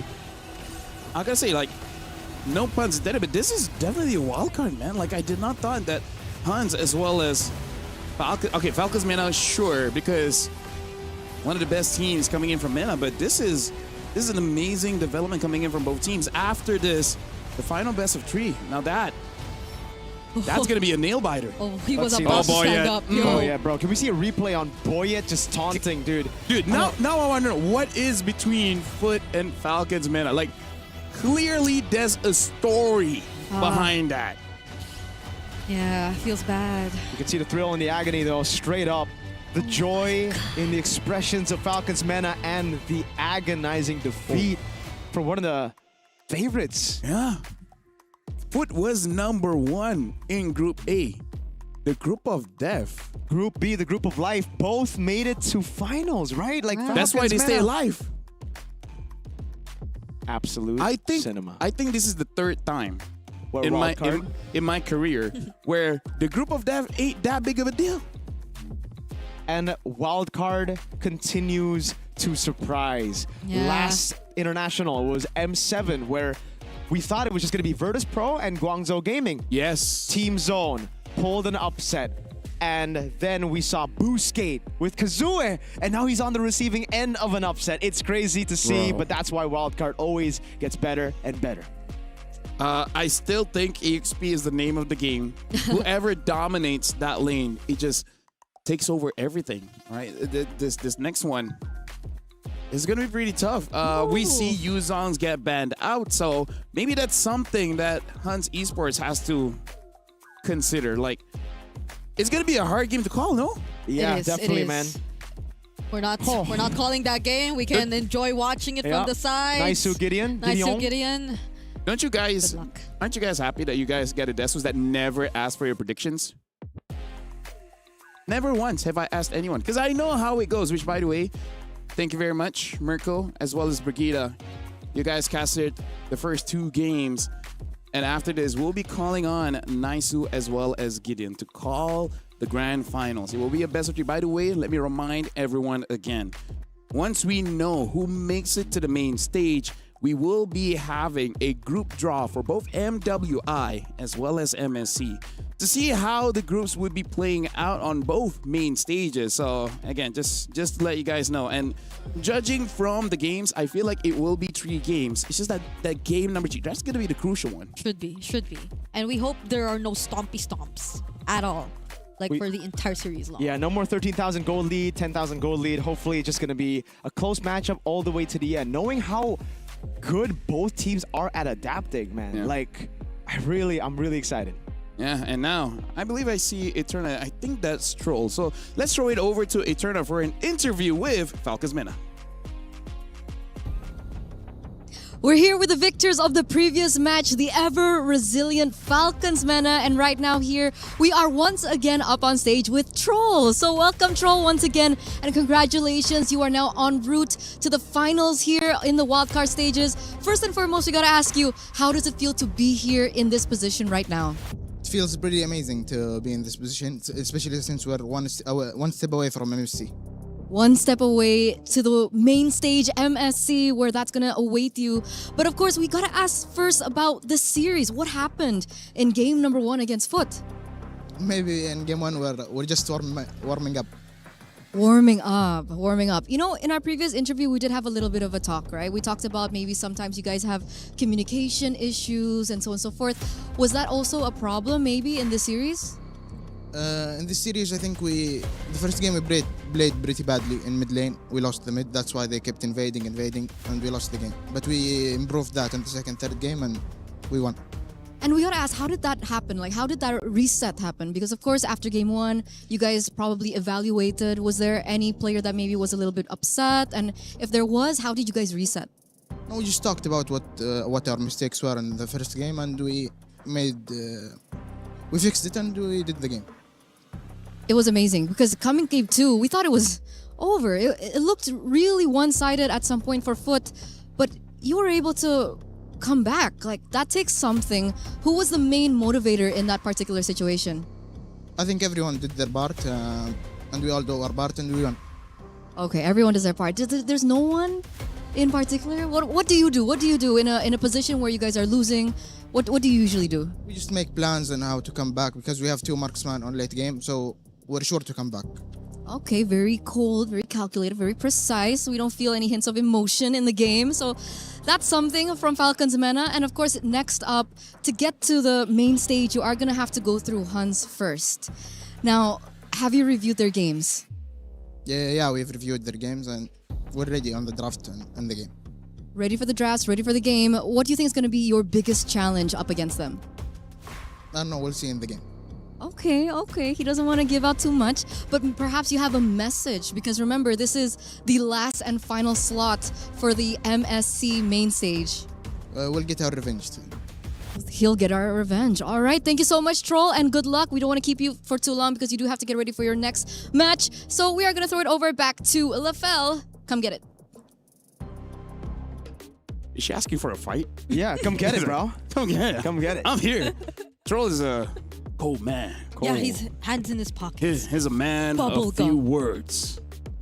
So maybe that's why the communication issue is there. He's like, go. And the rest of me is like, go where? His actions speak louder than his words, all right? And hey, his actions this game on the Cho, fantastic. Displays exactly why the Cho is good against the Outlaws. Yes, they'll get their revenge. They'll get their revenge. Come get it, all right? Come get it, bro. And now we will be going for a break. But when we return, it is going to be the grand finals. Huns Esports going up against Falcons Mena. We'll see which team goes over to the main stage. We'll see you guys at the grand finals.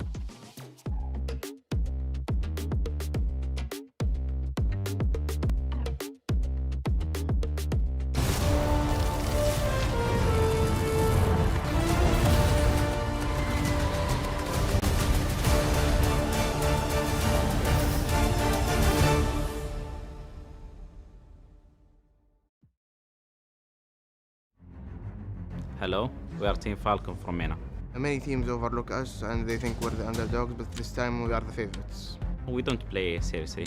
We just play for fun, so we don't get pressure.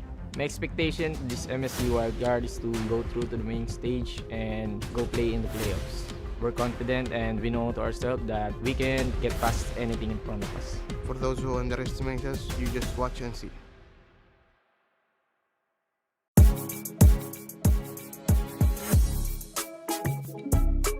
За Монгол улсад л 2 баг EWC-нд оролцож байхад бол надад их гоё байгаа.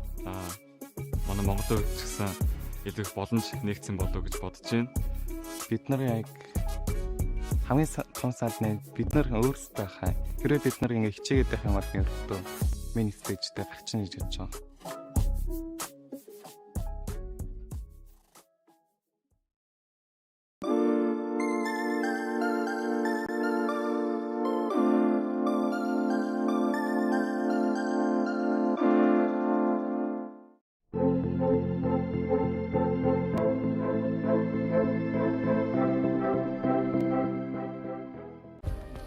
Play is in our DNA. Whenever we let it out, it becomes our superpower. Now imagine an entire city being built to supercharge it. Kadir City, powered by play.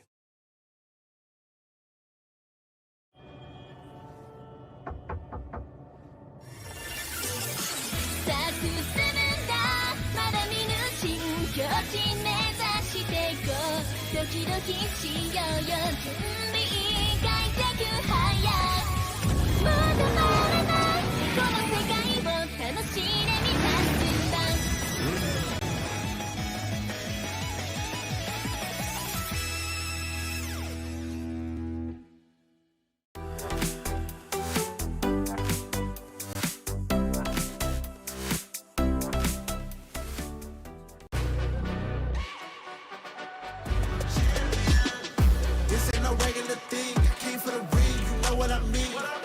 You see my name in the lights, better get right.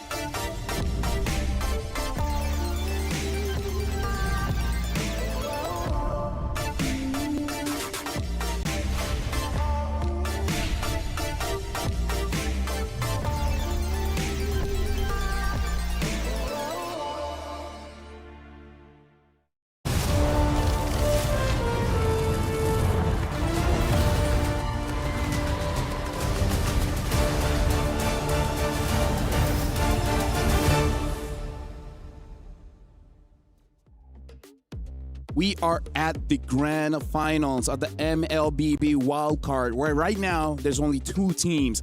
The Huns Esports going up against the Falcons MENA here at EWC 26 to see which team gets that golden key to join the rest of the world at the main stage of MSC. My name is Phil. Alongside of me is Getting Q as well as Naisu calling for this grand finals. Gentlemen, let me just say, the first two matches of the way went all the way. Yeah. And it was amazing games coming in from all four teams. I think they were great, but also it showed a really big showcase that, hey, best of the threes, not the same as best of the ones anymore. People are figuring each other quick. And honestly, I will give it to the teams here at Wildcard. Their adaptations have been great. I've liked to see the nature of how the drafts have changed. There's already the mind games that come into it now, too, that we're seeing between the coaches, of course, for each team, the teams themselves. The execution, I think, too, has been something that's developed over the time. We've talked about how the meta for Wildcard has shifted a bit, but hey, man, there's only one literal golden key, by the way, to get to the main stage, and it comes down to this best of three. Now, that golden key is going to be very special because that is the ticket for you to join one of the biggest tournaments in Mobile Legends Bang Bang. But here's the thing, you lose and you have to watch your key get crushed. But before we even get there, we got to talk about this matchup here because the entire day, the EXP lane is make it and break it for most of the teams here. Like, Sanji, even on that Alice game, in terms of the KDA, is not great, but he is one of the reasons why a lot of the objectives was pretty free for Falcons MENA. And we saw if the EXP lose, suddenly, especially if you're using a damaged jungle, your jungler is not going to have a great time. I think it's a really tight rope for the EXP lane to play that balancing of still being able to contribute to the team while putting down your opponent, right? Yeah. We've seen too many times that even if you have a winning matchup, it doesn't necessarily mean it's going to go your way when you have reinforcements constantly coming up to your lane to disrupt you. Yeah, I think XP has just found itself in a really, I would say, healthy position, though. I think for a lot of people, a lot of teams, a lot of the players out there are happy with where XP is. You got a lot of good variability. I think also with Alpha 7, again, bringing out that kind of fighter composition around the YSS. Now we've seen teams even have, what, three? I think three fighters on one team composition. So this is what I was expecting for Wildcard, this kind of adaptability or like versatile style of play from our teams. And I don't know if that's going to be the same case when we get to the main stage. I almost want to, I don't want it to be the, like what you said, LaFell, where it's going to be like copy and paste. You know, they're going to see what these top teams are doing, because I like the mix-ups that we've seen so far. And I agree with you. EXP is in a very healthy spot. That's not a hot take. Everyone agrees with that. It just shows that in terms of, let's say a team wants to acquire a new EXP. Yeah. Their prices can kind of go up now. Like, it's like, if you want me on your team, you got to put down the moolah, right? So this one, between Sanji as well as Bankai, both has shown that they can control the lane and then extend their reach over to everyone else. Yeah, you know what's crazy is when we were casting in the qualifier MCT East Asia leading up to this, and we saw Bankai, one of his best performances then was the Yu Zhang. Now, if for a lot of people watching the wildcards, what are they going to think about Sanji? Maybe one of his best performances was the Yu Zhang as well, right? So I think those are not only power picks, maybe we see it potentially banned out in the draft or just kind of prioritized I think so. Throughout this first game.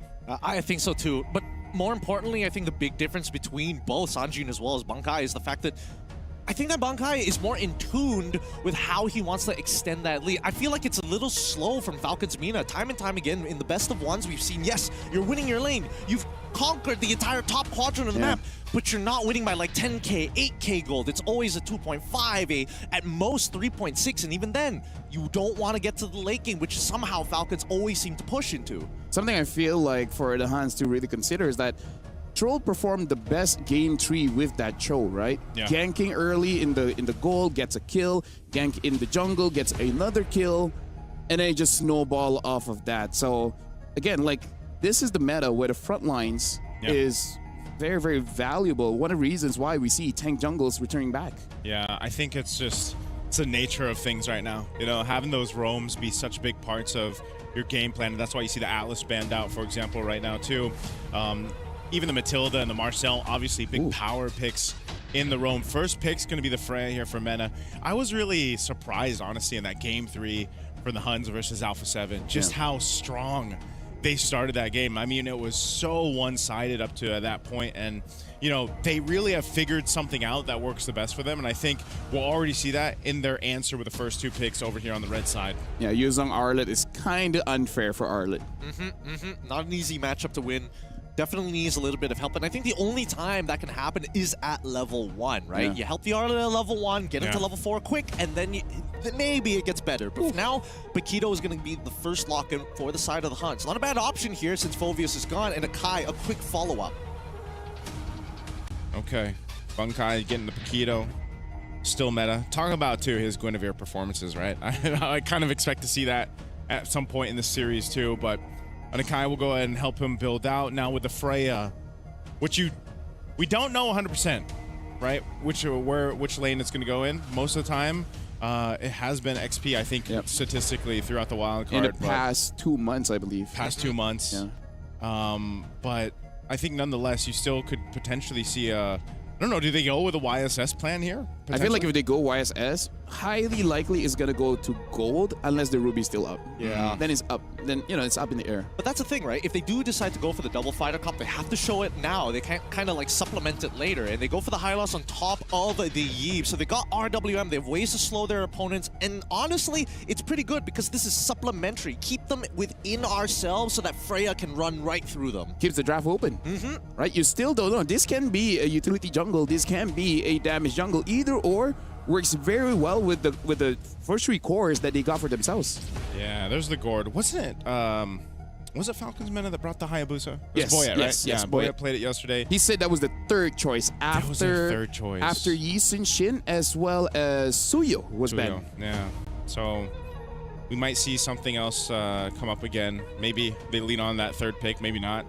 Harith is going to be banned out here. Both teams are looking to see what they pick up in the goal lane. One thing too is so far there's been a whole lot of what Moskov carry. Yep. You know, obviously Claude and the Harith, but when those are kind of banned out, I think that's where you start to see some teams. Are they willing to actually dig into that hero pool in the gold lane? I feel like we're in this place where it's like you don't have to. Yeah. Just because the gold lane is so passive for right now until eventually, even if you get to the late game. We've had some long games. What was our longest recorded game before was 25 minutes-ish? The game just now was 25 minutes, 25 minutes. Did it break that one, though? Honestly, I can't remember. Anything above Pretty 20 close. minutes It's pretty long. I don't want to think about it. It's a good way of putting it because now we start to see finally the Claude gets banned out, Harith as well. On the opposite side, we do see the Fredrin as well as the Harley. So jungle and marksmans for either side. So now in terms of the gold lane, there's still the carry as well as the Obsidia. Even we see some wild Brunos, wild Grangers, maybe the Huns doesn't have to pick it up just yet. Maybe just pick up a roamer here. The only question is, what roamer do they want? Joe is okay. I think the glue isn't too bad. I was going to say, is this Gatakacha time? It could. Revitalize with a Revitalize, you know? Ooh, we talked about him quite extensively yesterday. Up until the grand finals. We haven't seen it just yet. Yeah. Oh, look at this. Look at this. They decide to go very, very traditional. Dude, this is... So it is a gold lane Freya. Dude, Falcons Mana, they got a good draft for game 1, but that's what I said in game 1 just now, and then it didn't work out. Yeah. So I don't know whether I should or should not trust. And this is why I was saying earlier on in the draft, the Freya it's in a weird place because yes, statistically you go XP, but now it's still flexible. YSS in the late, pick 4, and then you also get the Yu Zhang. This is a power pick that we talked about for Sanji. You know what I say? What do you She's say? a strong, independent buy laner. She can go gold and EXP. She can do both. Hey, And there we go. The final pick here, Glue, going to be the answer. So a couple of things here, right? Glue's going to make Yi Shin-Shin's life generally difficult, but that's not the only problem they have to worry about now. They have to worry about just getting wombo comboed from both sides. We've got Mystic Gushka from one side. We've got RWM, Glorious Pathway. Like, this is a ridiculous amount of setup. I mean, like, personally for me, I'm on the Yu Zhang train right now. Give me the Sleeping Dragon. I'm going to give it over to you guys for game number 1 of this grand finals. Yeah, I think we're all around the world on that Yu Zhang train right now. He has popped up so much already in the wild card. We've seen some impactful plays from all our XP laners. We'll see this clash out happen here for this one. Yu Zhang, the Paquito. It's going to be a matchup to watch out now. If you're just joining us for some reason after all these amazing days of the wild card, welcome to the last and final matchup. It's the grand finals of the MSC 2026 wildcard stage here. One of these teams will move forward to the main stage a couple weeks from now. Will it be Falcons Mena or the Huns Esports? All this for a golden key to join the big boys up on the big stage. Falcons almost immediately want to take advantage over this mid lane. Start poking out OU. Make sure that he can't walk up freely here. Even Sano walking up into lane just to figure out where exactly still meta is going to start. And I love these openers coming in from both Falcons and as well as the Huns. Yeah, identical emblems here for our XP laners. Kenny taking a little bit of damage there, but it's going to be just fine. I think on this too, you have to see exactly what the rotation early on is going to be. Boyet, like we know with the YSS, he's really the one to kind of build up into, to try to get him to hyper carry up at this point with the YSS, and playing around the vision that's provided obviously with the Mountain Shocker and Sanji being on the Yuzhong is I think what makes things pretty deadly to either scout things out or set things up for your favor. But like you mentioned, Gideon, the amount of crowd control and setup potential that the Huns Esports' lineup can do for them is kind of the counterpunch to that. Speaking of counterpunching, Bankai doing a very good job against Sanji in lane. Right now, Sanji is trying to hit level 4 or at least minimum level 3, and if Bankai messes up, hopefully he can make like a petrify play to get first blood. But so far, he knows that still meta is on that top side, and now the dive here onto Yuki. He wants Sano, and Sano pops the vengeance. Unfortunately for Yuki, just has to sit there and take it as Boyet gets first blood. Yeah, he doesn't even flicker. He's like, nah, not worth it. There's 4 dudes here. I'm just going to take this one. Maybe you guys can get something else across the map. Turtle's about to spawn here. So the Huns Esports will go ahead and rotate for this. They get in position. Team Falcons Mena is going to respond as well. Boyet's just around the corner, but he might be a little bit too late for this one. Half health on the Turtle so far. Boyet's about to hit level 5 here. It looks like they're going to give this up as Cuffin and Troll will just maintain positions. They know that Sanji can't necessarily participate just yet. And I think this is a smart choice coming in from Falcons, right? Don't put yourself at risk. You already use a major amount of your ults down on the bottom side. Unless we see a very big mistake from the Huns, that's when we punish. Yeah, this is one of those lineups too with Falcons Mena that's just built around, you know, finding the fights that favor you. Now, how does that happen? Real-world manipulation from Cuffin for the most part. Again, vision being a big part of that too. Sano is a threat. We've seen it before. You know, this time it's in the hands of Sano in the gold lane, but you've seen the Freya do this all wild cards, sometimes 1v2, 1v3. And yes, he's going to have a bit of a hard time going against a carry for now, and that's why they went with that early gank. Boyet's fine. Dangerous stuff here. Bankai, he could have forced a little bit more out of Boyet, but again, doesn't want to risk it knowing that Sanji at any point of time could look for the trade. However, Bankai's doing a very good job, and now down by the bottom side, we see that OU has found the catch of a lifetime with the help of Still Meta, but they don't have the damage to take out Troll just yet. The Mystic Gush coming in from Kenny, just not there. That's such good use of the Glorious Pathway and the Revitalize, man. You know you don't have anywhere to go, and you're literally just a walking mystical horse, so you might as well just post up in your Glorious Pathway and heal through that damage. So he's fine. Revitalize will be back up in about a minute and a half or so here. He's going to have his Glorious Pathway too. But this is, again, one of those games where it's like, you can't expect too much yet in the early game. Both these lineups on this side are a little more passive, a little bit slower to build up, I feel like, in comparison to the compositions we've seen run, even in our last matchups here. So you're going to be fighting a lot around objectives, right? Turtles for now until eventually you scale up. Now, Yuki is a big part of that for the Huns Esports. Obviously, Bankai provides a lot of damage. Kenny as well on the gourd, but it's essentially just kind of waiting for that time to come, that power spike, if you will. Yeah, I think mostly there's only going to be a few heroes that actually participate in the earlier stages, right?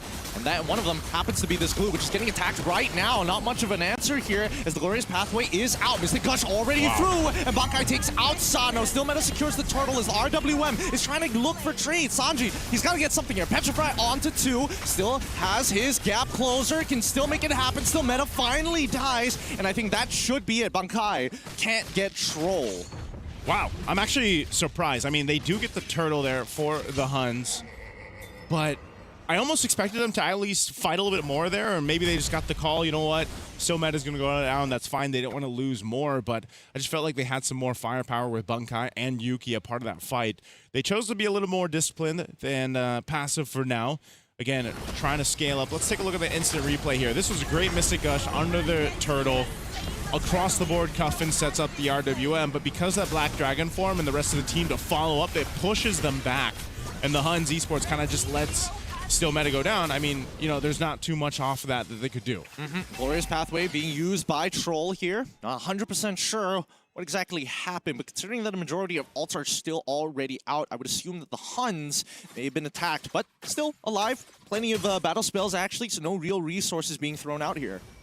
This is probably Gideon one of those games where it's just like it's so neck and neck at this point. I mean, oh, there's this heavy spin. Okay, can he survive this? Nope, the burst is just too much with the concussive blast on top of the full combination from Bankai. Now they're gonna convert this over down to the purple buff as Coffin, he's trying to slow down OU. OU already got max stacks on top of Troll, but that's not his main target here as the purple buff gets stolen away. RWM into the Glorious Pathway. The split to buy just a little bit of time, and this should be another kill for Bankai as Yuki double waves. Man, they're so tanky, you know? I mean, the Huns Esports, they'll walk into your jungle, put pressure where they want to, and take you down. And after that, you know, they can kind of pick and choose where they want to go if they have the heavy spin available, if they've got, especially got a Mystic Gush. The glue, as we talked about, is just so annoying to deal with because even if you try to get away, obviously he's going to stick to you, as his name is. But this turtle seems to be the trade. Team Falcons should be able to go ahead and just secure this one. Yep, retreat is good. Sano making sure that Bankai can't get into the middle of the fight, and if he overextends, Boyette is there to catch him. However, this is a full rotation coming in from the Huns. OU looking for an angle, still meta as well. Decide to back it off. They don't want any fishy business against the Falcons. Okay, relatively at this point in the game, you're just going and knocking down some base or some turrets across the map if you can. You've essentially evened things out. There's no massive lead for either team right now. Just a turret in favor of the Huns. They might be able to go ahead and get this one if Bankai can knock it down, but Sanji is here. Oh no, they're gonna try to make a play. It looks like bottom side. Yep, they conceal to get all the way down here, but OU, the living ward himself, making sure that he's got full vision over the situation. Huns make the correct response. Bull out of there. No battle spells lost in the meantime, and they still have full control over the lanes. That's what I'm talking about, man. The style of gameplay for these compositions, very kind of, do we choose this fight or not? We can back off, disengage. If we choose to, Bankai. Okay, forces out the flicker, but Sanji, he follows through, and he ends up dying for it. There's an opportunity for Boyette, but now we look on the top side as Sano is trying to clear out this wave, not give Still Meta an angle, as Troll is there to double confirm. There's only 2 guys here. Falcons take a big sigh of relief. I'm interested. I mean, that was surprising that Sanji even goes down there. I don't think they had to. Mystic Gush used on Troll. He's dead finally, as the spinning light wheel is going to be more than enough. The flicker a little late for Yuki, as they do find him with the help of Boyette. Now locked down Still Meta, making sure he's making a play. Bankai getting the mega kill, finding the opportunities to turn it for a 2-for-2 trade. Some good setups there in the mid lane. They're going to trade across the map, though, as Tier 1 falls. It's knocked down by Sano. Just when you thought, you know, that was the setup that they wanted, it was a really good real-world manipulation from Cuffin, man. Let's take a look at the instant replay. They go fight under the Tier 1 turret in mid. This Mystic Gush pretty much takes care of Troll. He's gone, but they also get trapped in the real-world manipulation. Oh, meanwhile, in real time, there's another fight in the mid. Yep, the Mystic Gush is already down. We've already... No, luckily, nobody dies here, okay? They're still pretty healthy, but however, that big Mystic Gush, that was their nuclear option, their deterrent to keep them off of the Lord. With that big ultimate down, I look at Falcons, they're missing the Glorious Pathway. They're also missing the RWM, so both nuclear options have been used. Oh, man, interesting. Wings picked up here for Kenny. Kenny's got a little bit more extra movement speed and some shielding now, too. He's been very trigger happy with the Mystic Gush, and that's kind of what he has to do to keep sometimes the hesitation there for Team Falcons to move forward. They've got control of the Lord Pit right now. Projectiles being thrown out. There's the Glorious Pathway, though.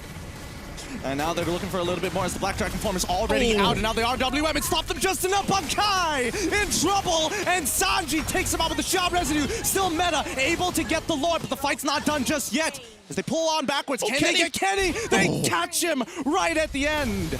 Cuffin comes in for the kill. They're able to get down 3. Yes, they lost the Lord, but they'll take another turret.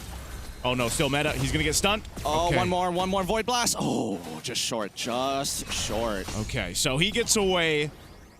The Huns Esports got the Lord. They end up losing that team fight, though. They've got to be able to go ahead and lock down some of the team fighting, positioning, because what they're having a hard time around the objectives is just getting trapped into these little choke points. Yuki, too, really just kind of relying on having that flicker once it's available. he's got to be the one to kind of shred through these tankier members of Team Falcons, but when they're getting trapped in the real world manipulation, it's tough. Sano. Okay, I think that Sano at this point, there's no point trying to run away. Troll is going to try his absolute best, but he's eventually going to burn down to OU. He's trying to get the reset on the split, but if they can take him out now with RWM, they don't have to worry about it. But on the opposite end, it's not all the same. Sanji end up dying here in trade, so it's still 2-for-1 in favor of the Huns. Oh, Troll, he's going to feel those light wheels. They do hold on for now. A little bit of damage to that bottom base turret. The shield goes down too. The Huns Esports looking to just open up the map some more up to this point. I'm sitting here thinking, Team Falcons, just like we saw in their last series, they've been on the defense, they've turned things around. They're potentially going to be able to go ahead and do it on here too, especially Flying Clouds. Oh, they're going to make an attempt. Glorious Pathway is already out as they chase Sano. He's already chunked to 15%. The Turtle Bolt doesn't connect on anyone relevant, but back line. Sanji takes out Kenny just in time. Black Dragon Tail and Shao Resident keeps him alive, forcing Bankai to flicker forward to get something back. That's a 1-for-1, but so worth it for the Falcons. Yeah, they had to trade it. They ended up trading it, taking care of Kenny in the mix. Taking a look at the items real quick here too. Let's make some understanding about how these team fights are going. Defensively, I think that's what the focus is going to be for the carries now for both sides. Is OU trying to go for a genius wand here? What are we doing here? What are we doing here? He might be, yeah. Right? I think so, because he wants to complement the Gord, I'm assuming. But Gord eventually does true damage. So it's like, yeah. Are you trying to speed up that process? Do you want the initial hit to hurt too? I mean, I'm not gonna lie. Maybe for himself too, like in a way, I think the worst part is if he gets on top of Boyette, I think he can 100-0 Boyette with a split if he maxes out his items into that damage, right? Yeah. Some dangerous stuff. Have we seen a glue do this? I have seen a couple of glues. Usually they don't go for the genius one. There are other items. Oh, and now we see another big purchase here coming in from Kenny. Yeah. This is going to be a game changer because now with the Ice Queen's wand, right? You don't have to keep throwing the projectile out. Just throw out the AoE, right? Touch him just a little bit. Yeah, really good timing for a lot of these core items for the Huns. That's Malefic Roar picked up now for Bankai as well. So now you're going to be dealing with being slowed down, your magic resistance being shredded down too. And so it might convert to just these quick kills when the Mystic Gush is thrown out.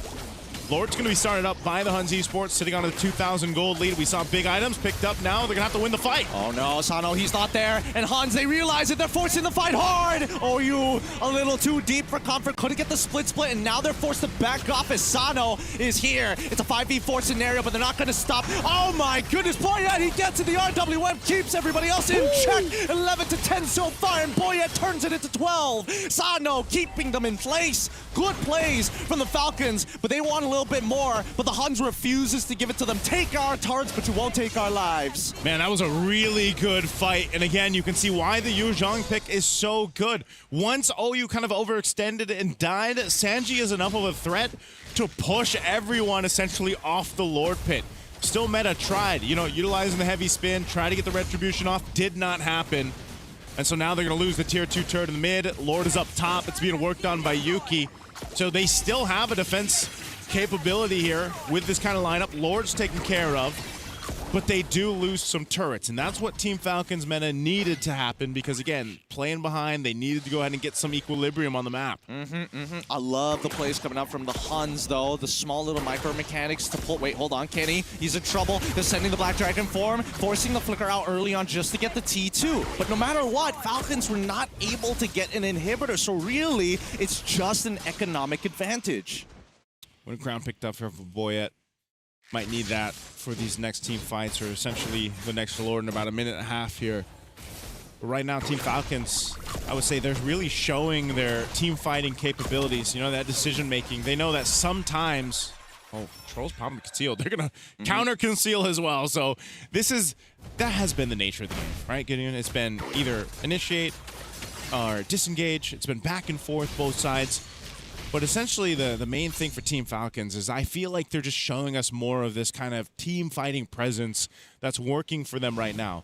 They know that OU, for the majority of the time, is going to be trying to stick to someone, right? He's going to be trying to, even if it's Boyette, if he can. Boyette's been really good at kind of staying away from that happening. And then if they can cut off OU from the team and take him out, then re-engage.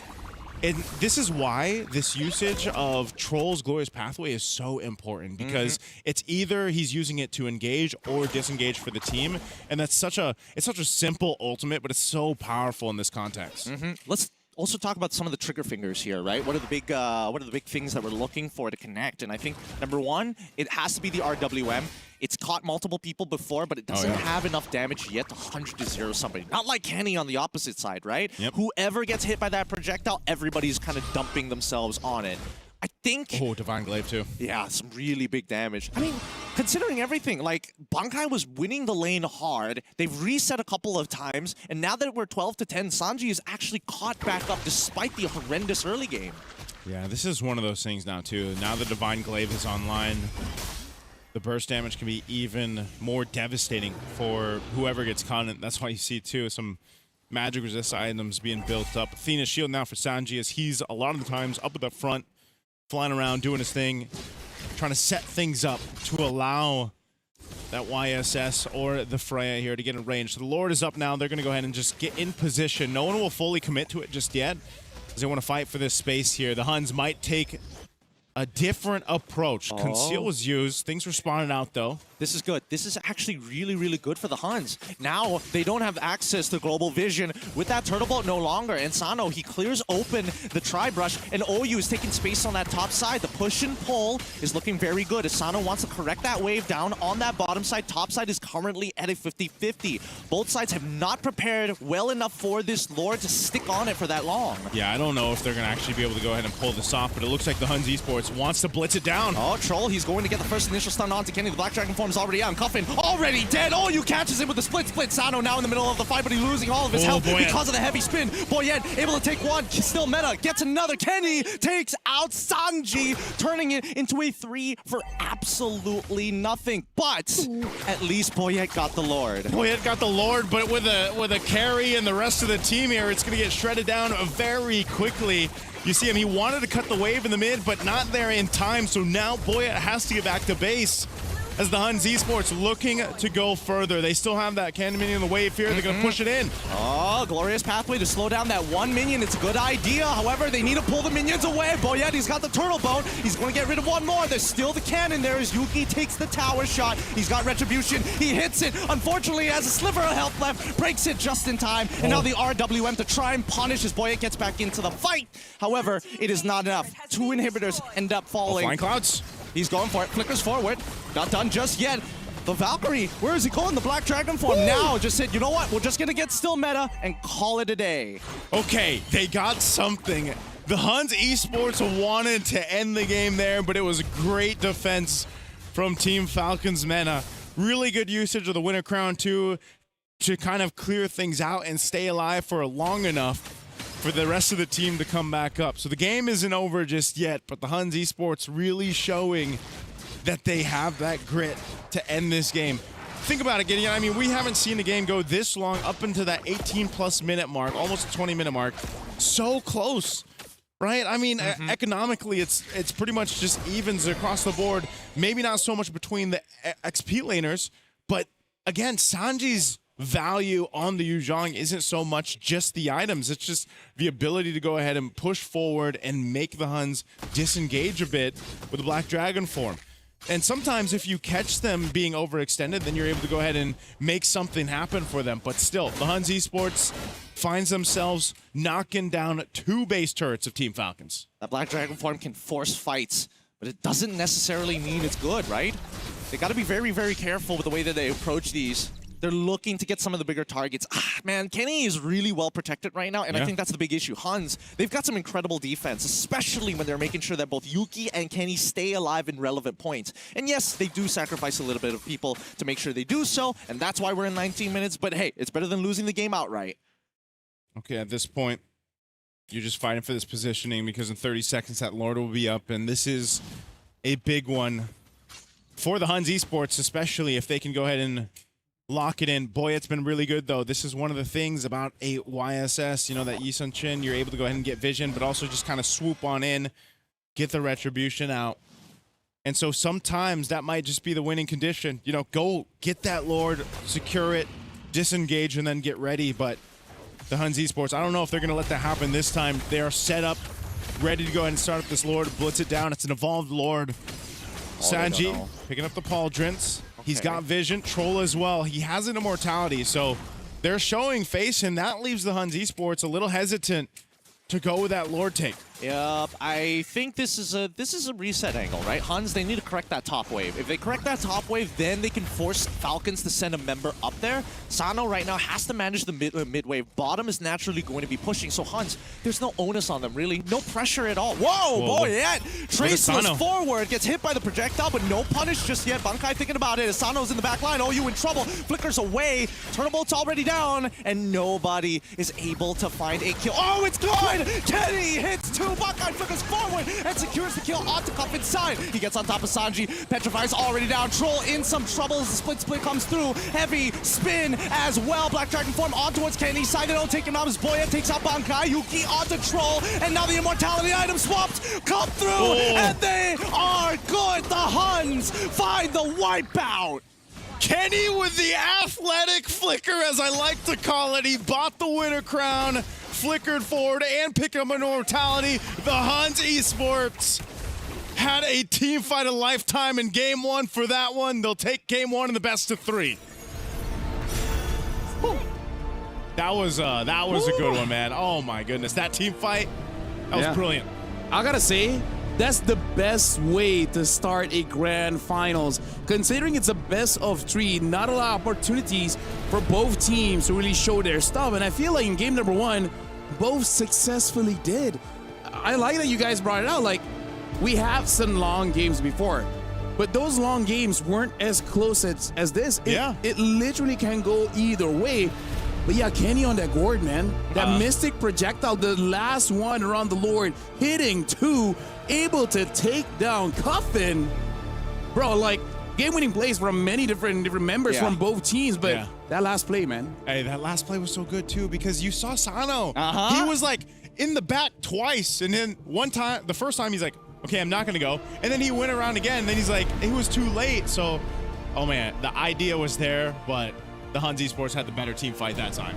Genuinely a really beautiful game. If we could compare this to boxing, right? It's not the Deontay Wilder's one hit, you're out. It's the Gypsy King here just dancing around. Both sides so technical on the macro. I gotta say, even OU as well, building damage, he's catching people, but not to bring towards his team. He just wants to kill them by themselves. Like, the moment OU gets on top of either Boyet or Cuffin, they're done. The damage from this glue is just too much, and they don't really have a draft that can really shut down his glue, right? Not a lot of true damage to make it so that he dies before he gets on top of you. And not to mention, they also identify the fact that Boyet doesn't really actually want to stand next to Troll in a lot of these engagements, meaning he doesn't get full value out of that Revitalize and a primary target for OU to take him out of the question. Yeah, this is a very different play style of glue that we saw from OU. You know, you don't see too many interactions like that, but it was great to see, and I think, you know, they had a game plan. Sometimes he might have gotten cut off for the team, but he also was pressure enough because of the way that he was built, because of the way that damage was coming through, and it actually complemented Kenny, that it just kept Team Falcon's meta kind of hesitant, a little guessing on these team fights. And sometimes they did come out on top of the team fight. There was also some really good moments here from Team Falcons throughout this game, and that's why, again, this one was really close. You know, up until the end was just how things unfolded. This is a game where it's not really pointing out the mistakes, but really just the outplay, right? I mean, like, yes, there were missed positions and etc., but it's really look at this on each individual player to take advantage of that. Yep. Look at that. That's that was what I was talking about with Sano. There's Kenny. He's gonna win a crown here. He goes and gets the immortality, and then he's gonna flicker over and get the projectile. Like, this is just such good usage of the kit and the team across the board to make that win for the team fight. I also love the insurance policy. Like, there were a couple of moments where all of them thought, wait a minute, there's a chance they could turn this around. Let's do the item swap thing, right? It might not be necessary, but as long as we have the insurance, we can guarantee this fight. A good show of mechanics coming in from both teams, and I don't really see a big flaw in terms of the drives. I mean, like, sure, they don't have a way to deal with the glue, but that's not the biggest deal. You can still play around it. So honestly, shout out to both teams. At this point with that game, whoever makes it through, they definitely deserve it, man. And both coming in from Group B, the Group of Life. The Group of Life. The Group of Life. Group A was a group of death. Yeah. Let's go to Group A, am I right? Nah, I'm just kidding. I'm just kidding. We're having fun here. But yeah, that was amazing. Later on, we would be going for a break just to give some breathing room to both teams. Because again, that was a long game. And it was a game that their focus had to be on, like, basically till the end of the game. The draft is going to be something that even I wouldn't know how to figure out. This is actually a big test for T-Falcons men, man. Yeah. Think about the series that they just went through and how long that Game 3 was for them, too. And then now they just went through another one. So if you're talking about a true mental test, I feel like this is definite for T-Falcons. Well, we are going for a break here. So I don't know what adjustments will be done. But again, this is for the golden key to get to the main stage of MSC. We'll see you guys right after the break.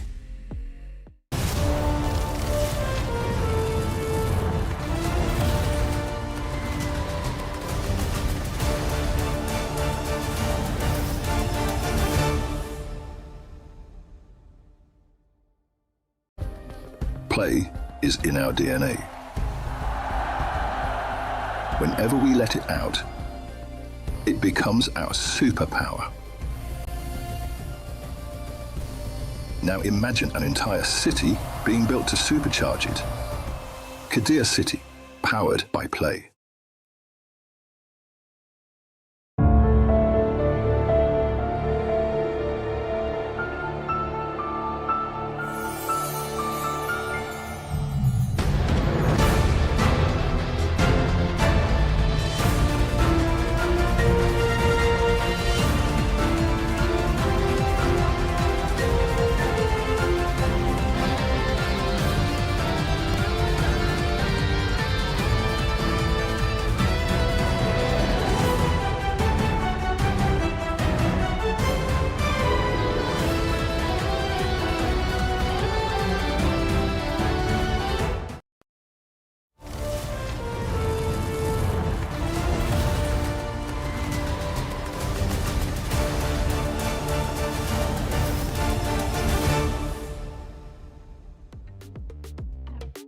Welcome back. Right now, Hans Esports is one game away from going to the main stage. This is the Fel, getting you as well as Naisu. That was an amazing game one.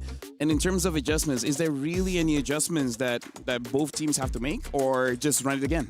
Well, I was thinking about this during the break, right? If I was their coaches, where would I start attacking? And I think, as of right now, I think it's got to be that mid lane, right? I think we want to continue with the traditional tank-style junglers and still playing around high mobile supports. Maybe if you're lucky, you get the Matilda, but I don't know how far you can go getting rid of the Zushin alongside with the Gord. Because then Yves is up, and then maybe you have punishment. So it's up in the air. This is tough because I like that you mentioned this, Lafel. Like, it's not really pointing out the mistakes of that last game. I think both teams really knew their assignments, like their compositions. They tried to make it work. It's just the better team won that one. And so I think you almost, maybe you don't have to change too much. Maybe the small things like Gideon mentioned.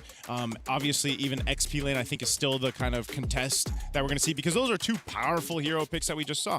Bunkai with the Paquito, Yuzhong in the hands of Sanji. Maybe that ends up swapping or anything. But yeah, maybe mid lane might be the biggest factor, because even the jungle, man, on a Kai and a YSS, I feel like they did their jobs well. Execution-wise, is that really all you can chalk game one to?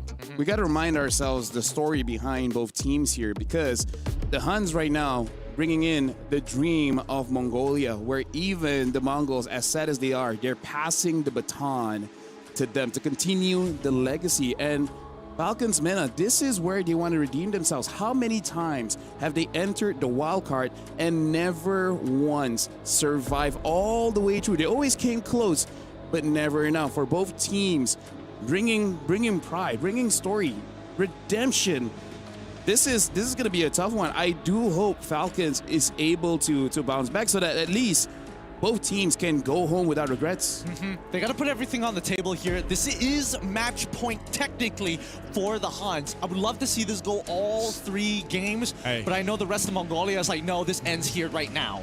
I would be happy as well for 9 games on the final day. Because, right, 3-3? Yep. Maybe we get another 3. Maybe. Yep. Best way to end wildcards, I'd say, because so far this has been a very fun wildcards to get through.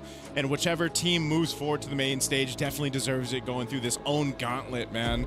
And yeah, I think The Huns, they've been playing out of their minds. They did in their qualifiers leading up to this. We saw that in game 1. They're really good at adjusting on the fly. So I almost expect the same thing for Team Falcons Meta, though. They should be able to do that. They have the synergy. They're going to be on the blue side priority. I'm so happy they're getting Sano off of that Freya. Like, he finds the angles, but I think, again, there wasn't enough... I don't want to say impact, because his impact was definitely felt in that game, and the rest of the Huns had to play around him, but he wasn't getting the profit, right? That's what we need to see. Now that we're looking at the processes, the profit needs to be there. And that's why I'm wondering how much of that first draft was just... Maybe the Freya would have went XP and then they switched it at the end and the decider was, okay, just put it in the hands of Sano. Because what if it was a traditional marksman against that carry and not the Freya? Here's the thing. I think the idea of the Freya and Yuzong is to take down Kenny, but Kenny, man, that guy is just too good. He's athletic, man. How can you catch a gourd? He's got some moves. He's definitely got some moves, and I think he figured it out pretty quickly, like why they were getting onto it. So it's a fast, early Winter Crown at that point. But again, we still have 10 seconds left, and I think they need to take into consideration everything. Thank God, yes. Dude, they're opening up the draft here. Yeah, they are. Right? A lot of quote-unquote OP picks are open. Matilda is up as well. So now, whoa, a lot of things. Akai is a first pick, though. Is that what you're expecting? No. The Tilda is already banned out at the very least, right? I would have imagined Fredrin here, but then Akai is generally the safest bet when the Boxia and the Fredrins are around. There's the Paquito. Oh, yeah, the Paquito There's the as well. Quads. There's quite a lot of very good openers here. Okay, Marsa, but Atlas. There you go. I almost expected the Atlas to be that first blue side pick, but I think Troll also likes to go ahead and see kind of what's being picked up before they lock in Troll's pick. And so the Akai might just be one of the safer options for them. Now, the Paquito was open, like you mentioned. They'll grab that once again for Bunkai. Oh my goodness, they figured it out. Yes. What they figure out? They've got Phoveus available. This is a free lane. They've got one free lane at the bare minimum. The question is, what's the second question they're going to propose over to the Huns, right? Just be careful of the gourd then. Because I got to say, I think they take gourd here, right? Yeah, because Phoveus is great, but is not without his counters, especially in mid, man. A lot of mid heroes just have ways to deal with the Phoveus. Lear, Gord, Lilia, Eve. There's the Eve. Eve Alice. Oh, they want Alice more. Okay, so instead of saying, you know what, I want you to win the lane, disrupt their combinations, how about you just engage for us? How about we just keep playing to our identity? We're strong at team fighting. Let's double down on it. And I think it's also important to note, just because you know with an Atlas being picked up, more often than not, they're going to be making the aggressive play, right? That's always pretty much what we see with the Atlas. You're either flickering forward or you're trying to get the Fatal Links combo off. Well, at least the Atlas, you have another option to kind of catch them off guard too, follow through after the Fatal Links is used. You're fighting around the real manipulation. Like, there's a lot of tools here for the first 3 picks already. A lot of AoE. For Team Falcons. Honestly, a lot of AoE coming in from both teams. So it kind of feels like they want to, quote-unquote, run it back in terms of the fights, because, like, I don't know, they want to do that. So now Valentina picked up. Good Valentina pick. Eve as well as Akai there should have a lot of value. What does this leave us with? I feel like for Falcons, they got to ban out the Claude. Yep. Because not only does it counter them, but they don't have anyone to catch, really. Do you also want to get rid of the carry as well, or would you prefer getting rid of the Moskov? Because I think there's 2 different problems that we have here. Alice can technically sit in front of you for a little bit, but you're eventually going to blow up, but then it's harder to catch the Moskov overall. Yeah, well, I almost feel like the carry, because for Alice, the worst thing you can experience going up against Moskov pushes away, but against the carry you just die. Right? Yeah. So it's kind of good for Falcons that the carry is out of the picture, so they don't have to think about that. Yeah, take that out of the picture. Baksho is going to be the man here for Team Falcons. Jungle pick is I'm wondering where still Meta is going to go. Is this a Is it Fredrin? Fredrin should get banned, I would say though. Fred Gwyn. I don't know, because he had an amazing performance on the Guinevere. Yeah, both are good, back to back. So he has those couple options. So I'm wondering if that last ban will be one of those. Maybe it is the Guinevere. Yeah, maybe the Guinevere. Wait. I feel like Fredrin, just because the combo with the Paquito, the Atlas, the Valen, quite a lot of CC there. Wait, did they miss their ban? What do you mean? Oh wait, no. Sorry, it was red side first. My bad. Yeah. Sorry, I'm being the one colorblind. All right, Cho gets banned out here. Come on. Oh, the Harith instead. I was expecting the Guinevere or the Fred. I was thinking Guinevere for sure, because Fredrin's at least a lot more manageable when you already have the Akai. Yeah. And since they banned out the Harith, it's a free take on the Claude for the Huns. Okay, Moskov as expected.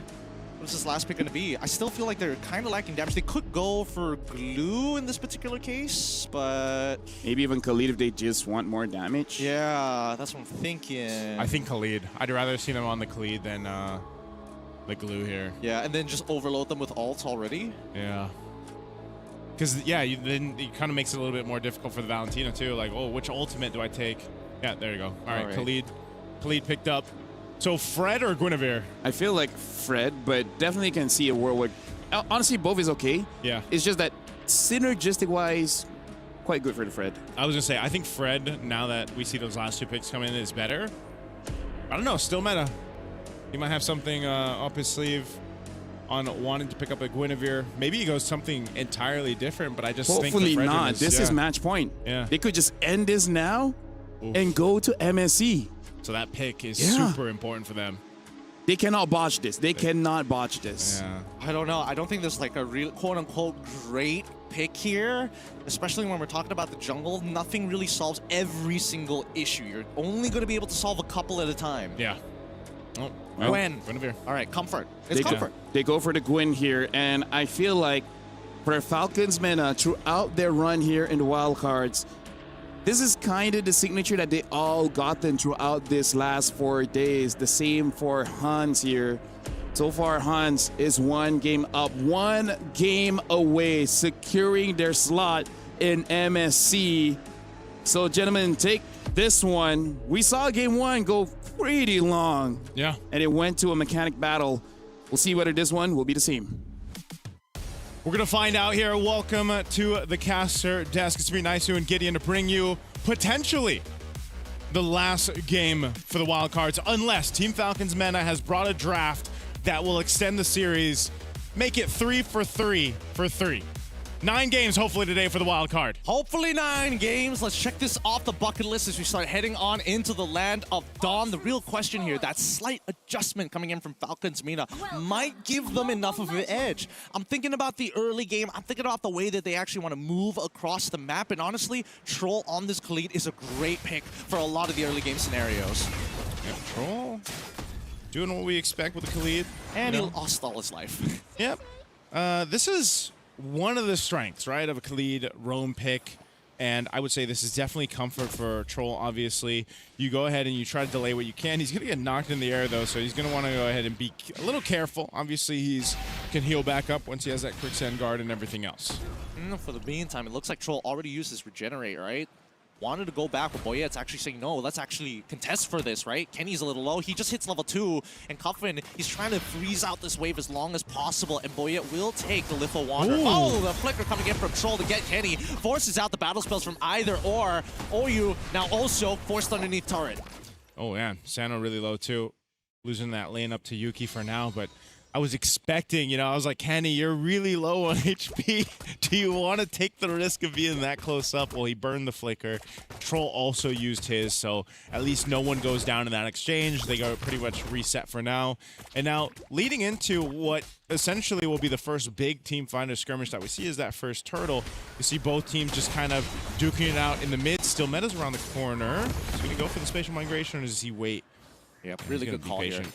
Yeah, really, really good call, especially since Boyette has already made the movement down. He doesn't see the Guinevere, so it's only assumed that he's going to be towards that laning side. Now, we see that Boyette gets the initial knockdown. Oh, still able to buffer the spatial migration to get on out of there. Good stuff. And also, got the Violet Requiem out of still meta. So great mechanics. And he knows that Boyette doesn't have the ultimate or the retribution. There's no heavy spin for this turtle. They might actually just go ahead and decide to go, but there is a lot of Team Falcons around this pit. Again, this dangerous grass, using that extra brush to get a favored position.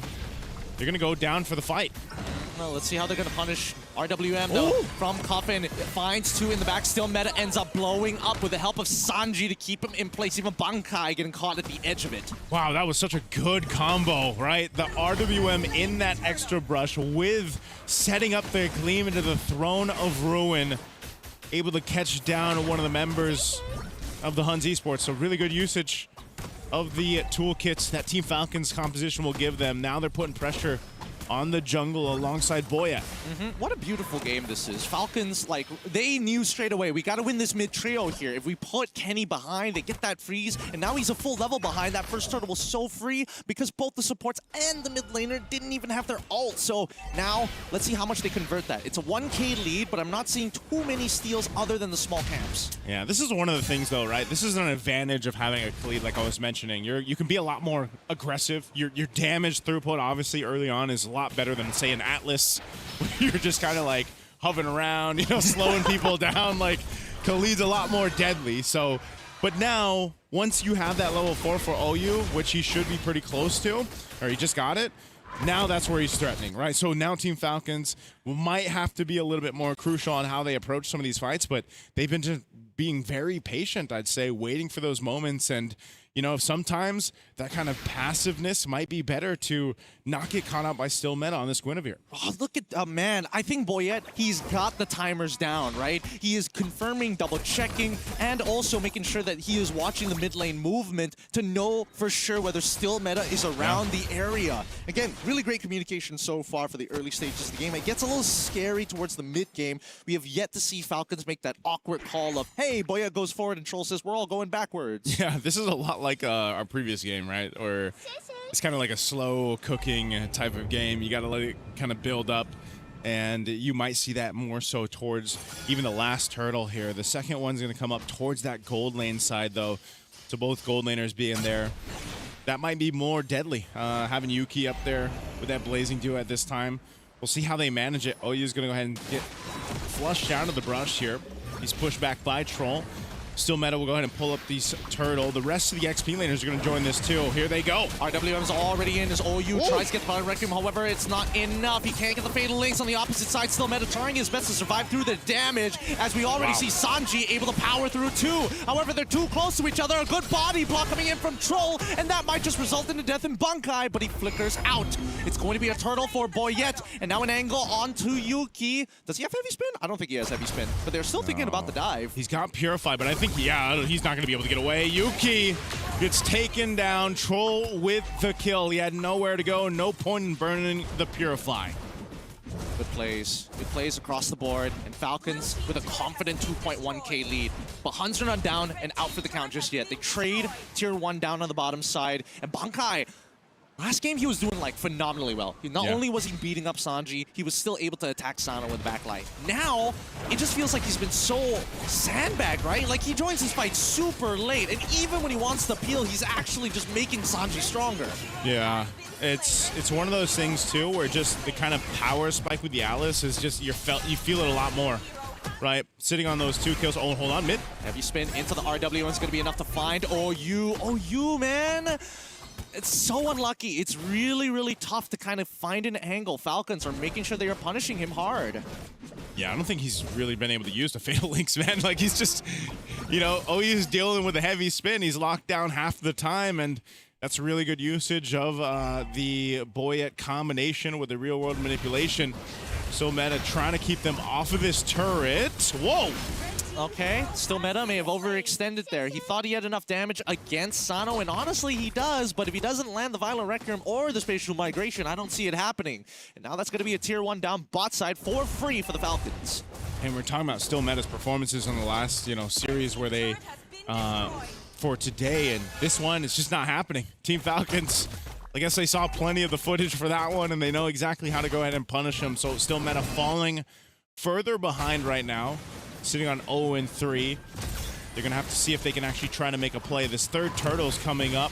They're down 3,000 gold. You might want to just go ahead and let this one go too and kind of settle in. You've got a Claude for Yuki. You know you need that Trinity build to be brought up so you can actually be a threat. And right now, they just don't have that, Gideon. All right, and let's see. Raging Sandstorm right on top of the correct targets. They didn't give him still Meta any time to move or breathe, but he's able to magic thump into the Spatial Migration. The spear! Oh! Just by an inch.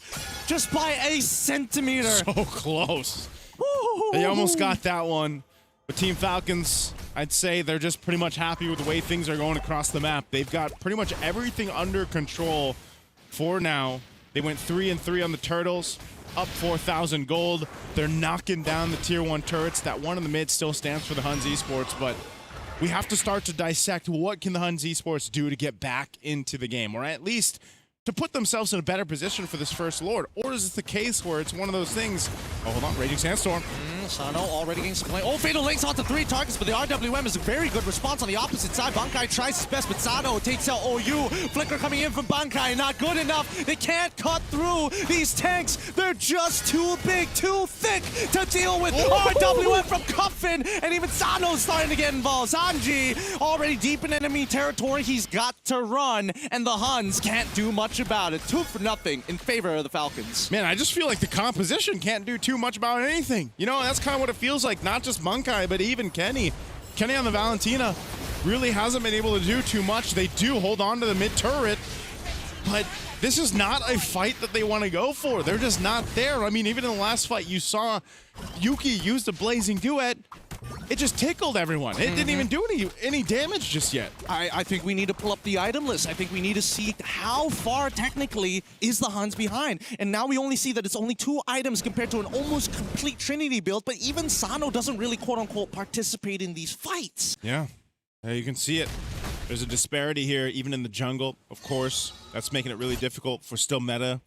The mid lane, we were wondering, you know, with Valentina, I mean, this has been a discussion throughout wildcards. Raging Sandstorm. On to Yuki, forcing him to take the BMI backwards. Troll can keep on going as RWN is here. The heavy spin is great. Troll can take the damage. Fatal links into 2 as the Blazing Duet finally comes out. Troll will give everything. Flicks away. Sano able to get the BMI. Oh my goodness. The counter RWN from Kenny as Bankai covers him from Boyette. Now Troll, he's done everything. He tried his best and still a 3-for-1 trade in favor of the Huns. What just happened to Team Falcons? That one was not in their favor. It was a bit messy. Still meta still goes down though. They locked him down, but the Huns Esports followed through by coming back for it. So now still meta's up. Boyette still got 5 seconds. They want to blitz this Lord and secure it. This is what they need to turn it around further. Do they have a Spear Destruction? Is there any SOD coming up? No, the ult is still not there. No attempts for the steal is going to be made as still meta, despite dying, still secures the Lord for his team. And this is going to pull the Huns back from out of the dirt. Man, that's massive for them. This is exactly what they needed. You know, before that, I was just saying, you know, what can they do? It just felt like they weren't exactly online, and these small wins will help. Here's a conceal. They want a sandwich. Oh, they want to get on top of Yuki, and now the heavy spin is already out, but now here comes Oyu, who's able to slow them just enough to terrify into the fatal legs. Kenny! Amazing shadow strike to turn this around. 2-0 again, and they're going for more as the Huns run down Sanji all the way from the top side. Team Falcons, I think they're just being a little overconfident in this. They knew that Cuffin and Sano were on the other side of the map. They went for it. And the Huns Esports will just punish Team Falcons. At that, I mean, that was essentially clipping the wings right now. The lead has been gone. I mean, look at this. They go in with Sanji. Cuffin was there, but he just kind of disengages because this is not a fight he wants to be a part of. Yeah, it's crazy stuff, man. It's crazy stuff. Now, this is still part of the replay. As we saw, a lot of it just comes down to, can we actually hit Yuki with the right ability, right? And unfortunately, they weren't able to find that. But now let's jump right into the action here, right? They've already managed to defend themselves from the Lord. A lot of holy shielding gone, but at least Cuffin was able to get an Ice Queen's wand. So maybe those situations won't happen again. I don't know, maybe he just doesn't want to give the shutdown, or, you know, just decided that wouldn't be best if he was there, part of that fight, but either way, that one's done, and the Huns Esports now swinging the pendulum in their favor. They've got plenty of time to go ahead and wait for things to get even more established, so it doesn't really matter that still meta died multiple times for the rest of the game. His team has essentially gotten to where they are a big threat as a whole. Now that we've seen the Fatal Links combination, we've seen Yuki being able to actually pump out the damage. He's done time on the clock to go ahead and get to where he needs to be. If you're Team Falcons, this is where you need to see Cuffin and Sino come together and pull through for the team to get to a Game 3, because right now, the Huns Esports seems to have them figured out. Yeah, I think right now we just need to see an outstanding performance coming out from Sano, right? Coffee can only do so much, and I think that the ideas from Boyet and Troll are genuinely good. It's just that everybody needs to be on the same page about this. Huns, they're great at team fighting, they're great on that defense, but at the same time, if they stick too close to each other, that RWM will punish them once again. Okay, let's see. Team Falcons just kind of scouting out their side of the jungle. They've got to be so cautious on not getting overstep, not being overzealous. Boyet's heavy spin has been such a cornerstone with trying to set things up around the RWM of Cuffin. And now that the Lord is up, we'll see what they decide to do. They're going to still put pressure on that bottom side. The Huns working on that wave to keep some pressure. They spotted out, so Team Falcons, they don't actually go with the Lord just yet. They're going to delay it a little bit further, and we could just see a full-on team fight for this one. Team Falcons knows how crucial it is. They don't slip further behind. Earlier on with a 4,000 gold lead nearly has been dissipated, now in favor of 2,000 for the Huns. They wait patiently. OU has a flicker, fatal links available for him. It depends who he catches out. You have Sano on the other side. He's gonna have to rely on the SOD. No, please, Sano. He's got to. Every time he shows up, it's going to be a movement from the Huns and even from Falcon M. He wants to clear that bottom. He needs to hit the SOD here. There's no choice. He has to clear this wave, and now the Huns are on the attack. OU tries, but now the RWM stops him in his tracks. However, we see Guinevere on the opposite side on top of Boyet. Bankai takes out Sanji as this entire sequence is going to be played one more time just for your entertainment. Okay, who got the Lord? Okay, thank goodness. Okay. Thank goodness. Let's get right into it, right? Because now with the Lord already in their hands, this means that this game, it's gonna drag out a little bit longer than we would have liked. Okay, that may be a preview for the future here. Divine Glaive, though, locked in for Cuffin. They got the Lord off of that. Now they're the ones turning things around, ready to knock on the base turrets of the Huns Esports. They're working on the bottom base turret without Still Meta and Yuki. This is not a defense that they can take. So bottom base turret goes, mid Lord pushing up to the tier 2. By that time, everyone from the Huns Esports is ready for this defense. A charge from the Lord. Does Team Falcons look to end it here? They're gonna make the attempt, but first OU, he's going to look towards Boyet. He's trying to force out the heavy spin. Oh, Yoki gets blown up by the RWM into Sanji's engagement. And this game should be done for. 2-0 as Falcons go straight for the crystal. Oh, you're going to make the attempt here, but he already used his fatal links. He's just there for an extra body as Bankai tries. The spell vap is good, but not good enough. The stolen heavy spin to clear out the rest of these minions. But it's just one man. We go over to a potential game. Hey, hit the base, man. Hit the base. I'm trying to set this up for you. There we go. A game 3 for Falcons. Don't know why they hesitated there at the end. You know what?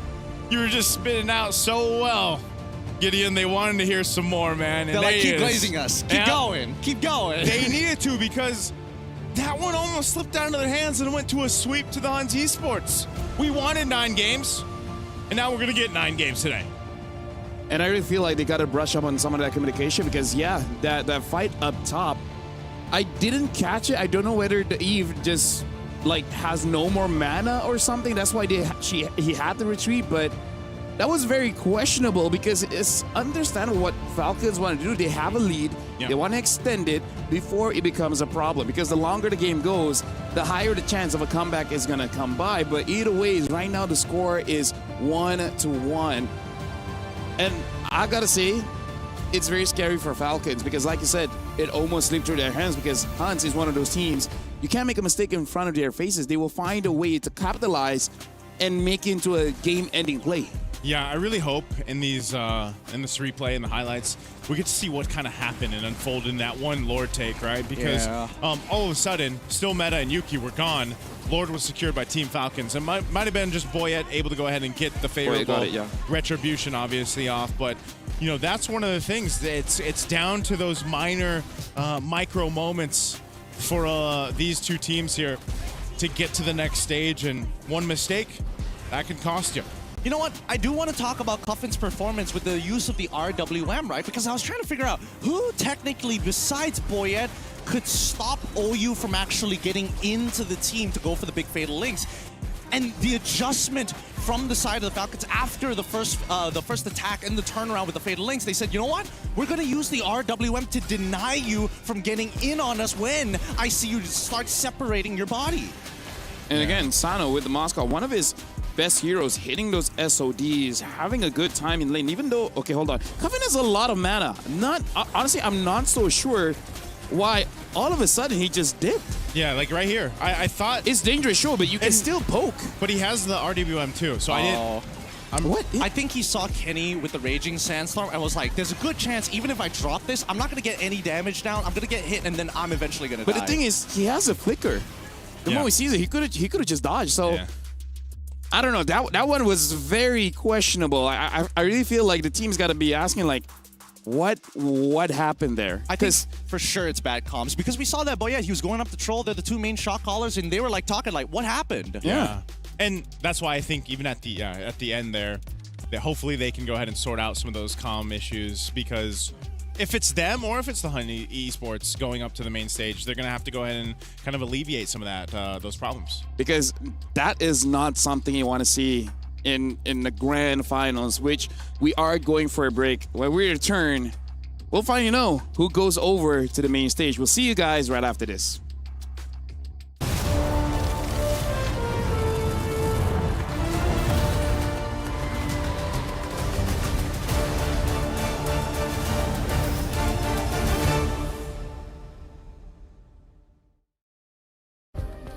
Play is in our DNA. Whenever we let it out, it becomes our superpower. Now imagine an entire city being built to supercharge it. Kadir City, powered by Play.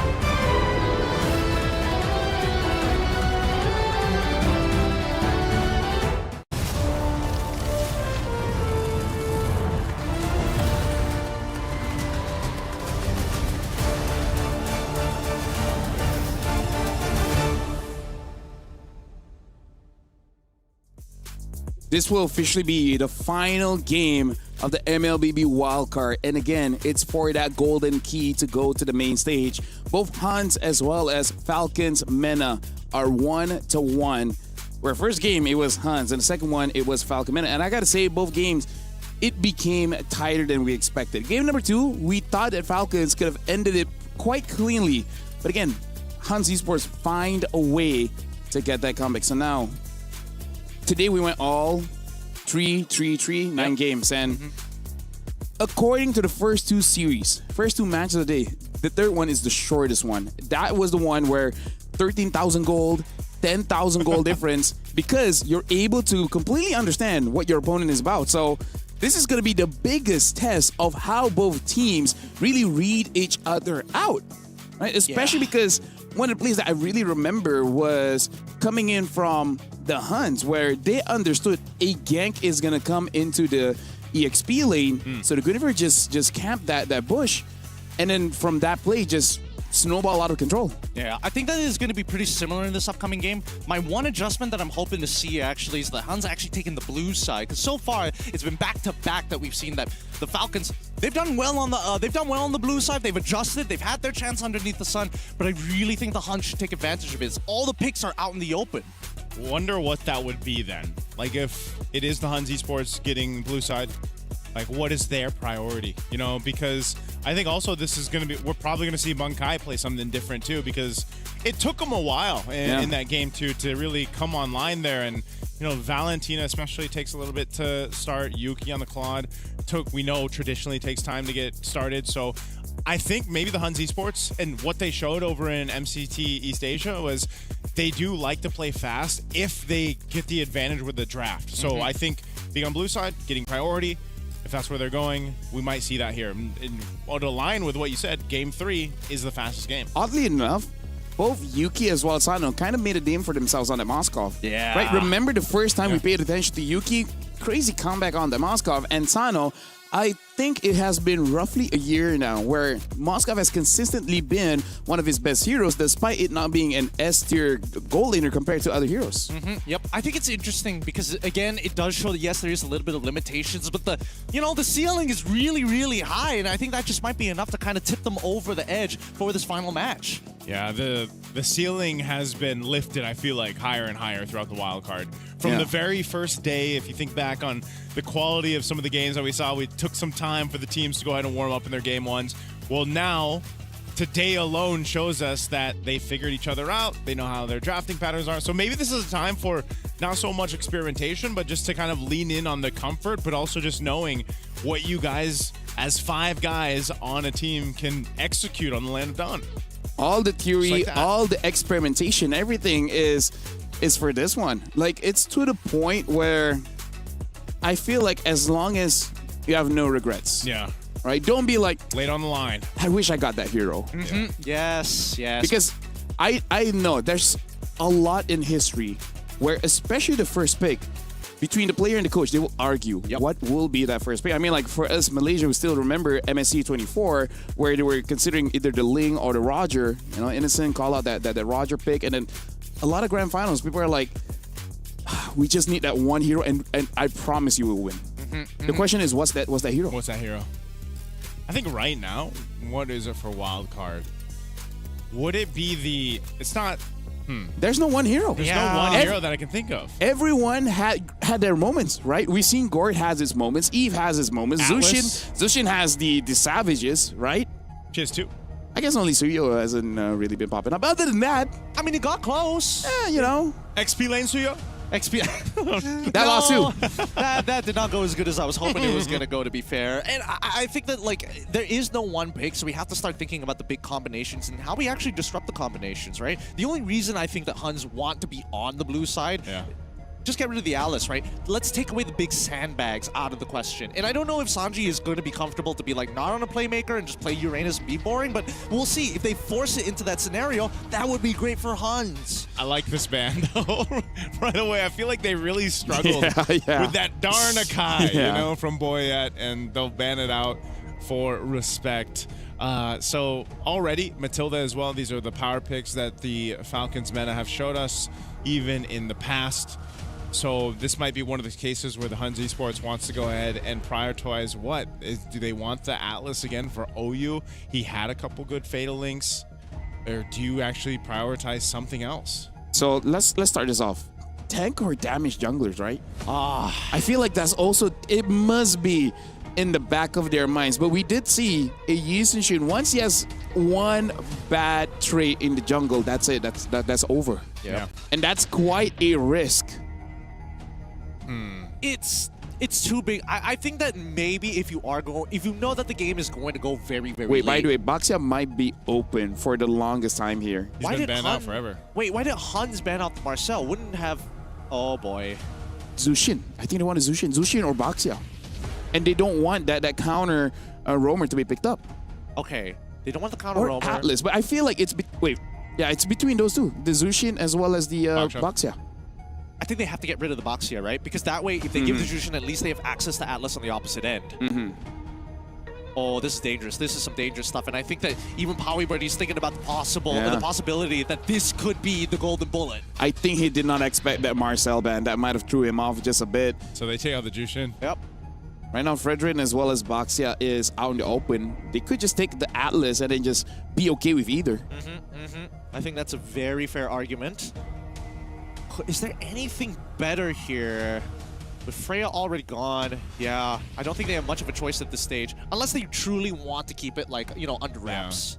Yeah. Oh, I don't know. I almost expect them to just go with the box shot. At least you can go ahead and build it. I think it's too much to give the box shot over to Boyet.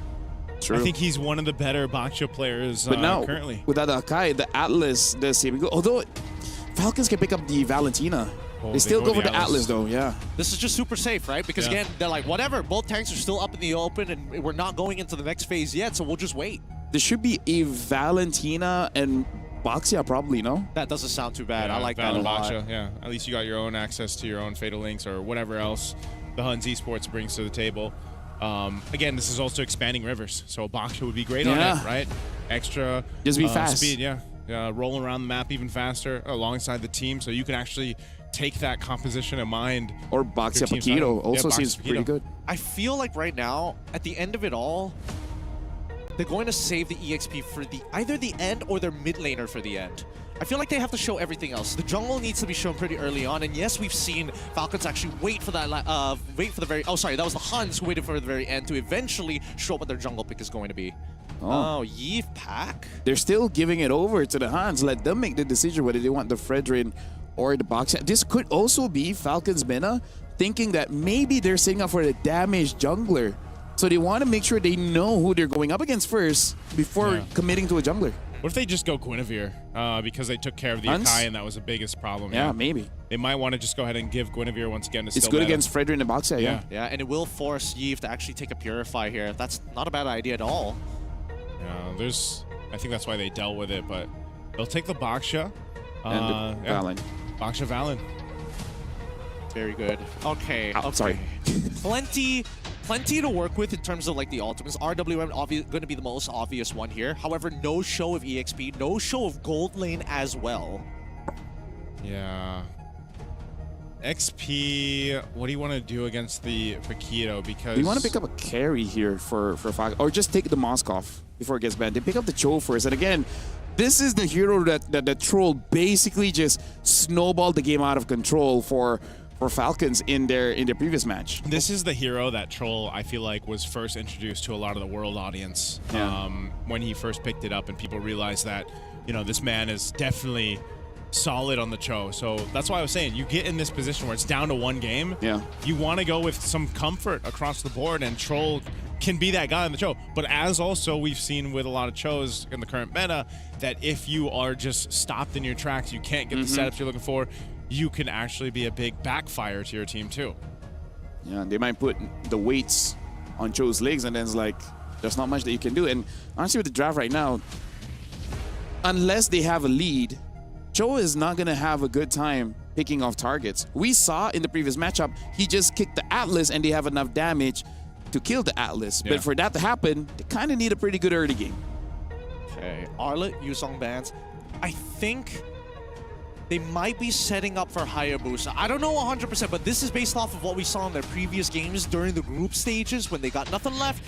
And that ideally, third pick. yeah, that third pick, we go into that Hayabusa. I was thinking whether or not a Suyo would kind of fit into the Yi build, Shin. but even a Yi Shin, but I think there's not enough pressure.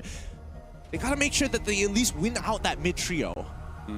So take a gold laner first, perhaps. Which I guess the Claude is still open. Carry is also pretty good to Carry, do with the Boxy as well as the Atlas.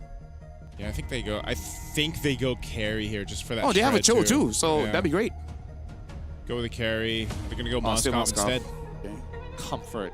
And a lot of crowd control. Look at the lineup from Falcons Mena here. Basically every single hero there has some form of crowd control, and now the Lapu gets picked up as well as the Harif.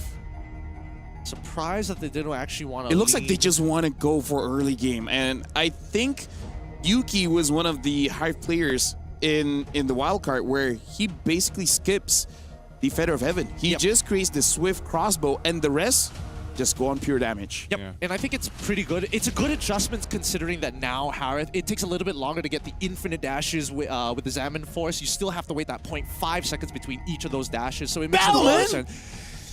Honestly, I am looking forward to it because I tried Balman. The clear speed is hella good, and now they switch up for the physical down on his second skill.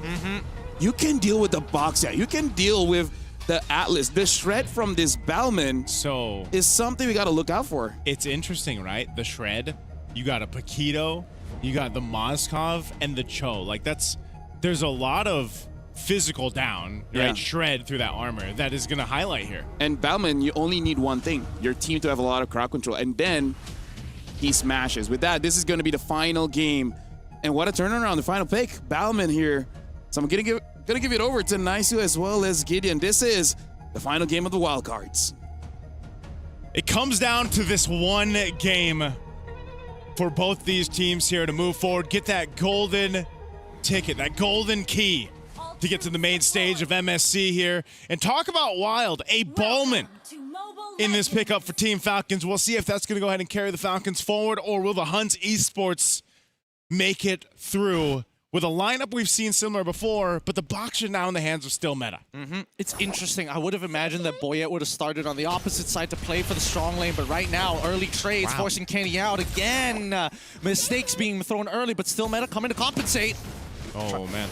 Oh! Concussive Blast already getting him. Nicely done from the side of Still Meta. I thought he was going to flicker just a little bit sooner there, but either or, this is still a very good start for the Huns. Yeah, man, it's like when you see the Baksha mid-air, you're flickering already. You know, it's like you want to be a little early on that one. So unfortunate that also the flickers burn and you die. So with the Huns Esports, they're going to go ahead and get things going. Boyette, this is... I mean, we talked about this, I feel like, on day 2 of the wildcards, we were like, oh, maybe Ballman comes through. And now that you essentially are going to see in the hands of Boyette, this could end up working really well because your early damage is already pretty good in the mid lane, but also having Troll, for example, on this Cho, there's potential for you to get some good pickoffs even before the Way of the Dragon comes through, or once you have it, even more so. We also talk about the response from Boyette after seeing the Boxia show up into the mid lane, notice quickly, hey, he doesn't actually have his purple buff, instantly goes for the invade after. So just really on the ball here for Boyette. Yeah, good usage there, good game sense. So Meta, obviously level 4 anyway. Just going to be able to go ahead and do what he needs to do. The Turtle's coming up here in about 8 seconds as they get in position up on that top side. And look at the adjustment, right? After stealing, immediately running to his own purple buff, and then going to the top side to fight for strong side. And look, now it's a 2v1 scenario where Sanji has already beaten up Kai to a pulp, and now Still Meta is here to compensate. But even so, Tortoise Poisson's already down. This should be pretty free for the Falcons. Oh, man. Okay, Turtle up. Boyette's going to go ahead and do that. Rest of Team Falcons will go ahead and zone out the Huns. Whoa, Sanji. RWM also going to get called down here. They probably should have gotten the RWM down first before they call Sanji to flicker forward. But hey, that's fine. They still get the Turtle. They got everything that they were looking for. Yeah. Troll nearly there on level 4. Good decision there for them not to kind of get overstepped and go for too much. Again, they want to go ahead and build up, get things going. Now that Troll's level 4, they'll look for the picks. He might run into the rest of the Huns. Oh, and he gets... Oh, the flicker just in time. Nicely played by Troll. And he also had the third hit of G-Kundo just in case. Boyette doesn't get the steal, unfortunately, but he did have to commit his ult. Even so, he still has an EXP lead over Still Meta. Yeah, it's just a bit.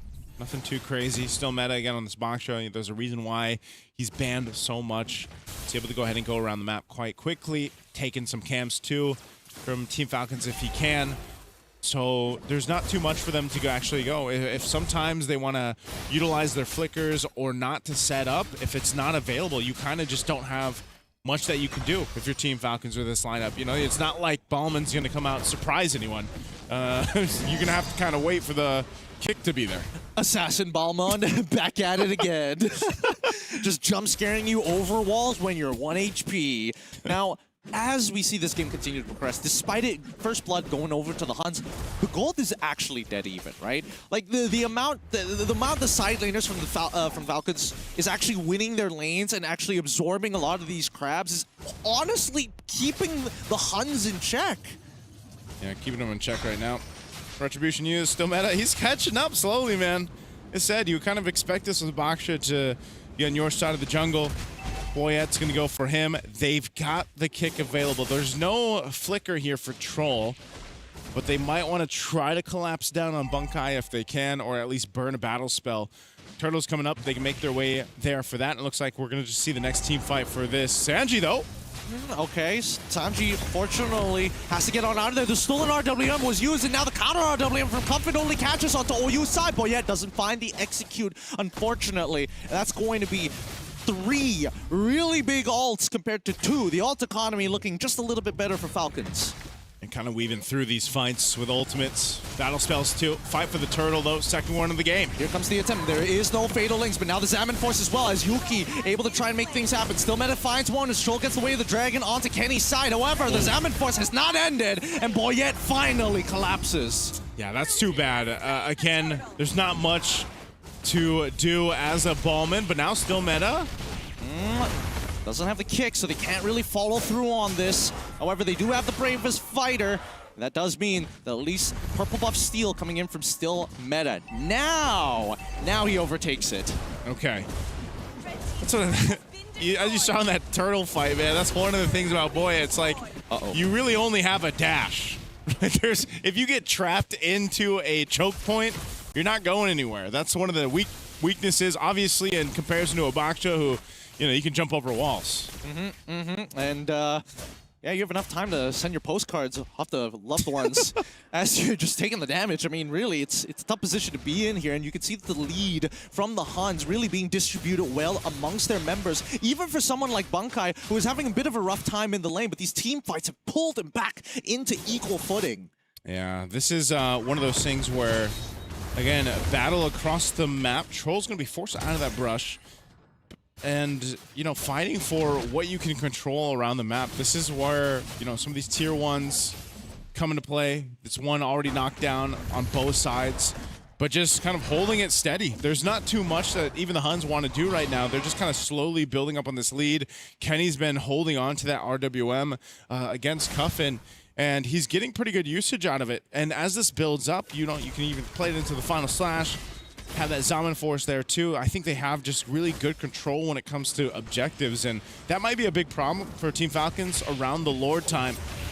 Troll once again really looking for one of these members that he can kick, but that's the thing. Who is it? Who is going to be the one that you can kick? Yeah, I mean, look at the amount of space that Huns are, again, not only trying to take away from the side of the Falcons, but Falcons are trying to clear out their sides of the jungles before Huns can even take any gold. And now the Way of the Dragon from Troll into the Fatal Links coming in from OU. Kenny, he's down low, but he's also got to counter RWM. He won't be able to participate. Wait, Kenny, he actually wants to be part of this. Bravest fighter coming out from Bankai's side, and Falcons, they've got a majority of the resources down, and now the solo RW comes out. Kenny is doing it as Sanji's trying to break it out. Bankai, again, with his bravest fighter, has already zoned out too, but that's going to be still Meta who finds the kill onto Troll. Man, that's just how, I guess, the game plan of the Huns Esports, I actually thought they would just completely disengage off that, knowing Bankai was low, Kenny was low, and I expected Team Falcons just to get the turtle, but instead they end up getting caught in a fight against the Huns, and they lose it. And they could potentially lose more. Yo, Sano in trouble. Here he comes, the Atlas, right on top of Sano. Oh, regenerate before you flickers forward with a Fatal Link to secure that kill. And Boyette takes out Bankai. 2 members left, and OU just has to say goodbye to still Meta as he takes it from behind. Okay, I don't know if that's exactly necessary for the Huns Esports. I get, in theory, they wanted to get more. But in between 2 turrets at that point, the tier 1 and tier 2, this early on, 8 minutes in, it's not going to go too well, right?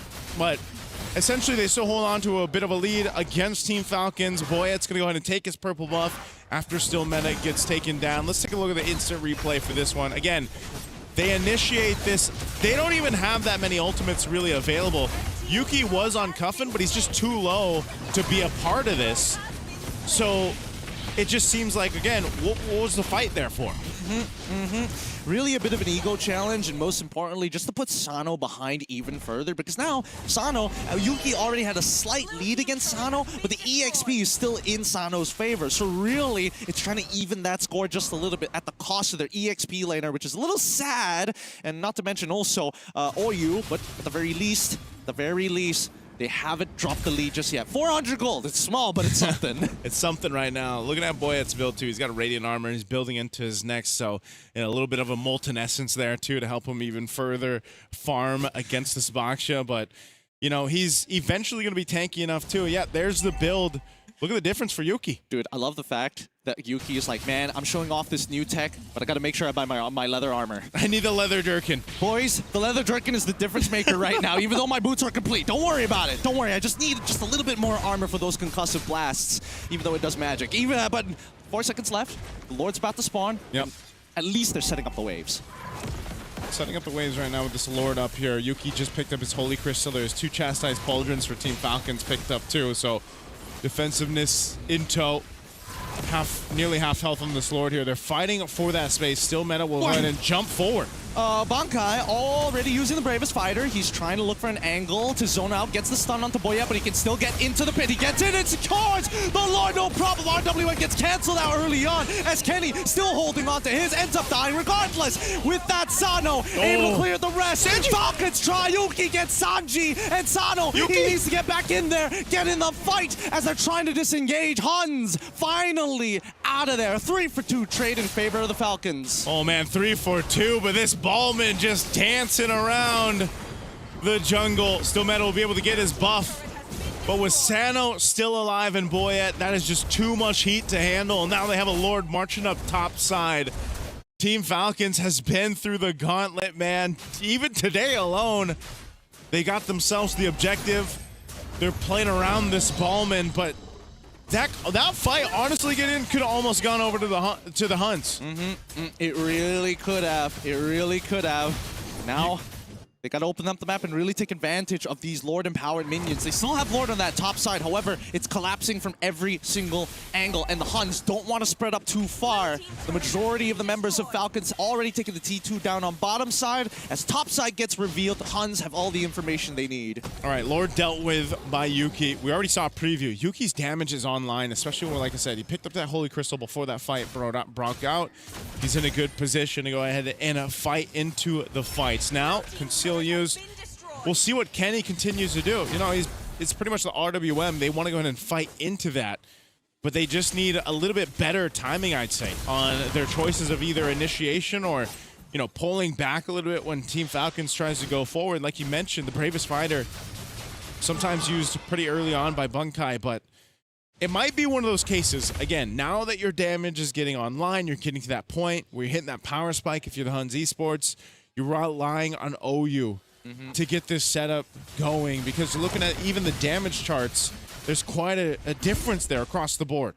Oh, okay. An SOD to double check the position on this purple buff. Did he get that? He did get it. Oh, no, Yuki got it. Wait, did Yuki get it? Wait. Yeah.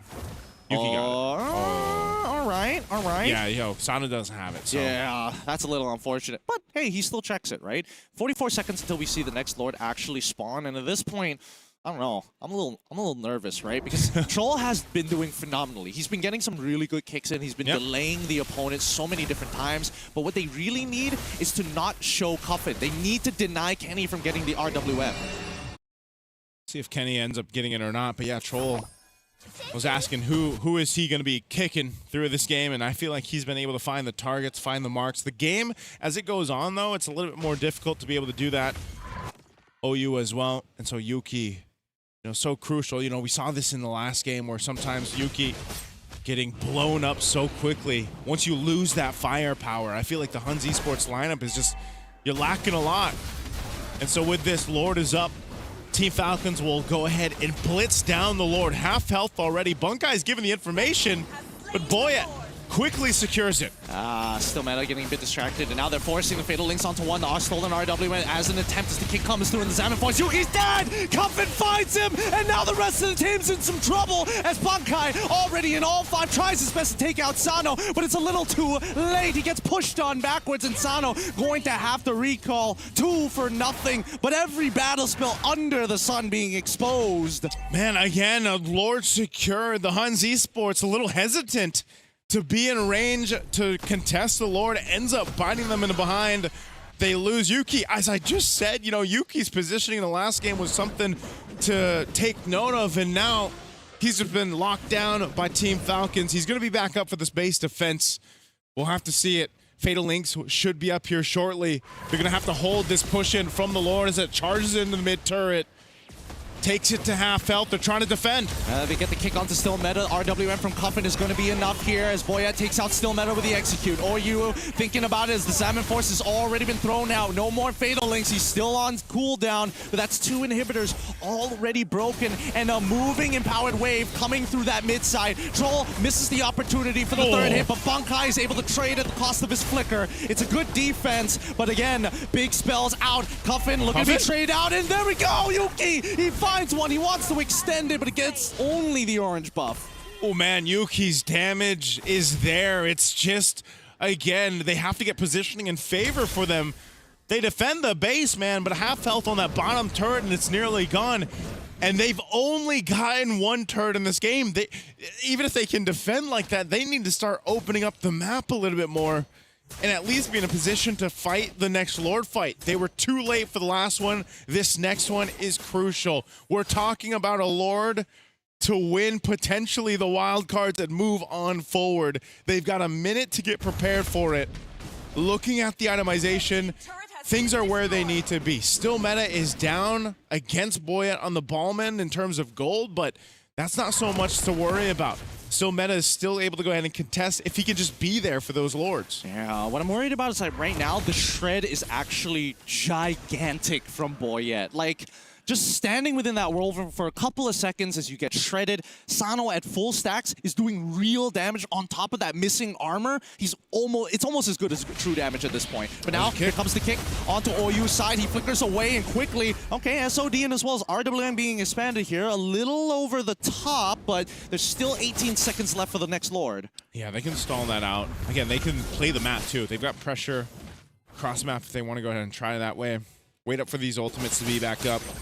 You know, on the other hand, OU doesn't have a flicker. There's no surprise that he's going to be able to pull off if they go for that that play around this Lord. Wishing Lantern 2 picked up for Yuki, so even more so will his damage be a threat. And the Falcons, they'll take their time with this. The Huns Esports are in a tow. They're in range and position. Troll has a flicker available. Spots things out, gives information. They're just going to macro it out. They know that there's 2 naturally pushing waves in top and mid. They want to look for a position here, and Hans, it looks like they're having to force this RWM to slow it down. Yuki forces the flicker, but Boya takes out Yuki, and now this try should be done. Sano, nobody can stop him as he gets free auto attack. Sanji takes out Kenny, and now Sano takes out OU. The rest of the Huns start to fall, and this is it. After 2 years of back-to-back failures of making it from the group stage, we see that Falcons, Middle East, North Africa coming to represent as they're looking to finish this game with a wipeout. Team of Falcons will celebrate as the minions and the rest of the team, all alive, will push forward to the main stage of MSC. Congratulations, and there you have it, your first qualifying team from the wildcards. It's Falcons, Mina. What a series. What a day that we've had here to round out the wild cards, man. 9 games to go the distance. The communication from Team Falcons might have been a little bit off throughout the game, but hey, they came together in game 3 and they made the Ballman work. I mean, like, personally for me, I feel like Ballman is a sleeper pick. I personally have been trying him out, and he does feel good just because he's easy, right? Especially because his clear is fast, and you can't Especially really... with the Molten Essence. And you can't stop the spin. Yeah. Even Barats eats you, the spin just keeps on going. And let's just say congratulations. Falcons Mena make it through. They got the golden key. And here's the thing, man. Boyette so far today, he's been really feeling it. He's been trying to be a little... He's letting everyone know that he loves all of them. Oh, yeah, be a little spicy boy here and there. I love it. I love it personally because, again, Boyette had to play a very, quote-unquote, non-carry role, right? Because, again, his main job is to clean up some of the messes, but most importantly, to shred for the rest of the team. He's making it easier for Sanji and Sano to actually do relevant damage in the later stages of the game. Yeah, I got to give it up to Troll, too, man. I was wondering, how he would find those picks that he was looking for. He found them, and he was able to go ahead and dissect his way through those team fights, find the kicks he was looking for, a lot of times on Kenny, a lot of times utilizing even the G Kundo, and this is a comfort pick. Like I said, this was a hero. The Cho was the hero for Troll, where the world first tuned in to these guys, years ago. And yeah, like Gideon mentioned, after 2 years, they are finally moving from a wild card going up to the main stage. Hey, who knows? Maybe this performance could qualify them for maybe a major region slot. Hey! But I gotta say, man, shout outs to Hans Esports. It's been a long wild card for them, and they showed up in Group B, undefeated. Yeah. Right? And I don't know, man. I want to see more coming in from Mongolia because it's just one of those regions that people are like, yeah, they haven't made it yet, but you always know that they're just 1 or 2 steps away from making a breakthrough. That's what it feels like. Literally, the only thing that they could potentially work on is just how quick they can adapt to the game, right? I think that's the only thing left because they've got everything else. They've got the macro, they've got the mechanics, they've got everything that Falcons MENA were working up towards. But that adaptability, that's something that Falcons took 2 years to put together. I know, but that's also, a celebration right there. I know, but there's one simple way to solve all of that. What's How? that? Have more competition in Mongolia, man. Yes. Right? Yes. Like in Malaysia, Indonesia, Philippines, it's basically year round. Yes. If they have something like that, we're in trouble. That's why it's great to see, the tournaments that they do get to compete in to qualify for these internationals because they're 1 or 2 steps away from just really, I feel like, being such a threat on a main stage. Hopefully we get to see them more on a main stage in the future. Because right now it's essentially like going up against teams that can go to the gym, say, 5 times a week, and they are only limited to 1. Right? Imagine if they can go more days to the gym, like how that would look like. They'd be so jacked. Right? They'd be so jacked. They're already wrestling against horses. They just need a little bit more. But with that, I think we will be having an interview later on. But I'm going to take this time to remind everyone that after this, it's not over just yet. Now that we know Falcons MENA has qualified to the main stage of MSC, we will be having the MWI as well as the MSC group draw after this. So we would know roughly who will fight against who. The schedule, I think we'll figure out later on, but at least we know who are each other's opponents. The groups, basically, right? Like, I'm pretty sure even Falcons will be like, okay, who will be our first victim? I would have loved if Boyan is saying that alongside with Troll. I love the confidence because again, you got to have that type of mentality facing against some of the bigger boys. Who wants his ballment? Basically, boom, TLPH. You're like, it's not elimination, right? But yeah, like all fun and game. Shout out to all the teams that competed throughout the wild card, and this is something that a lot of people didn't expect, having Hansa Esports as well as Falcons MENA. I mean, Falcons MENA highest likely to be in the grand finals, but still, it's an amazing 9-game day, and we wish them the best of luck for Falcons to go on the main stage, because again, those 15 teams that's already waiting are no joke. Boys, hot take here. Yes, I think, sir. I know we joke about this every single year, but I think this time round, I know I don't personally say it, but I think this has to be one of the best wild cards ever. I just love wild cards and MWI. I think that this one really goes to show, like, most of the time when I come into these things, I'm expecting like, okay, these are like some of the minor regions, but really they are emerging and they only get better. And I think this time round, they're at a good plateau where they're trying to break through being some of the best players in rank to now some of the best players in the world, and that's a very steep hill to climb. And I think it's always interesting too to be introducing new regions or emerging players, making things kind of more exciting in the international scene of MLBB. And now, with the victory for Falcons MENA, we're going to be throwing it over to Eterna as well as Coach Paui, just to see how they feel that now they're in MSC. It's such an exciting day here, ladies and gentlemen, as we are with the victors who move on to the main stage. Welcome to MSC, Coach. Yeah. Hello. Hello, okay.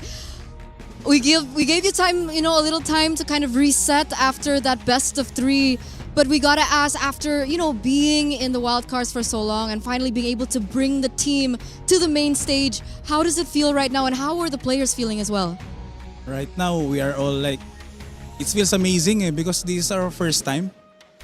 I think in their region as well, it's the first time. And me with them, it's the first time also because last time I think they got out. They got eliminated early last MSC. So now we are just really happy and excited to join the main stage. It showed. It showed. I mean, I heard the battle cries earlier on the screams. Such a passionate bunch. And of course, we got to talk to Troll earlier on as well. But after that, it looked like you went straight back into your final game. So did you have enough time to prepare for the last best of 3? To be honest, I already make data for the top 4, like the enemy, like the Alpha 7 and what is this? The Hans, and then what's the other one? I forgot. All the teams. Basically all the teams. All the teams. I make data like yesterday, before I sleep. So whoever we face, we're ready. Okay, so you were prepared. I don't know why, but we're slowly going further and further away. Are you scared of me? Is it? Is there something wrong with me? Do we need to do handshakes? We can do handshakes. There you go. See, I do handshakes, guys. Nervous. I'm really nervous because it just like I've said, it's first time and I'm really happy to be here.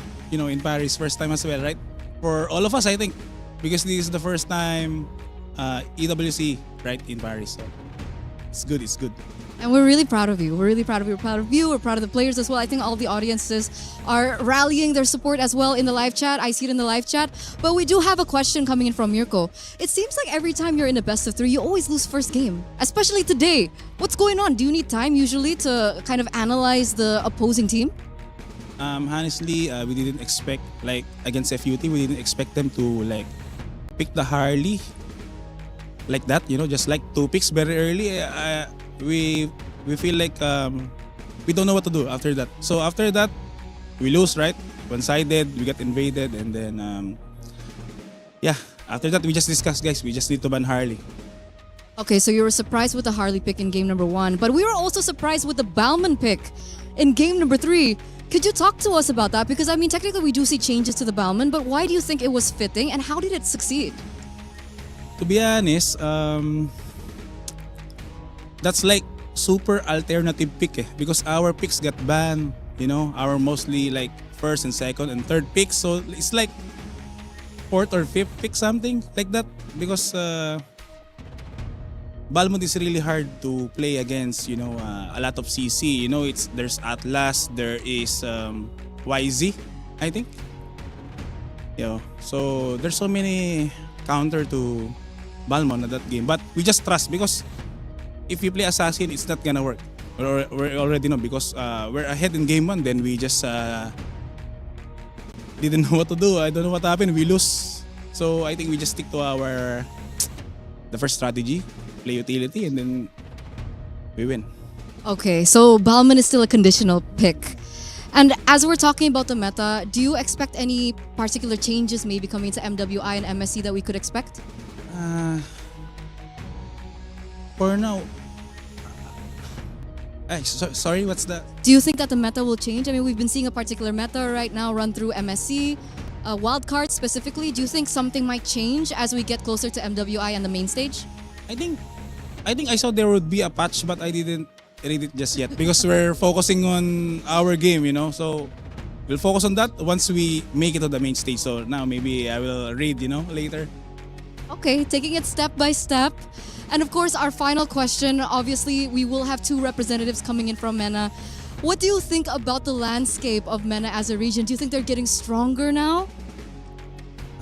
To be honest, the competitive is still not like, the MPL, PHID, but it keeps growing, I think. That's all I can say. Okay, it's going to grow. It's continuing to grow as well, and we're excited for that growth, especially as you head over to the main stage. So once again, congratulations. We're going to let you rest. And of course, we're going to throw it over back to the panel, especially Lafel. Back to you.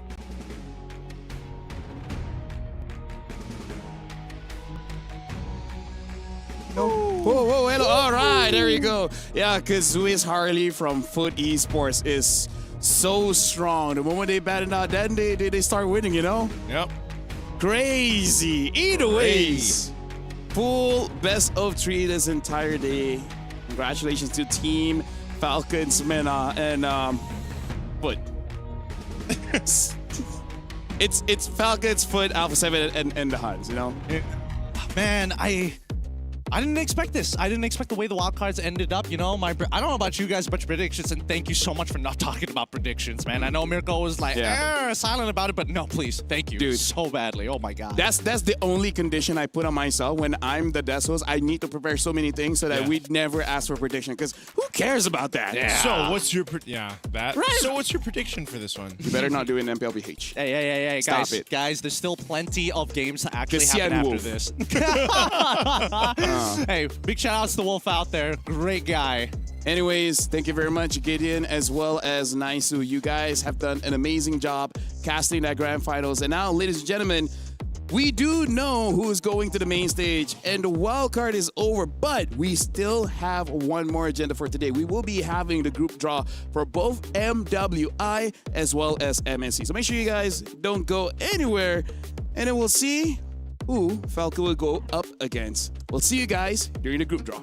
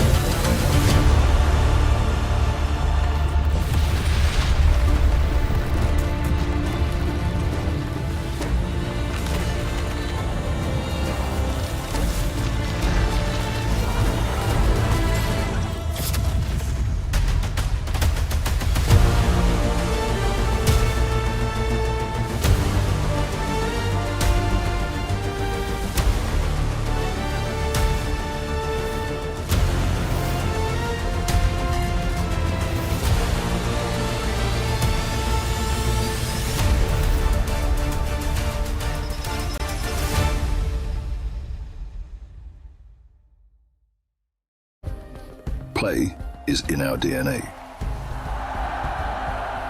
Whenever we let it out, it becomes our superpower. Now imagine an entire city being built to supercharge it. Kadir City, powered by play. We were there for every click, every clutch, every respawn. We were there for the years of grind, and we're here. Now, the proud founding partner of EWC, powering the biggest event in gaming, shoulder to shoulder with the world's best, making history. Greatness deserves a stage. Lenovo Legion, reach your impossible.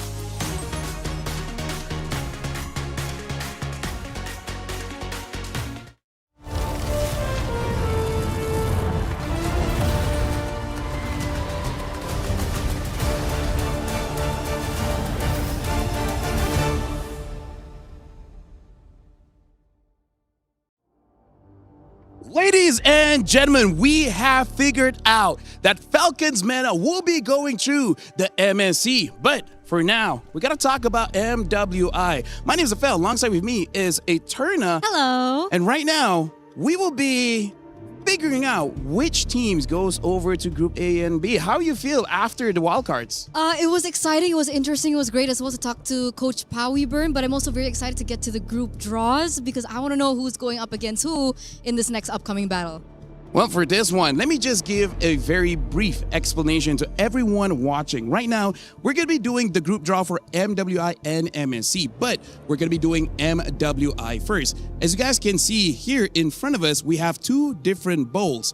This will be teams from Pool 1, this will be from Pool 2, and we will have Group A as well as Group B. We'll pull everything from Pool 2 first. Goes to A, second team goes to B, third team goes to A, etc., until we're done. And then we follow up with Pool 1. The only interesting thing about this one is that teams from the same region will not belong into the same group. Meaning, if there's two Indonesian teams, one will be in Group A and one will be in Group B. So that's the twist. And that's the main, I would say, rule, right? So we're not going to get a PH, we're not going to Indo, or Malaysia. And you guys might be wondering, for those of you guys back at home, who's in seed 1? Who's in seed number 2? Seed number 1 is going to be coming from all the established regions, right? We have Indonesia, we have Malaysia as well in there, as well as the Philippines. And of course, coming into seed 2 are the emerging and the rising regions that we're definitely excited to see battle it out here in MWI. Yeah, over here we have Africa, Cambodia, Mekong, China, Western Europe, South America, Mongolia, as well as Turkey. Now, here's the thing. It's interesting that they had to make a special rule just to make sure that neither of us ruin it. Now, here's the thing. Neither of us can ruin it because absolutely we will not be the one drawing from the bowl. No. I think it's too much pressure. And you know who handles pressure really well? Our fellow friend, Mirko. Mirko? Bob Frederick, please come on over. Ladies and gentlemen, give it up for Mirko. He will be the one to actually be selecting the teams. Well, selecting. It's wholly RNG. So how do you feel that the responsibility now is on your shoulders? It's just another day at the office, pretty good matches. I'm here for the women's games. All right. What made you, volunteer? Because I heard that you volunteered for this, actually. I like it when my IG goes away. Hey, you know what? I've been trying to do that for a while. But now, let's actually continue. This is Pool 2. You will be drawing every single team here first and eventually go to Pool 1. It will be A, B, A, B, A, B. So I hope that you're ready because you got to start selecting team now. Okay, let's start. I think everyone out there is anticipating this first matchup, but we aren't going to see the matchups just yet because we're going to draw out the first team. Don't forget to show it on camera once you get visuals of it. It's okay. That's what she said. We have all the time. And the first team is Seita. All right, our representative from the Chinese region. Yeah, so right now it looks like Seita will be the first team from the second seed moving over to Group A. Now the next team you will choose will be going over to Group B. So this one, we're going to be finishing everything from here. Yep. Let's go. Let's go again. So right now we still have Africa, Cambodia, Mekong, Western Europe, South America, Mongolia, as well as Turkey. And let's look at the second team here. Okay. And the next team is Foot Esports from Turkey. All right, so at least for now, looks like Seita as well as Foot Esports, they will not be in the same group. It will be different groups, Group A and B. Now going for Group A again. We'll see the second team entering Group A. All right, we still have Africa, Cambodia, Mekong, Western Europe, South America, and Mongolia. So the third team here. It's going to be Aurora Gaming from Mongolia. All right, so it looks like in Group A, we have Seita as well as Aurora Gaming. And right now, we have to see who will be joining Foot Esports in Group B. So far, this means nothing just yet because we do not have the matchups. After we finish Pool 1, then we will officially have the matchups here. Okay, next team is MIBR Loss. All right. From South America. Yeah. All right, so right now, looks like Turkey and South America will be in Group B. Now, go for Group A again. We only have 4 more teams here, Eterna. Let's see the final 4. And the next team will be... This is for Group A. Geeky Esports from Western Europe. Our first representative from WEU here at MWI. All right, so it looks like Geeky will be joining China Dev. So now we're just going to go through. I'm pretty sure, especially the ladies watching, they're very nervous for this one. Because again, we will only know the matchups after we finish Pool 1. And this is Galaxy Phoenix. Okay, from Cambodia. All right, and now we only have 2 more, Mirko. This shouldn't be that difficult. We still have Africa as well as Mekong. And the next one is Twisted Minds from Mekong. Yep. So that means the final team here, which I believe will be in Group B, is Team Falcons Mena from Africa. But again, just to officiate, show it to the camera. There you have it. Team Falcons Mena. All right, so now every single team from Pool 2 has been drawn. Now we got to look at Pool 1. This is the established regions, Malaysia, Indonesia, Philippines, Myanmar, North America. This is the ones that everyone from Pool 2 has to be careful of. Yeah, we have the defending Just champions there. We have a very strong region in Navi as well in there. So we're gonna kick things off. Our first... In Group A? It's Team Falcons ID. Ooh. Team Falcons ID with a revamped roster. But of course, we still have Violet and Agatha. So if you guys are familiar with those players, they're still gonna remain with some new players as well to kick things off. Yep, and for you guys at home, make sure you guys keep in mind we're going to be showing the tournament bracket here. Give me a sec while I take a look at this. And looks like I will not be able to look at it because my eyesight is pretty poor. So hopefully you guys at home are paying attention because I cannot. Yeah, I didn't bring my glasses. Well, Mirko has glasses. Wait, let's try it. Mirko, can you see it? I can see things. All right, there you have it, guys. He can see things. Well, with that being said, you guys at home are seeing the tournament bracket, and those are the second seed teams. And now I believe we will be seeing, but either way, I feel like we will still count that first one. Team Falcons ID is the first team drawn from Pool 1. Okay, so let's move on to our second team. And with that, I'm just letting you know, Mirko, is that we got Team Falcons ID in Group A. So if we do get Team Vitality in Group A, we will have to push it to Group B because Indonesia and Indonesia cannot be in the same group. So please.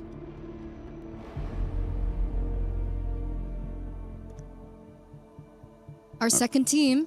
And this should be in Group B. Okay, we have Gen G Esports. All right, Gen G from North America. Hopefully Group B goes good. Remember, they went top 2. Vitality will be there. They went top 2 last time under the banner of Gaming Gladiators, but of course, it's a different roster because Nicolette is not going to be there. Yeah. Aria's going to be there. So, shout outs to her. So, we're going to be doing 2 more, Mirko. After 2, we're going to stop for a while and we're going to review the bracket. So, now we're going to go forth and find the next team going into Group A. All right, so this team is going to be... Oh my god, it's Team Vitality. But this means because Team Vitality is going to Group A, but since there's Team Falcons Indonesia already in Group A, this means that it will be proceeding to Group B. So the next team that you're drawing is going to Group A. Yep, that is correct. Team Vitality are defending champions on their way to look for their 4th title. So imagine that. All right. So now the next team is Team Ray Young from Malaysia. It's a new representative. They were able to beat Navi Malaysia. Yeah. So it truly is a big deal that they're coming through here, wondering what they're going to be able to bring to the table at MWI. Okay, we're gonna stop for a while, allowing time for the bracket to really go through. For now, I'm sure there's no stakes for you, but how do you feel about the draw so far? There's only 4 more teams left. I think I got really good teams, I got really good teams, really good matchups. I think MWI will be, this year, the best ever. Oh. How do you feel that we had to make a specific rule just to make sure we do not screw it up for everyone else here. I think it's because of us. Me and you, LaFell. Yeah. When was that? When was that? MSC 2023. But pretty good because for us at least, Indo won. All right, right now. That's true. That's true.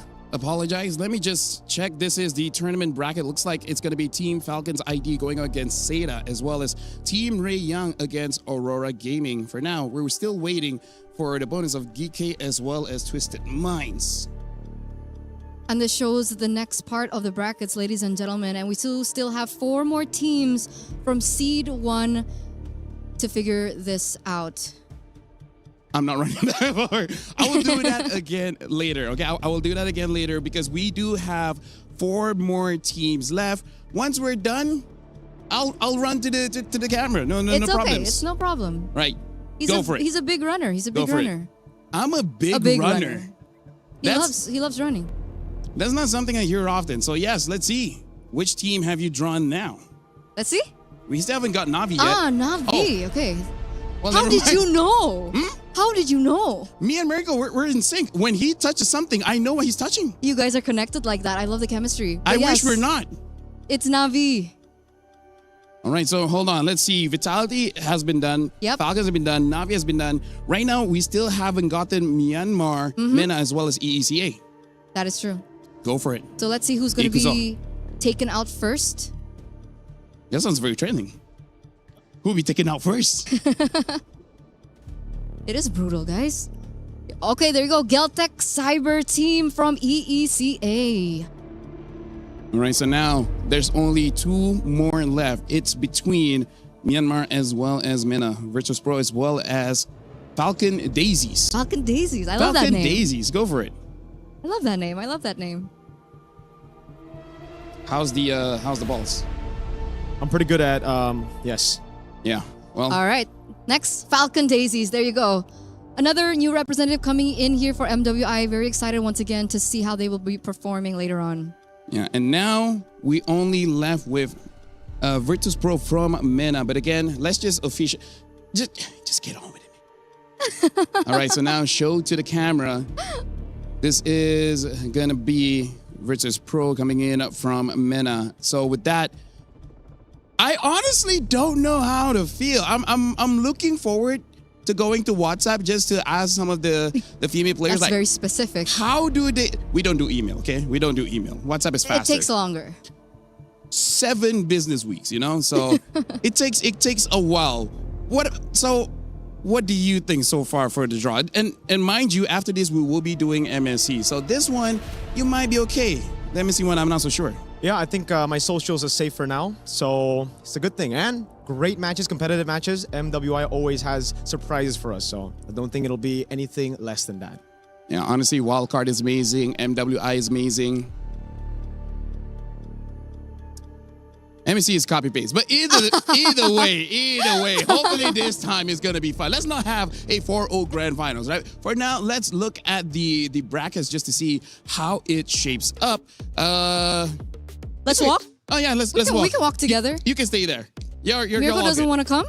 Right, so right now we're looking at the tournament bracket here. It looks like it's going to be Team Falcons ID going up against Seda, Team Ray Young against Aurora Gaming, Caltech Cyber Team against Geek Esport, and Virtus Pro against Twisted Minds. All right, so very interesting matchups that we're going to see. We're looking at some new faces. We also have familiar faces coming back into the fray. So I feel like, I know it's not the wild card, but it's definitely going to be wild card results. So just now it was Group A. Now we're looking at Group B. It's going to be Gen G going up against Foot Esports. Later on, it's going to be Team Vitality against MIBR Lost. And then Navi going up against Galaxy Phoenix, as well as Falcon Daisies against Team Falcons MENA. Let me just tell you, Eterna, Arya specifically asked me just to make sure that they're not going to get into this kind of group, not with Team Vitality, not with Navi, not with Falcon Daisies. So as much as Mirko said is okay, I feel like some people might be slightly upset with how you've drawn specifically for Group B. Is that the right mentality to have, though? If you want to be the best, you got to beat the best. No excuses, no easy matches. So prove you're the best. Honestly, I agree with Mirko. To be the best, you got to beat the best. That's why I keep beating myself. Yeah, because, you know, greatness is earned, right? There you go. Nothing is granted, everything is earned. Now, here's the thing. Eterna, Mirko, thank you very much. We're done with MWI. You're welcome. But we still have one more group draw for MSC. So, not sure whether we're going to get you again or not. But for you guys at home, make sure you guys stick around. Because when we return, we're going to see the MSC Group A and Group B. See whether we get the good groups or not. See you guys then. See you after, guys.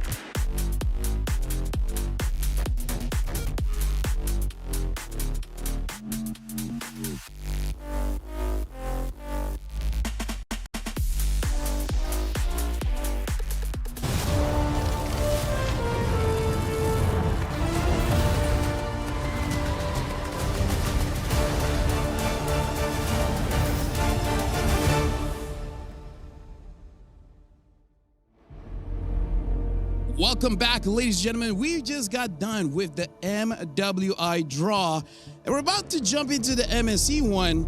And let me just tell you, Eterna, I just checked my phone just for a little bit. Got some pretty nasty messages in the family group. Whoa, what happened? What's wrong?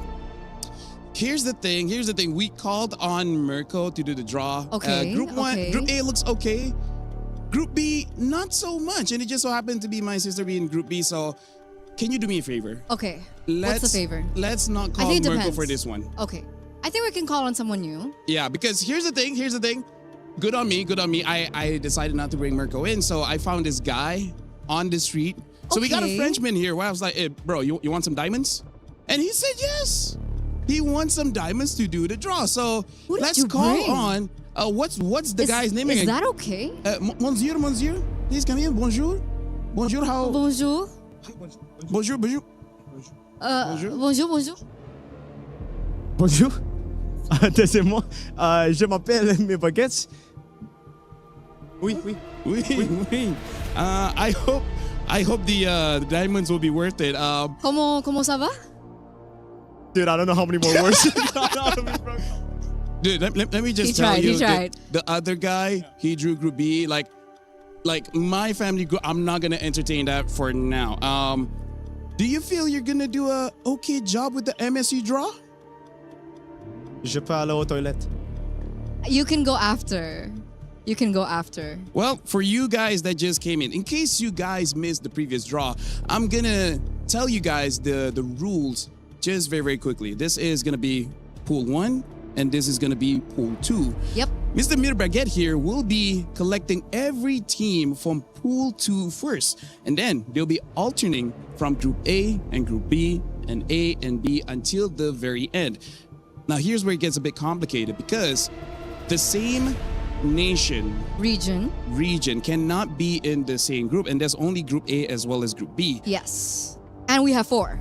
We have 4. We have 4 doubles. Yeah. Here at MSC. Tell us all the doubles here. We have MENA, we have Indonesia, we have Malaysia. Philippines, and Malaysia. Yeah, so I feel like for this one, let's play it safe.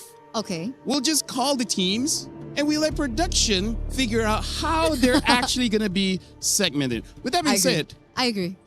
are you ready to pool for Pool 2?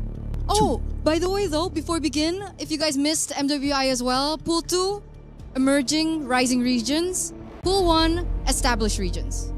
Just for you guys to understand. But yeah, let's go. Let's go. All Let's right. get it.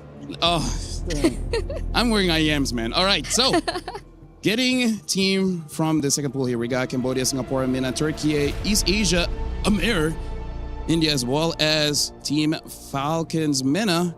And it's going to be True Rippers from India being the first one into Group A. Yeah, the pride of India there, right? The first representative from India as well. So it's going to be very exciting come MC. All right, so now we're going to be proceeding forward. Yes. Bro, do you know how many... This one. My cue cards I'm not using, so I can use it to hit you. So let's see here. It turned out, what's the second team here? Let's see. Oh, it looks like, okay, it's going to be GK Esports. Right, GK coming in from MENA. So we already have one MENA team in Group B. So we'll figure out, because the thing is, Falcons MENA is in this group as well. So we will be looking forward to that. So you will be keep drawing because we will only stop once we're done with Pool 2. So what's going to be the third team that makes it out of the draws here in C2? And it looks like that third team is going to be Guangzhou Gaming. Coming in from East Asia. And again, East Asia has been creeping up in terms of strength. So we'll see how they perform in Group A. So now, continue forward. Again, in this one, we still have Cambodia, Singapore, Turkey, Amir, as well as the wildcard team, which is Falcons MENA. Is that Falcons MENA? Yeah. Oh, well, there you go. How do you always do that? Again, everything he touches goes into my brain. It's amazing. Our wildcard team, our victors of the wildcards, our survivors of the wildcards will be moving forward there. You know what? Singapore. All right, we'll see. Will Ignite it be Gaming. Singapore? Will it be Ignite Gaming? That's Diablo, by the way. Yeah, that's Diablo. That's Diablo, guys. What is it? Pro Esports. Esports. Okay. So from Cambodia. You know what? Thank goodness I got it wrong, because imagine if I got it right, people would say it's rigged again. And the thing is about Pro Esports is they beat CFU. And Which is pretty strong. crazy. Yeah. So we have 3 more teams here. We still have Singapore, and we still have Amir as well as Turkey. Call it. Turkey. Okay.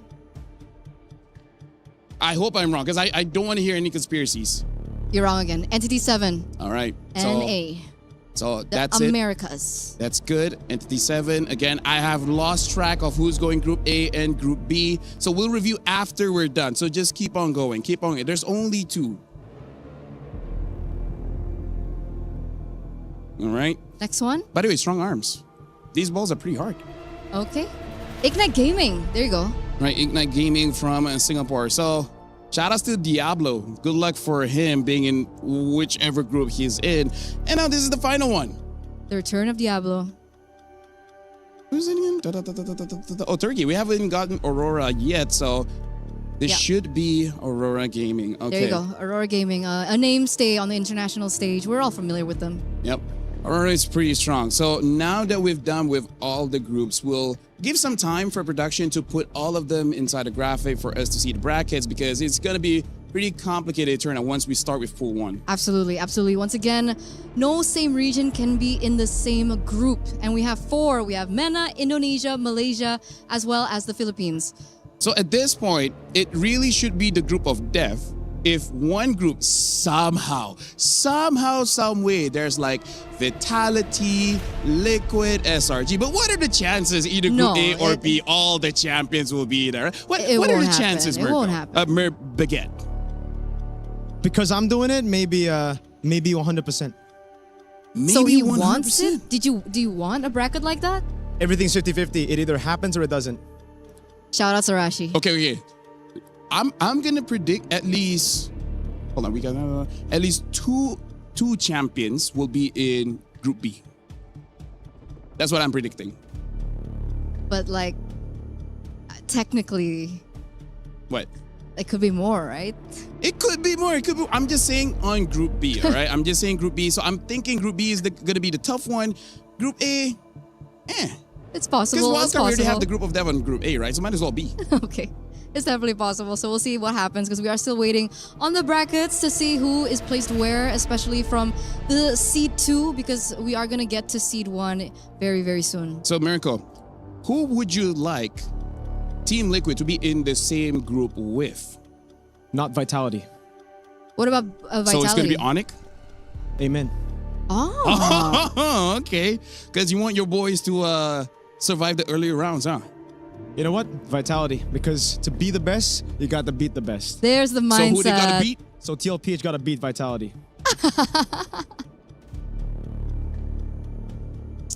Right. Hey, that's what you get for picking a random person on the street, you know? Hey, I was desperate, okay? Plus, this guy will do anything for diamonds. They're going to give me 200 diamonds, right? 200. That is correct. That is correct. That could get you the That's a lot. King of Fighters skin, you know? That's a lot. That's a lot of diamonds. That's a lot of diamonds. Which one you want? The Street Fighter skins? Brigida wants the Guinevere one, so it'll kind of hurt if you got it first before her. For no specific reason? Same. Chun-Li skin looking fire. It's pretty bad. Bad in in a terms of good way. good. Yeah. Like Michael Jackson bad, you know? It's a miracle thing. When he says it's bad, that means it's good. So let's just check. Have we done with the brackets? Because again, we've just done with this pool 2. We haven't got to pool 1 yet, and this is going to be the difficult one. Speaking of, let's just check out for pool 1. We got Vitality, Onyx, Team Liquid, Team Falcons, PH, SRG, Team Vamos, Yangon Galacticos, as well as Team Spirit. You know what? We're just going to cross that for now. Mirko, I want to see what's going on in pool 1. So Mir Baguette, we're going to just do 4 teams first. All right? 4 teams first so that we have a rough idea, and then we'll finish it up. So I'm nervous for this. Bismillah. The last time I did M7, it was kind of How bad can donkey. it be? How bad can it be? I guess we'll How find bad out can later it when we be? get to the brackets, because our first team is going to be your team, Team Vitality from MPL ID. So that's Group A, I believe. So Team Vitality first. So hey, at least Onyx will not be in Group A. Assuming that they are going to Group A. So which one do you want to be in Group A? We're not sure yet. SRG or TL? All right, so go on for the second one. Okay. After this is 2 more, and then we're gonna stop for a while just to see how the bracket shapes up. And looks like it's Yangon Galacticos from will Myanmar. be in a Group B. So for now, no complications just yet. Again, let's just remember, in Group A, we already have an Indonesian team. So as long as you don't draw Indo next, we should be okay. It should be straightforward. So we want to recap first, or you want to go straight to third? We're going to do 2 more, and then we're Two going to recap. more? Yep, 2 more. Are you sure? Yes, we're going to do 4 and 4, because that's the best my Lizard Brain can do. Okay. We'll do 2 more. And that third team from seed number 1, it's going to be Team Falcons from the Philippines. At least it's not Liquid. Right? I mean... They're... So Team Liquid can't prove they're the best in the world yet. Eventually, right? Eventually. So, we're going to go for the last one here. The final 4. Any hopes which one this will be? Not Vamos? Maybe Vamos. Because last time you said a team, as long as it's actually not Vamos, the I team. should be okay. Is it Vamos? Oh. It's Selangor Red Giants. Oh. So TL and SRG will probably in the same group. We gotta ask Prod. Zipperman, do we have the brackets ready for us to review the matchups yet? I don't think it's Zipper. It's Aisha this time. Aisha. Yeah, Aisha is our producer. Fun fact, Aisha is my grandmother's name. Well, she died, but either ways, it's okay. How do you feel you put SRG and possibly TL in the same group, which will eventually have Onyx as well? Finally, SRG get to meet good competition. Makes sense. You didn't want it to be up against Vitality? I thought you wanted Vitality there. No, my. You're like, hey, you know what? If the easy rounds are done through first, that's good. Because like video games, you want to escalate into the challenge. Yes. Exactly. See, you know ball. I know these. These are pretty tough, by the way. Have you been working out your forearms? Yeah. It's my favorite workout. You don't do anything else other than that? Maybe a bit of the shoulders. Yeah. Yeah, we can tell you've gotten pretty jacked since the last time we saw you back in 2022. That is also random true. French guy in the street, by the way. Yeah. Yeah. That you met apparently. Yeah. So Okay. right now looks like we'll be looking at the brackets after everything is done. So might as well finish this one out. We still haven't gotten Onyx, Vamos, TL. Team Spirit as well. I believe this will be Group A, supposedly. I call Team Spirit. Oh, it's Onyx. It's Onyx from MPL ID. Which I think will be moved, because I think it's still Group A, and Vitality is Group A just now. You know what? I don't care. We'll let production figure it out, okay? Yeah. I've been working 4 days straight. I had long days. C'est difficile. Continue. Yes, so 3 more teams. TLPH, Team Spirit. At this point, it is going to be complicated because now it's basically going to be the duplicates here. So Team it's going to be Vamos. Vamos. I'm not going to say anything. I believe Vamos will be in Group A. So Okay. Group A, there's Vitality and Falcons PH. There's 2 more. Go on ahead. Depends. It really depends. I haven't had lunch, by the way. So, if you could speed this up, it would be pretty nice. Nah? He said nah, All right. nah. Next time, I'll pick up a different Frenchman. There you go. TLPH, Team Liquid. All right, so Team Liquid, I believe, will be in Group B. So, do the honors for the final one. This is basically Team Spirit. Yep. There you go. Team Spirit. This is for formalities. And Yeah. I did predict 2 champions will be in Group B. And it looks like it's going to be SRG and Team Liquid. Sometimes it hurts to be correct, I've been Yeah. Do you know that I have above 70% prediction rate in internationals? Ever since my career started. Now I know. Yeah. Now I know. Are you proud of me? Thank you. Thank you for that fact. Naisu's proud of me. I know that.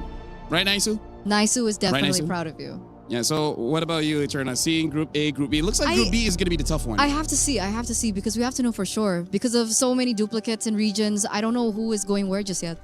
Yeah, well, we just got to be waiting for I guess the we'll brackets. wait. So how, Yeah. did you eat?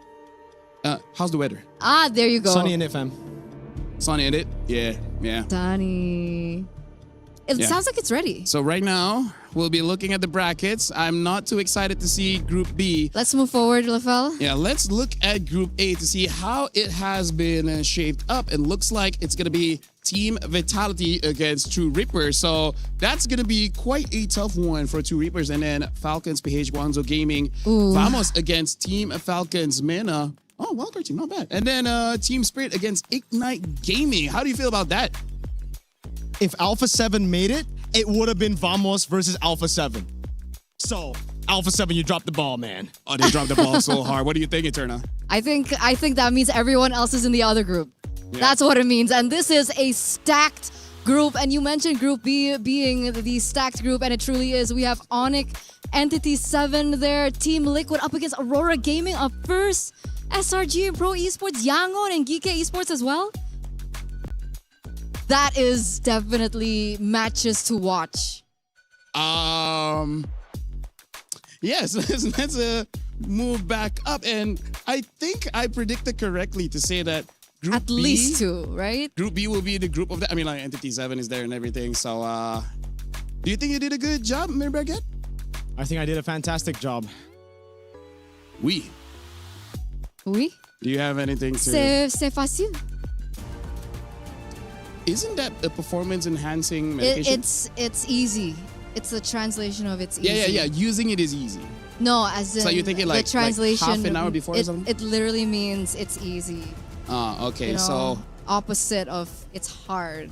we'll be wrapping this up. So for you guys at home, let us know how you feel by going to Instagram MirkoCast just to let him know what he thinks. And if you can't reach him there, you can go over to YouTube as well.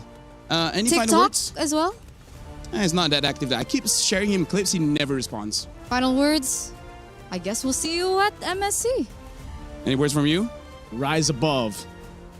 And for Very me, nice. c'est la vie. Bye-bye. We'll see you guys at MWI and MSC. Have a good night. Or day. Dep-